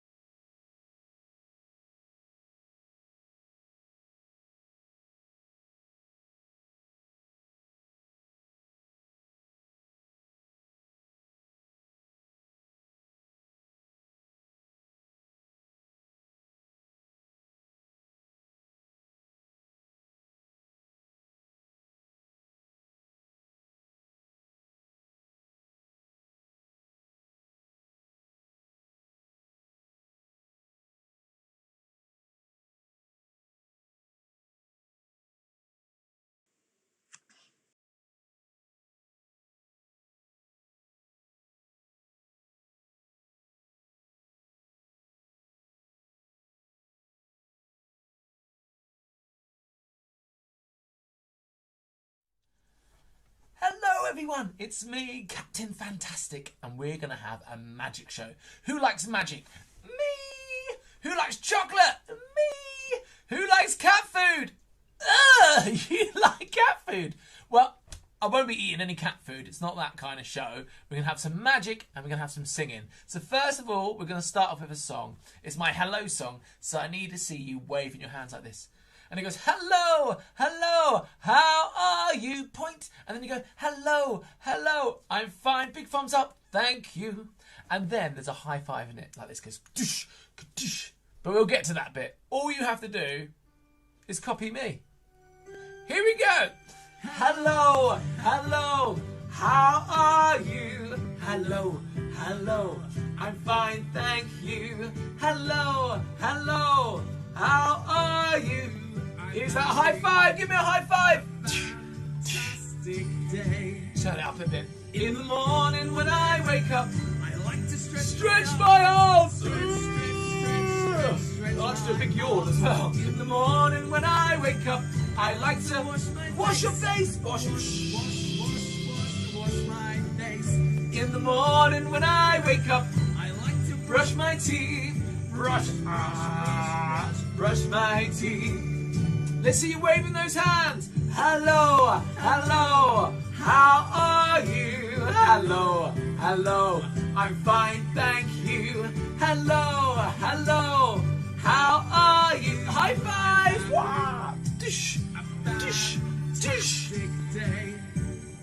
In the daytime when it's sunny, wave your arms side to side. Wave. Or if you want to show off. I like to kick your feet. Kick, kick, kick, kick. Oh, it's my workout. Funny, pull a funny face. A funny. Last time, big hellos. Here we go. Hello, hello. How are you? Hello, hello.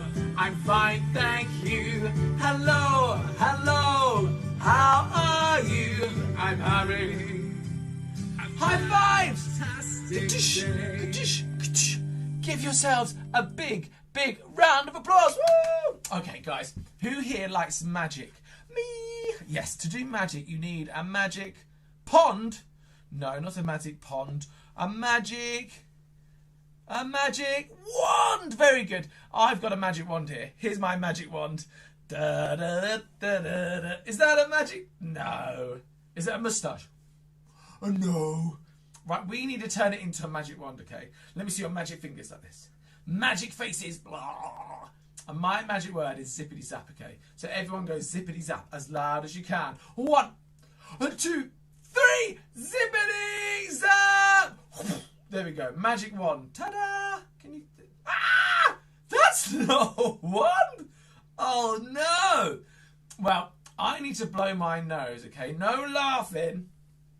No laughing if I blow my nose. Don't laugh if I blow my nose. You're not laughing, are you? Okay, no laughing if I blow my nose. Don't laugh.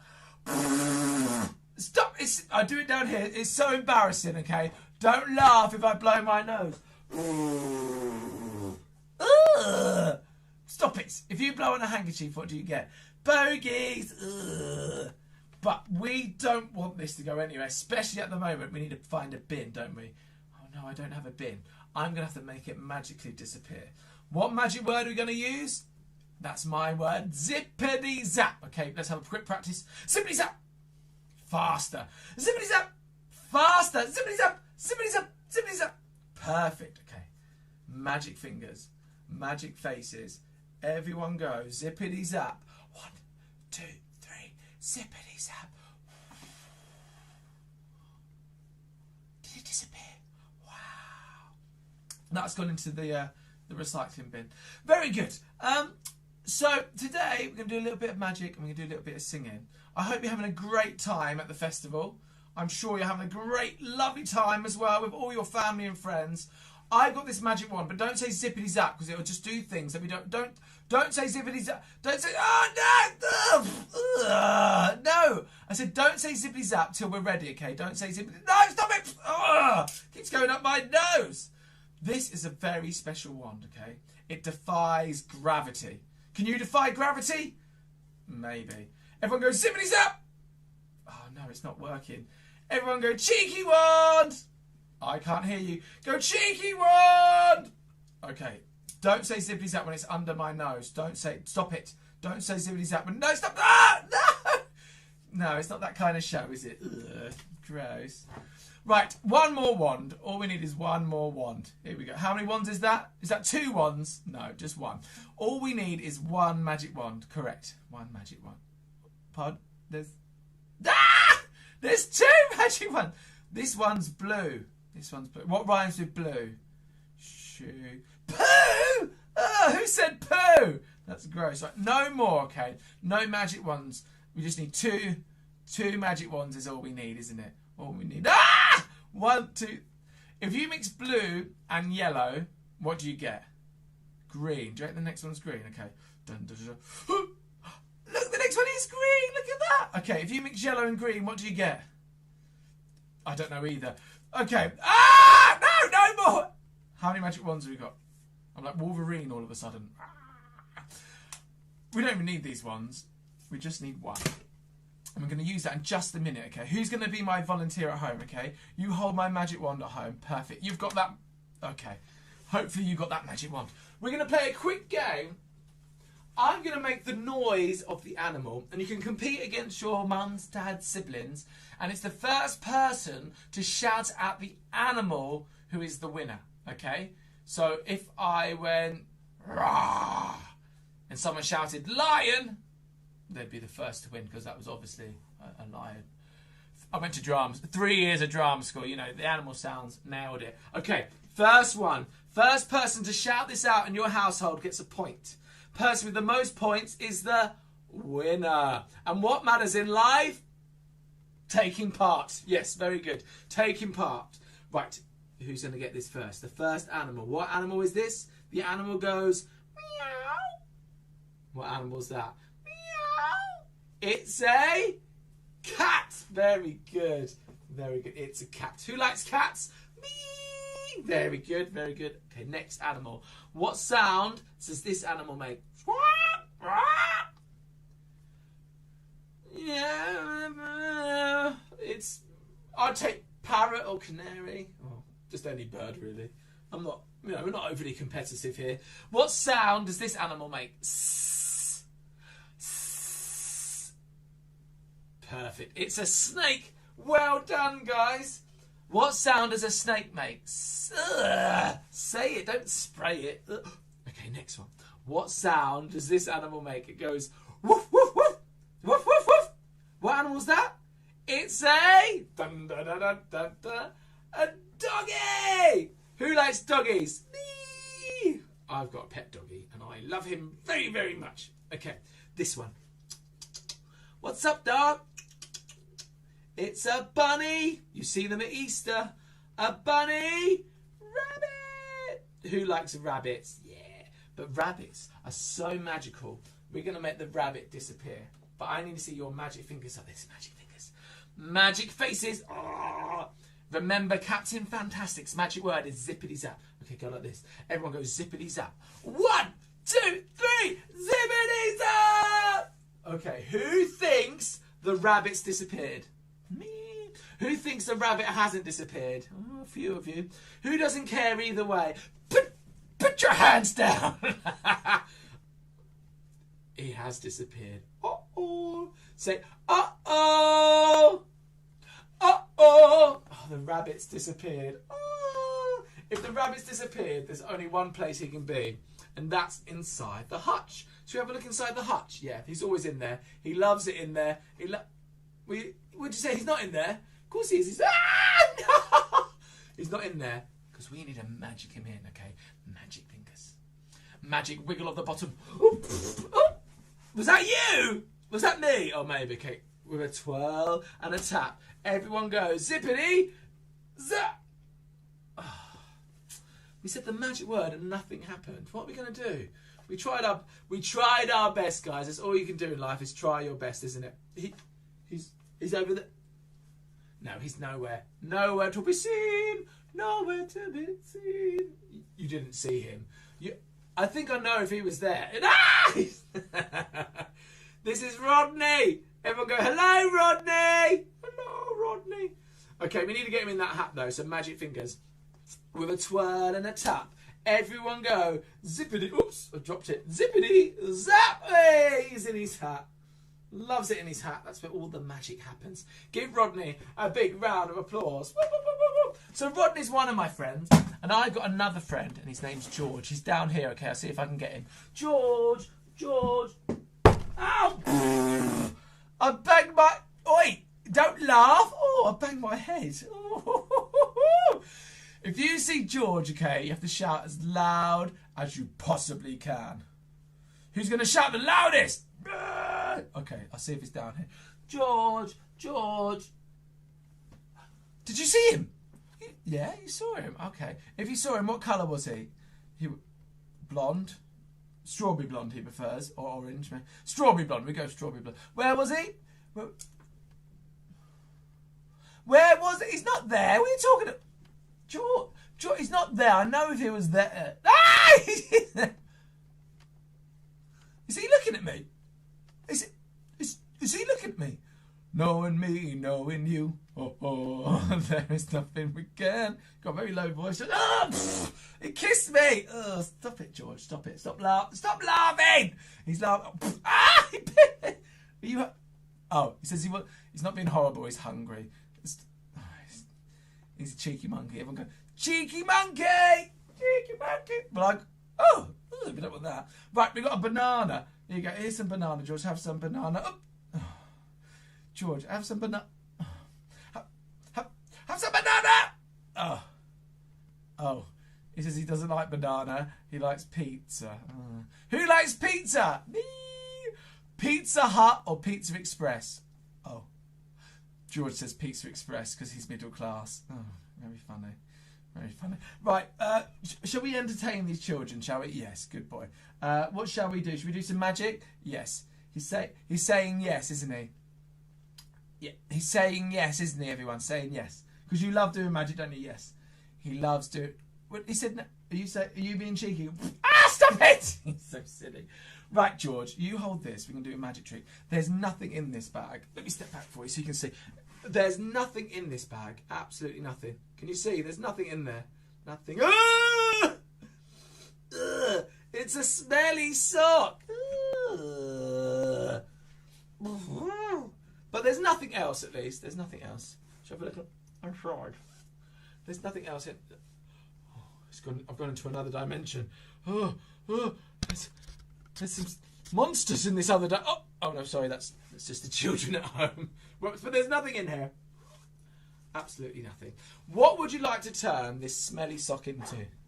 We can turn it into anything. Anything you want. Unicorn! Lower your expectations. Unicorns are hard work.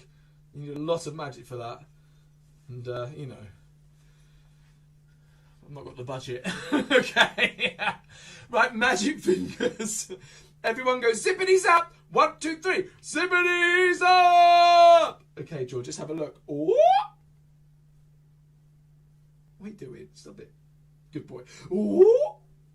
You alright? Ah! No! George, he's so silly. George was so silly. You hold it then, and I'll have a look inside now. We need to do the magic first. Okay, magic fingers. Go zippity zap. 1, 2, 3. Zippity zap. Oops. It didn't work, guys. It didn't. Whoa. Yellow, red, green. It looks blue on there, but it's green here. Blue. If you say turquoise, top of the class. Pink. Blue. Don't say poo. I taught you that earlier. I'm sorry. What's your favourite colour on here? There's lots. They keep coming. What's your favourite colour? Yellow, blue, pink. Wow. Well done, guys. Right, George. You want to help me for another trick? Yeah, he wants to help me. He says, can we do his famous water trick, okay? You like this one, don't you, George? Yeah, he does. Right. Give them a little kiss at home. Who wants to give George a kiss? Give me a little kiss. Kiss. Stop it, silly boy. Right, George. You're going to go here. Let's move this along. you're going to go here for me. Is that okay? Looks like you're praying. Hopefully it goes to plan, George. This trick involves water. Okay, we're not scared of water, are you? Are you scared of? No, you're not scared of water. Right. Whoops. For this trick, shall we use a little bit of water or a lot of water? A lot of water. Oh no. More? Okay, let's make sure it's good water first. It's toilet water. Everyone get. Okay, magic fingers. If everyone goes zippity zap, the water will stay in the glass and it won't land on George's head. Okay, magic fingers go zippity zap. 1, 2, 3. Zippity zap. Did you see that? A bit of water went out and it went all the way onto George's head. Oh no, he doesn't mind. He's done this before. Okay, I've done it wrong. And that means I need to read the instructions. Here's my instructions, okay? Look. Oh, nothing like a bit of branding. Here's the instructions. It says, get a brave volunteer. George is very brave. And then it says, health and safety. Okay, that's because I'm an adult. Children shouldn't be doing this at home. Fill the glass with water. I did that.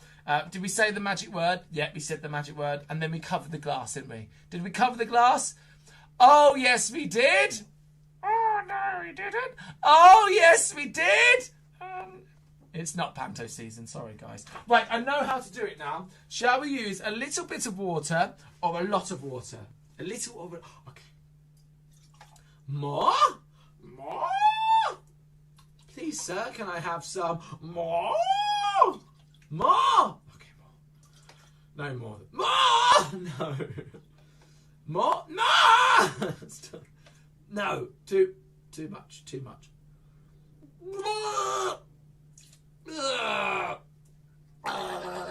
It's toilet water!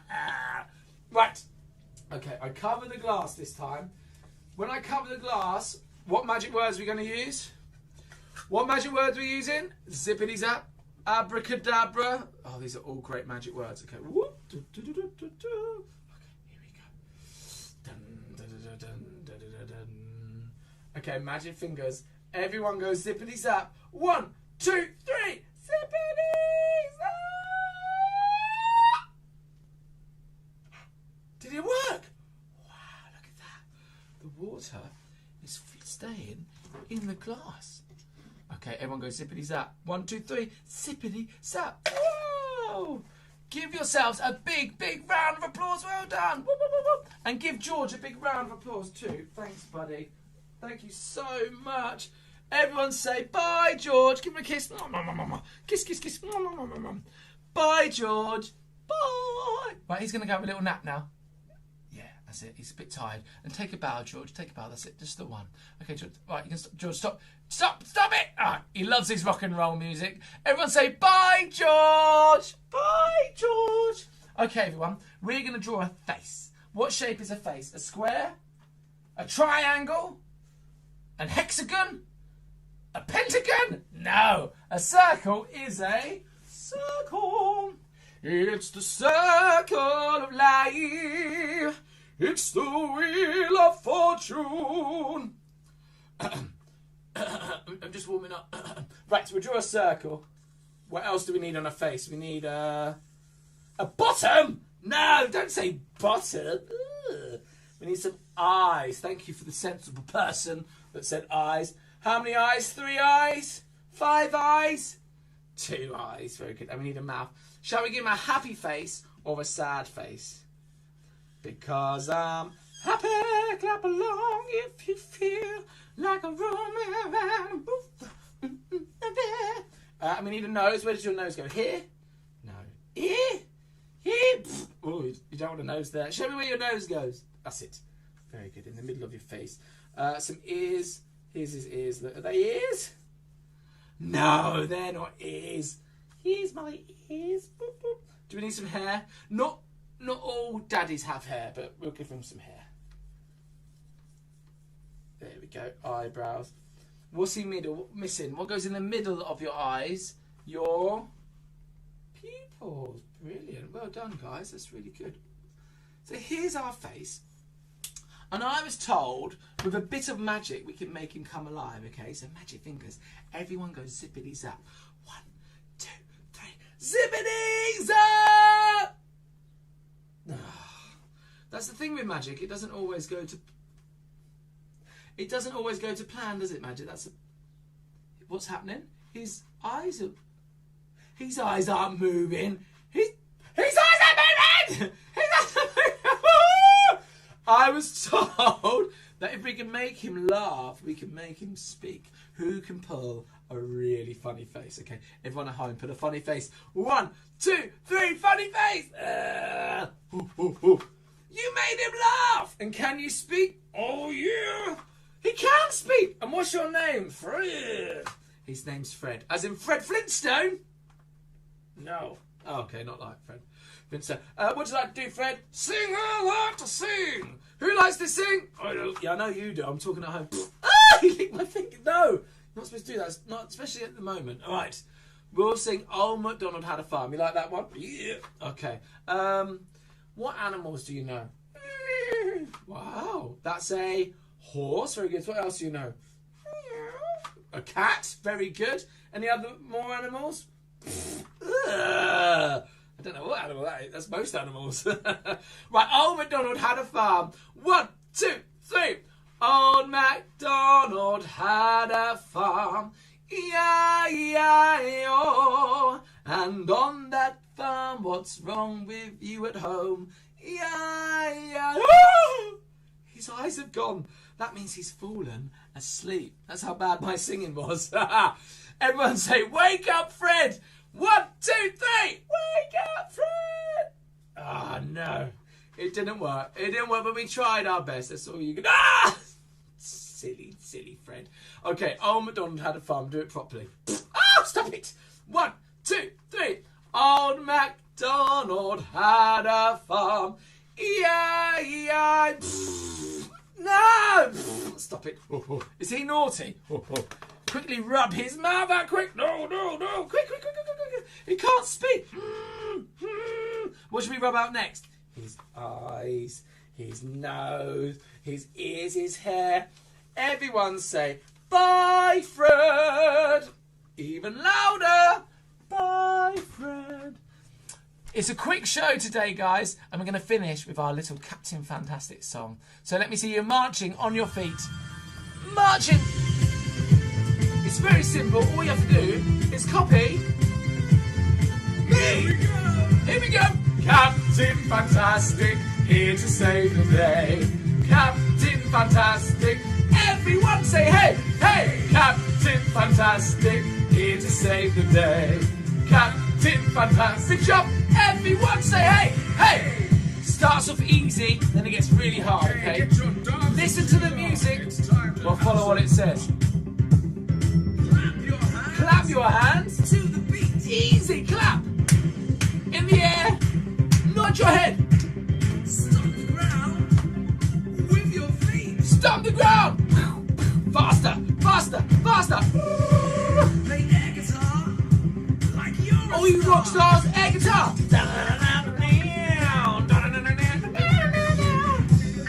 To the floor. Play the drums just for play those drums, go drums. To the left, to the right. A big one to finish. Hi-ya!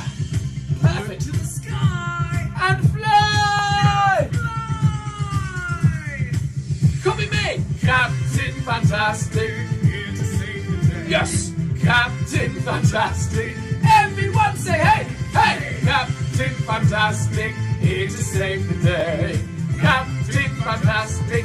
Everyone say hey, hey. Who here can jump the highest? Jump, jump, jump.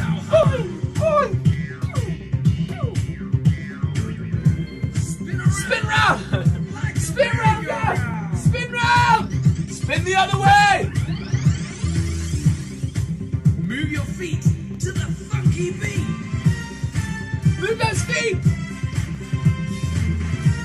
We can move really faster. Okay, the hardest bit.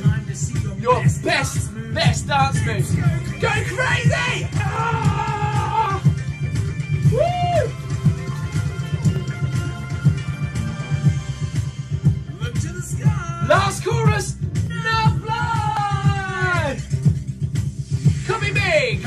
Captain Fantastic, here to save the day. Captain Fantastic, everyone say hey, hey! Captain Fantastic, here to save the day. Captain Fantastic. Thank you so much, everyone. Thank you so much. That song goes on a little bit longer. You can listen to it on Spotify. Just search for Captain Fantastic. And it's not the Elton John one.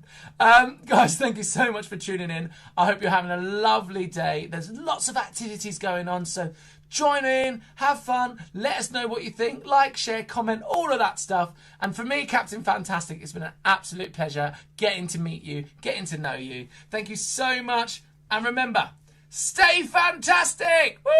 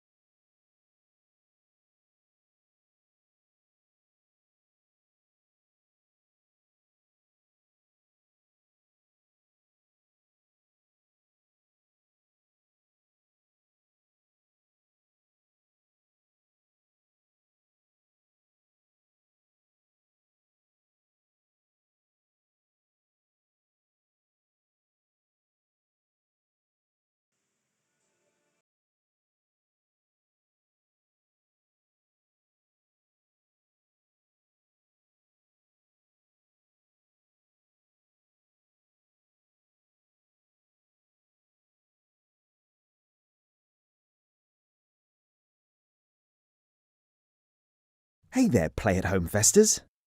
How are you all doing? What's your name? I'm so excited to be joining you today for this amazing, fun-packed weekend, and we're raising money for a good cause. What's been your favourite part of Play at Home Fest so far? Today, you're going to be read a magical story by Mimsy and Alex. It might be one you already know. It might even be your favourite. So make sure you're sitting comfortably and we'll get started. Hello everybody, my name is Mimsy. And my name is Alex.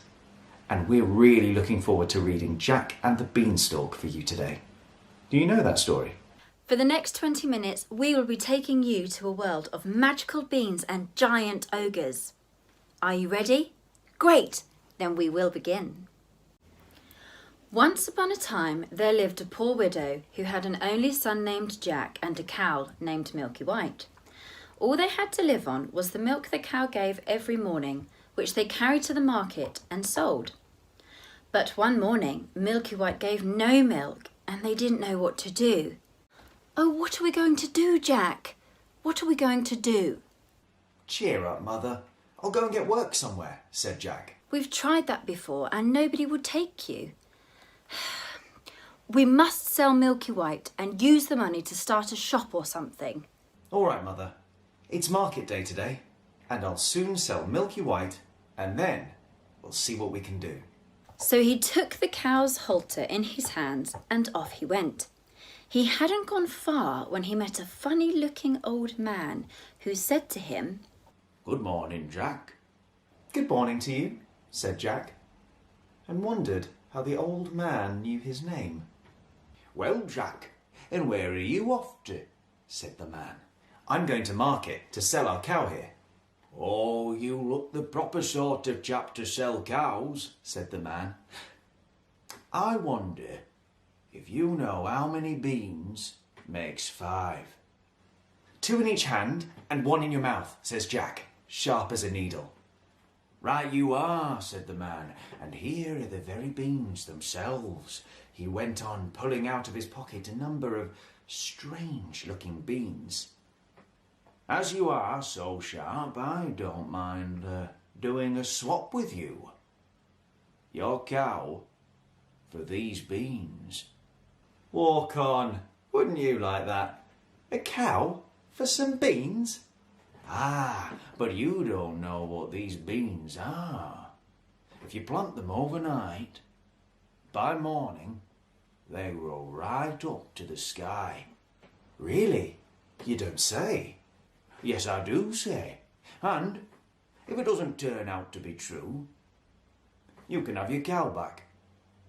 Right, says Jack, and he hands over Milky White's halter and pockets the beans. Back goes Jack, and as he hadn't gone very far, it wasn't dusk by the time he got to his door. Back already, Jack?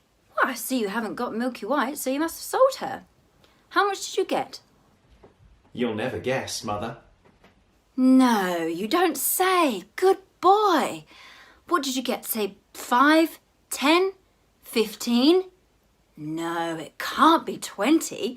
I told you couldn't guess. What do you say? To these beans, they're magical. Plant them overnight and... What? Have you been such a fool, such an idiot, as to give away Milky White, the best milker in the parish, Jack, and prime beef to boot? Oh, for a set of paltry beans. Oh, Jack. As for your precious beans, here they go, out the window. And now off with you to bed. Not a sup shall you drink, and not a bit shall you swallow this very night. So, Jack went upstairs to his little room in the attic. And sad and sorry he was, to be sure. As much for his mother as for his loss of supper. At last he drifted off to sleep.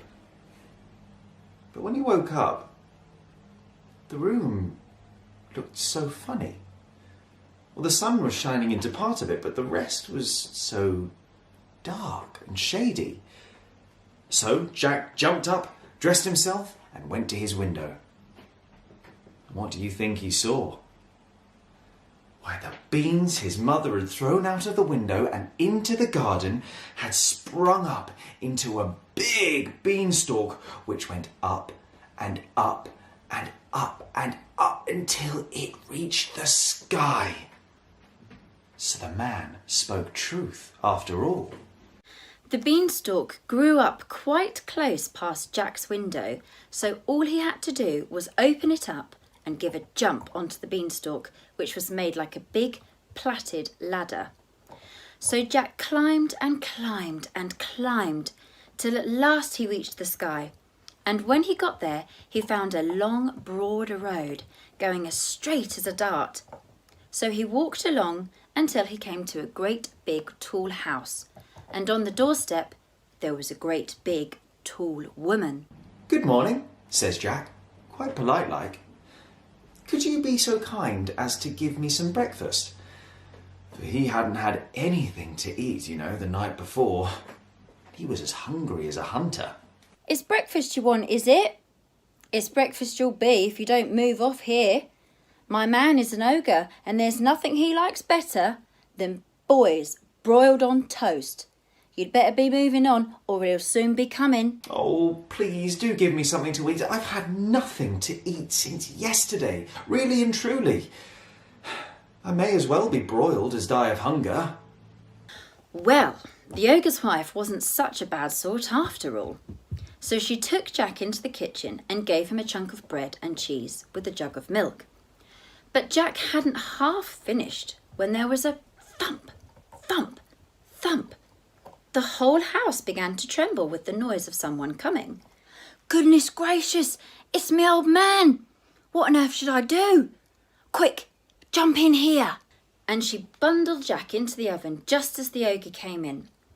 At his belt he had 3 calves strung up by the heels, and he unhooked them and threw them down on the table and said, Here, wife, broil me a couple of these for breakfast. Ah, what's that I smell? Fee, fi, fo, fum. I smell the blood of an Englishman. Be he alive or be he dead, I'll have his bones to grind my bread. Nonsense, dear, you're dreaming. Or perhaps you smell scraps of that little boy you liked so much for yesterday's dinner. Here, go and have a wash and tidy up, and by the time you come back, your breakfast will be ready. So the ogre went off, and Jack was just going to jump out of the oven and run off when the woman told him not to. Wait till he's asleep. He always has a snooze after breakfast.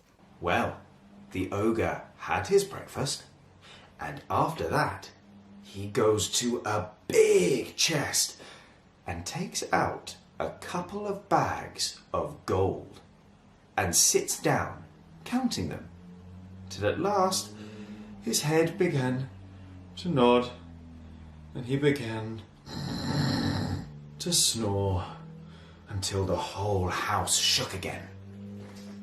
Then Jack crept out on tiptoe from his oven, and as he was passing the ogre, he took one of the bags of gold under his arm, and off he runs till he came to the beanstalk. He threw down the bag of gold, which, of course, landed in his mother's garden.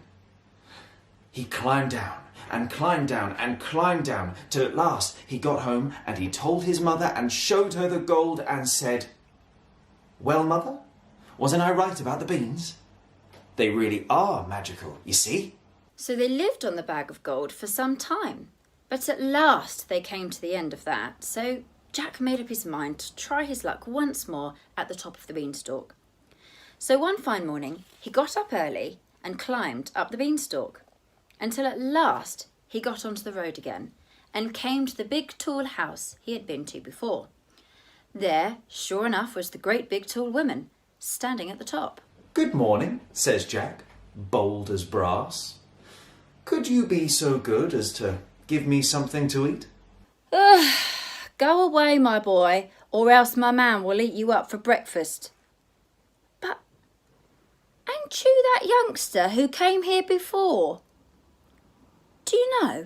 That very day, my man missed one of his bags of gold. Oh, that is strange, says Jack. I dare say I could tell you something about that, but I'm so hungry I couldn't possibly speak until I've had something to eat. Well, the big tall woman was that curious that she took him in and gave him something to eat. But he had scarcely begun munching it as slowly as he could when, thump, thump, thump, they heard the giant's footstep and his wife hid Jack away in the oven. It all happened before he came in and said, Fee, fi, fo, fum, and had his breakfast of 3 broiled oxen. Then he said, Wife, bring me the hen that lays the golden eggs. So she brought it, and the ogre said, Lay. And it laid an egg all of gold. And then the ogre began to nod his head and snore until the house shook. Then Jack crept out of the oven on tiptoe and caught hold of the golden hen and was off before you could say Jack Robinson. But this time, the hen gave a cackle, which woke the ogre. And just as Jack got out of the house, he heard him calling, Wife, wife, what have you done with my golden hen? And the wife said, Why, my dear... But that was all Jack heard, for he rushed off to the beanstalk and climbed down like a house on fire. And when he got home, he showed his mother the wonderful hen and said, Lay to it, and it laid a golden egg every time he said the word lay. Well, Jack was not content, and it wasn't very long before he determined to have another try at his luck up there, on top of the beanstalk. So one fine morning, he got up early and went onto the beanstalk, and he climbed up and up and up until he got to the top. But this time, he knew better than to go straight to the ogre's house.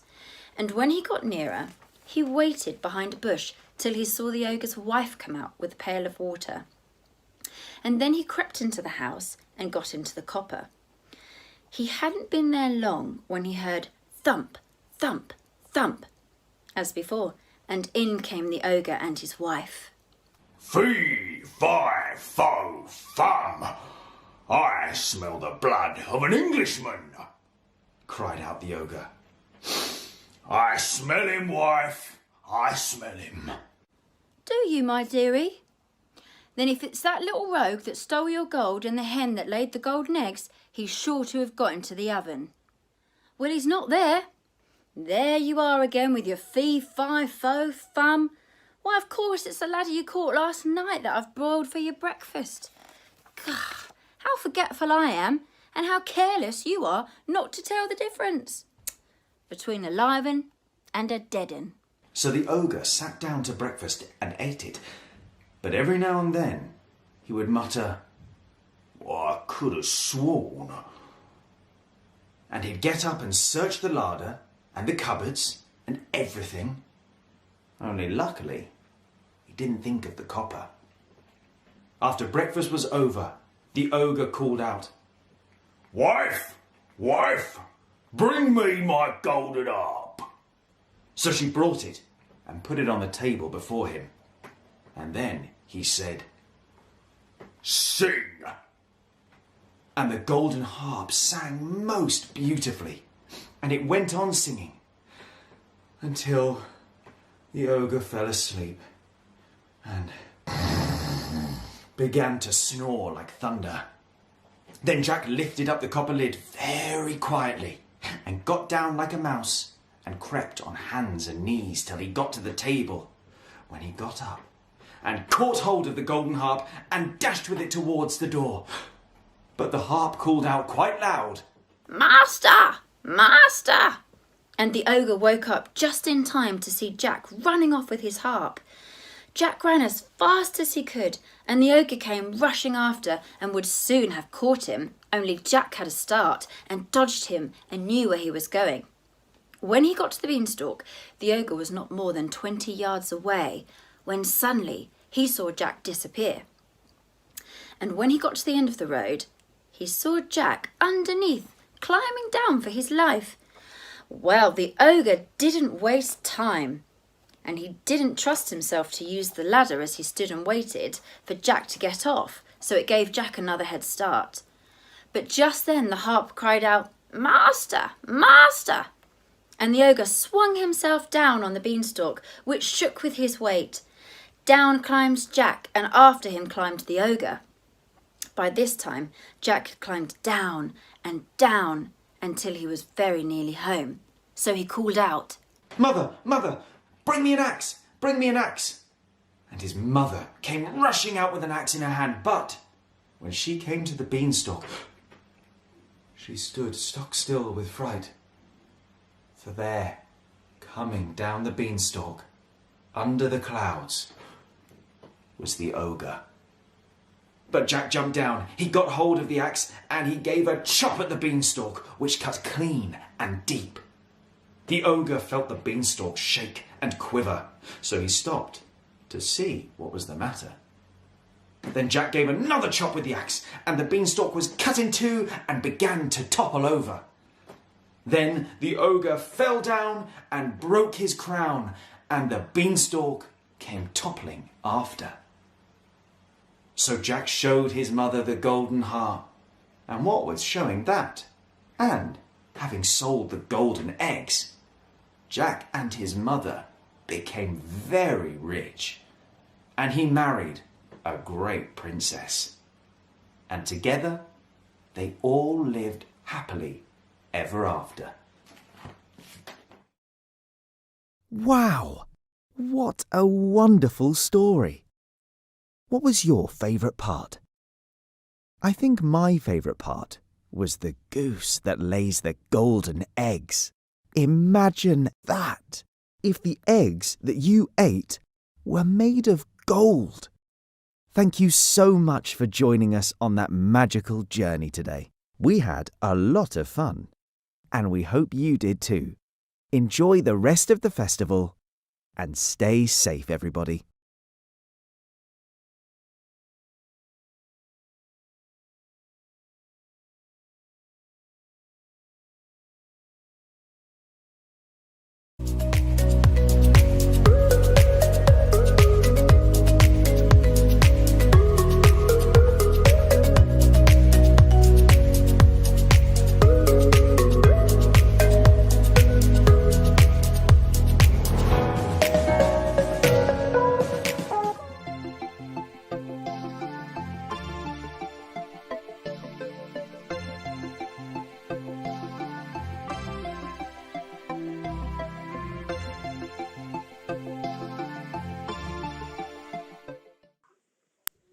What a great day, what a great weekend. I hope you've had as much fun at the Play at Home Fest as we have. I want to thank everybody again for all the hard work in bringing all this fun stuff together, and I hope you're going to go away and have some more fun with your family, being playful, making the world a more playful place. And don't forget to check out thegoodplayguide.com for lots of play ideas and family fun.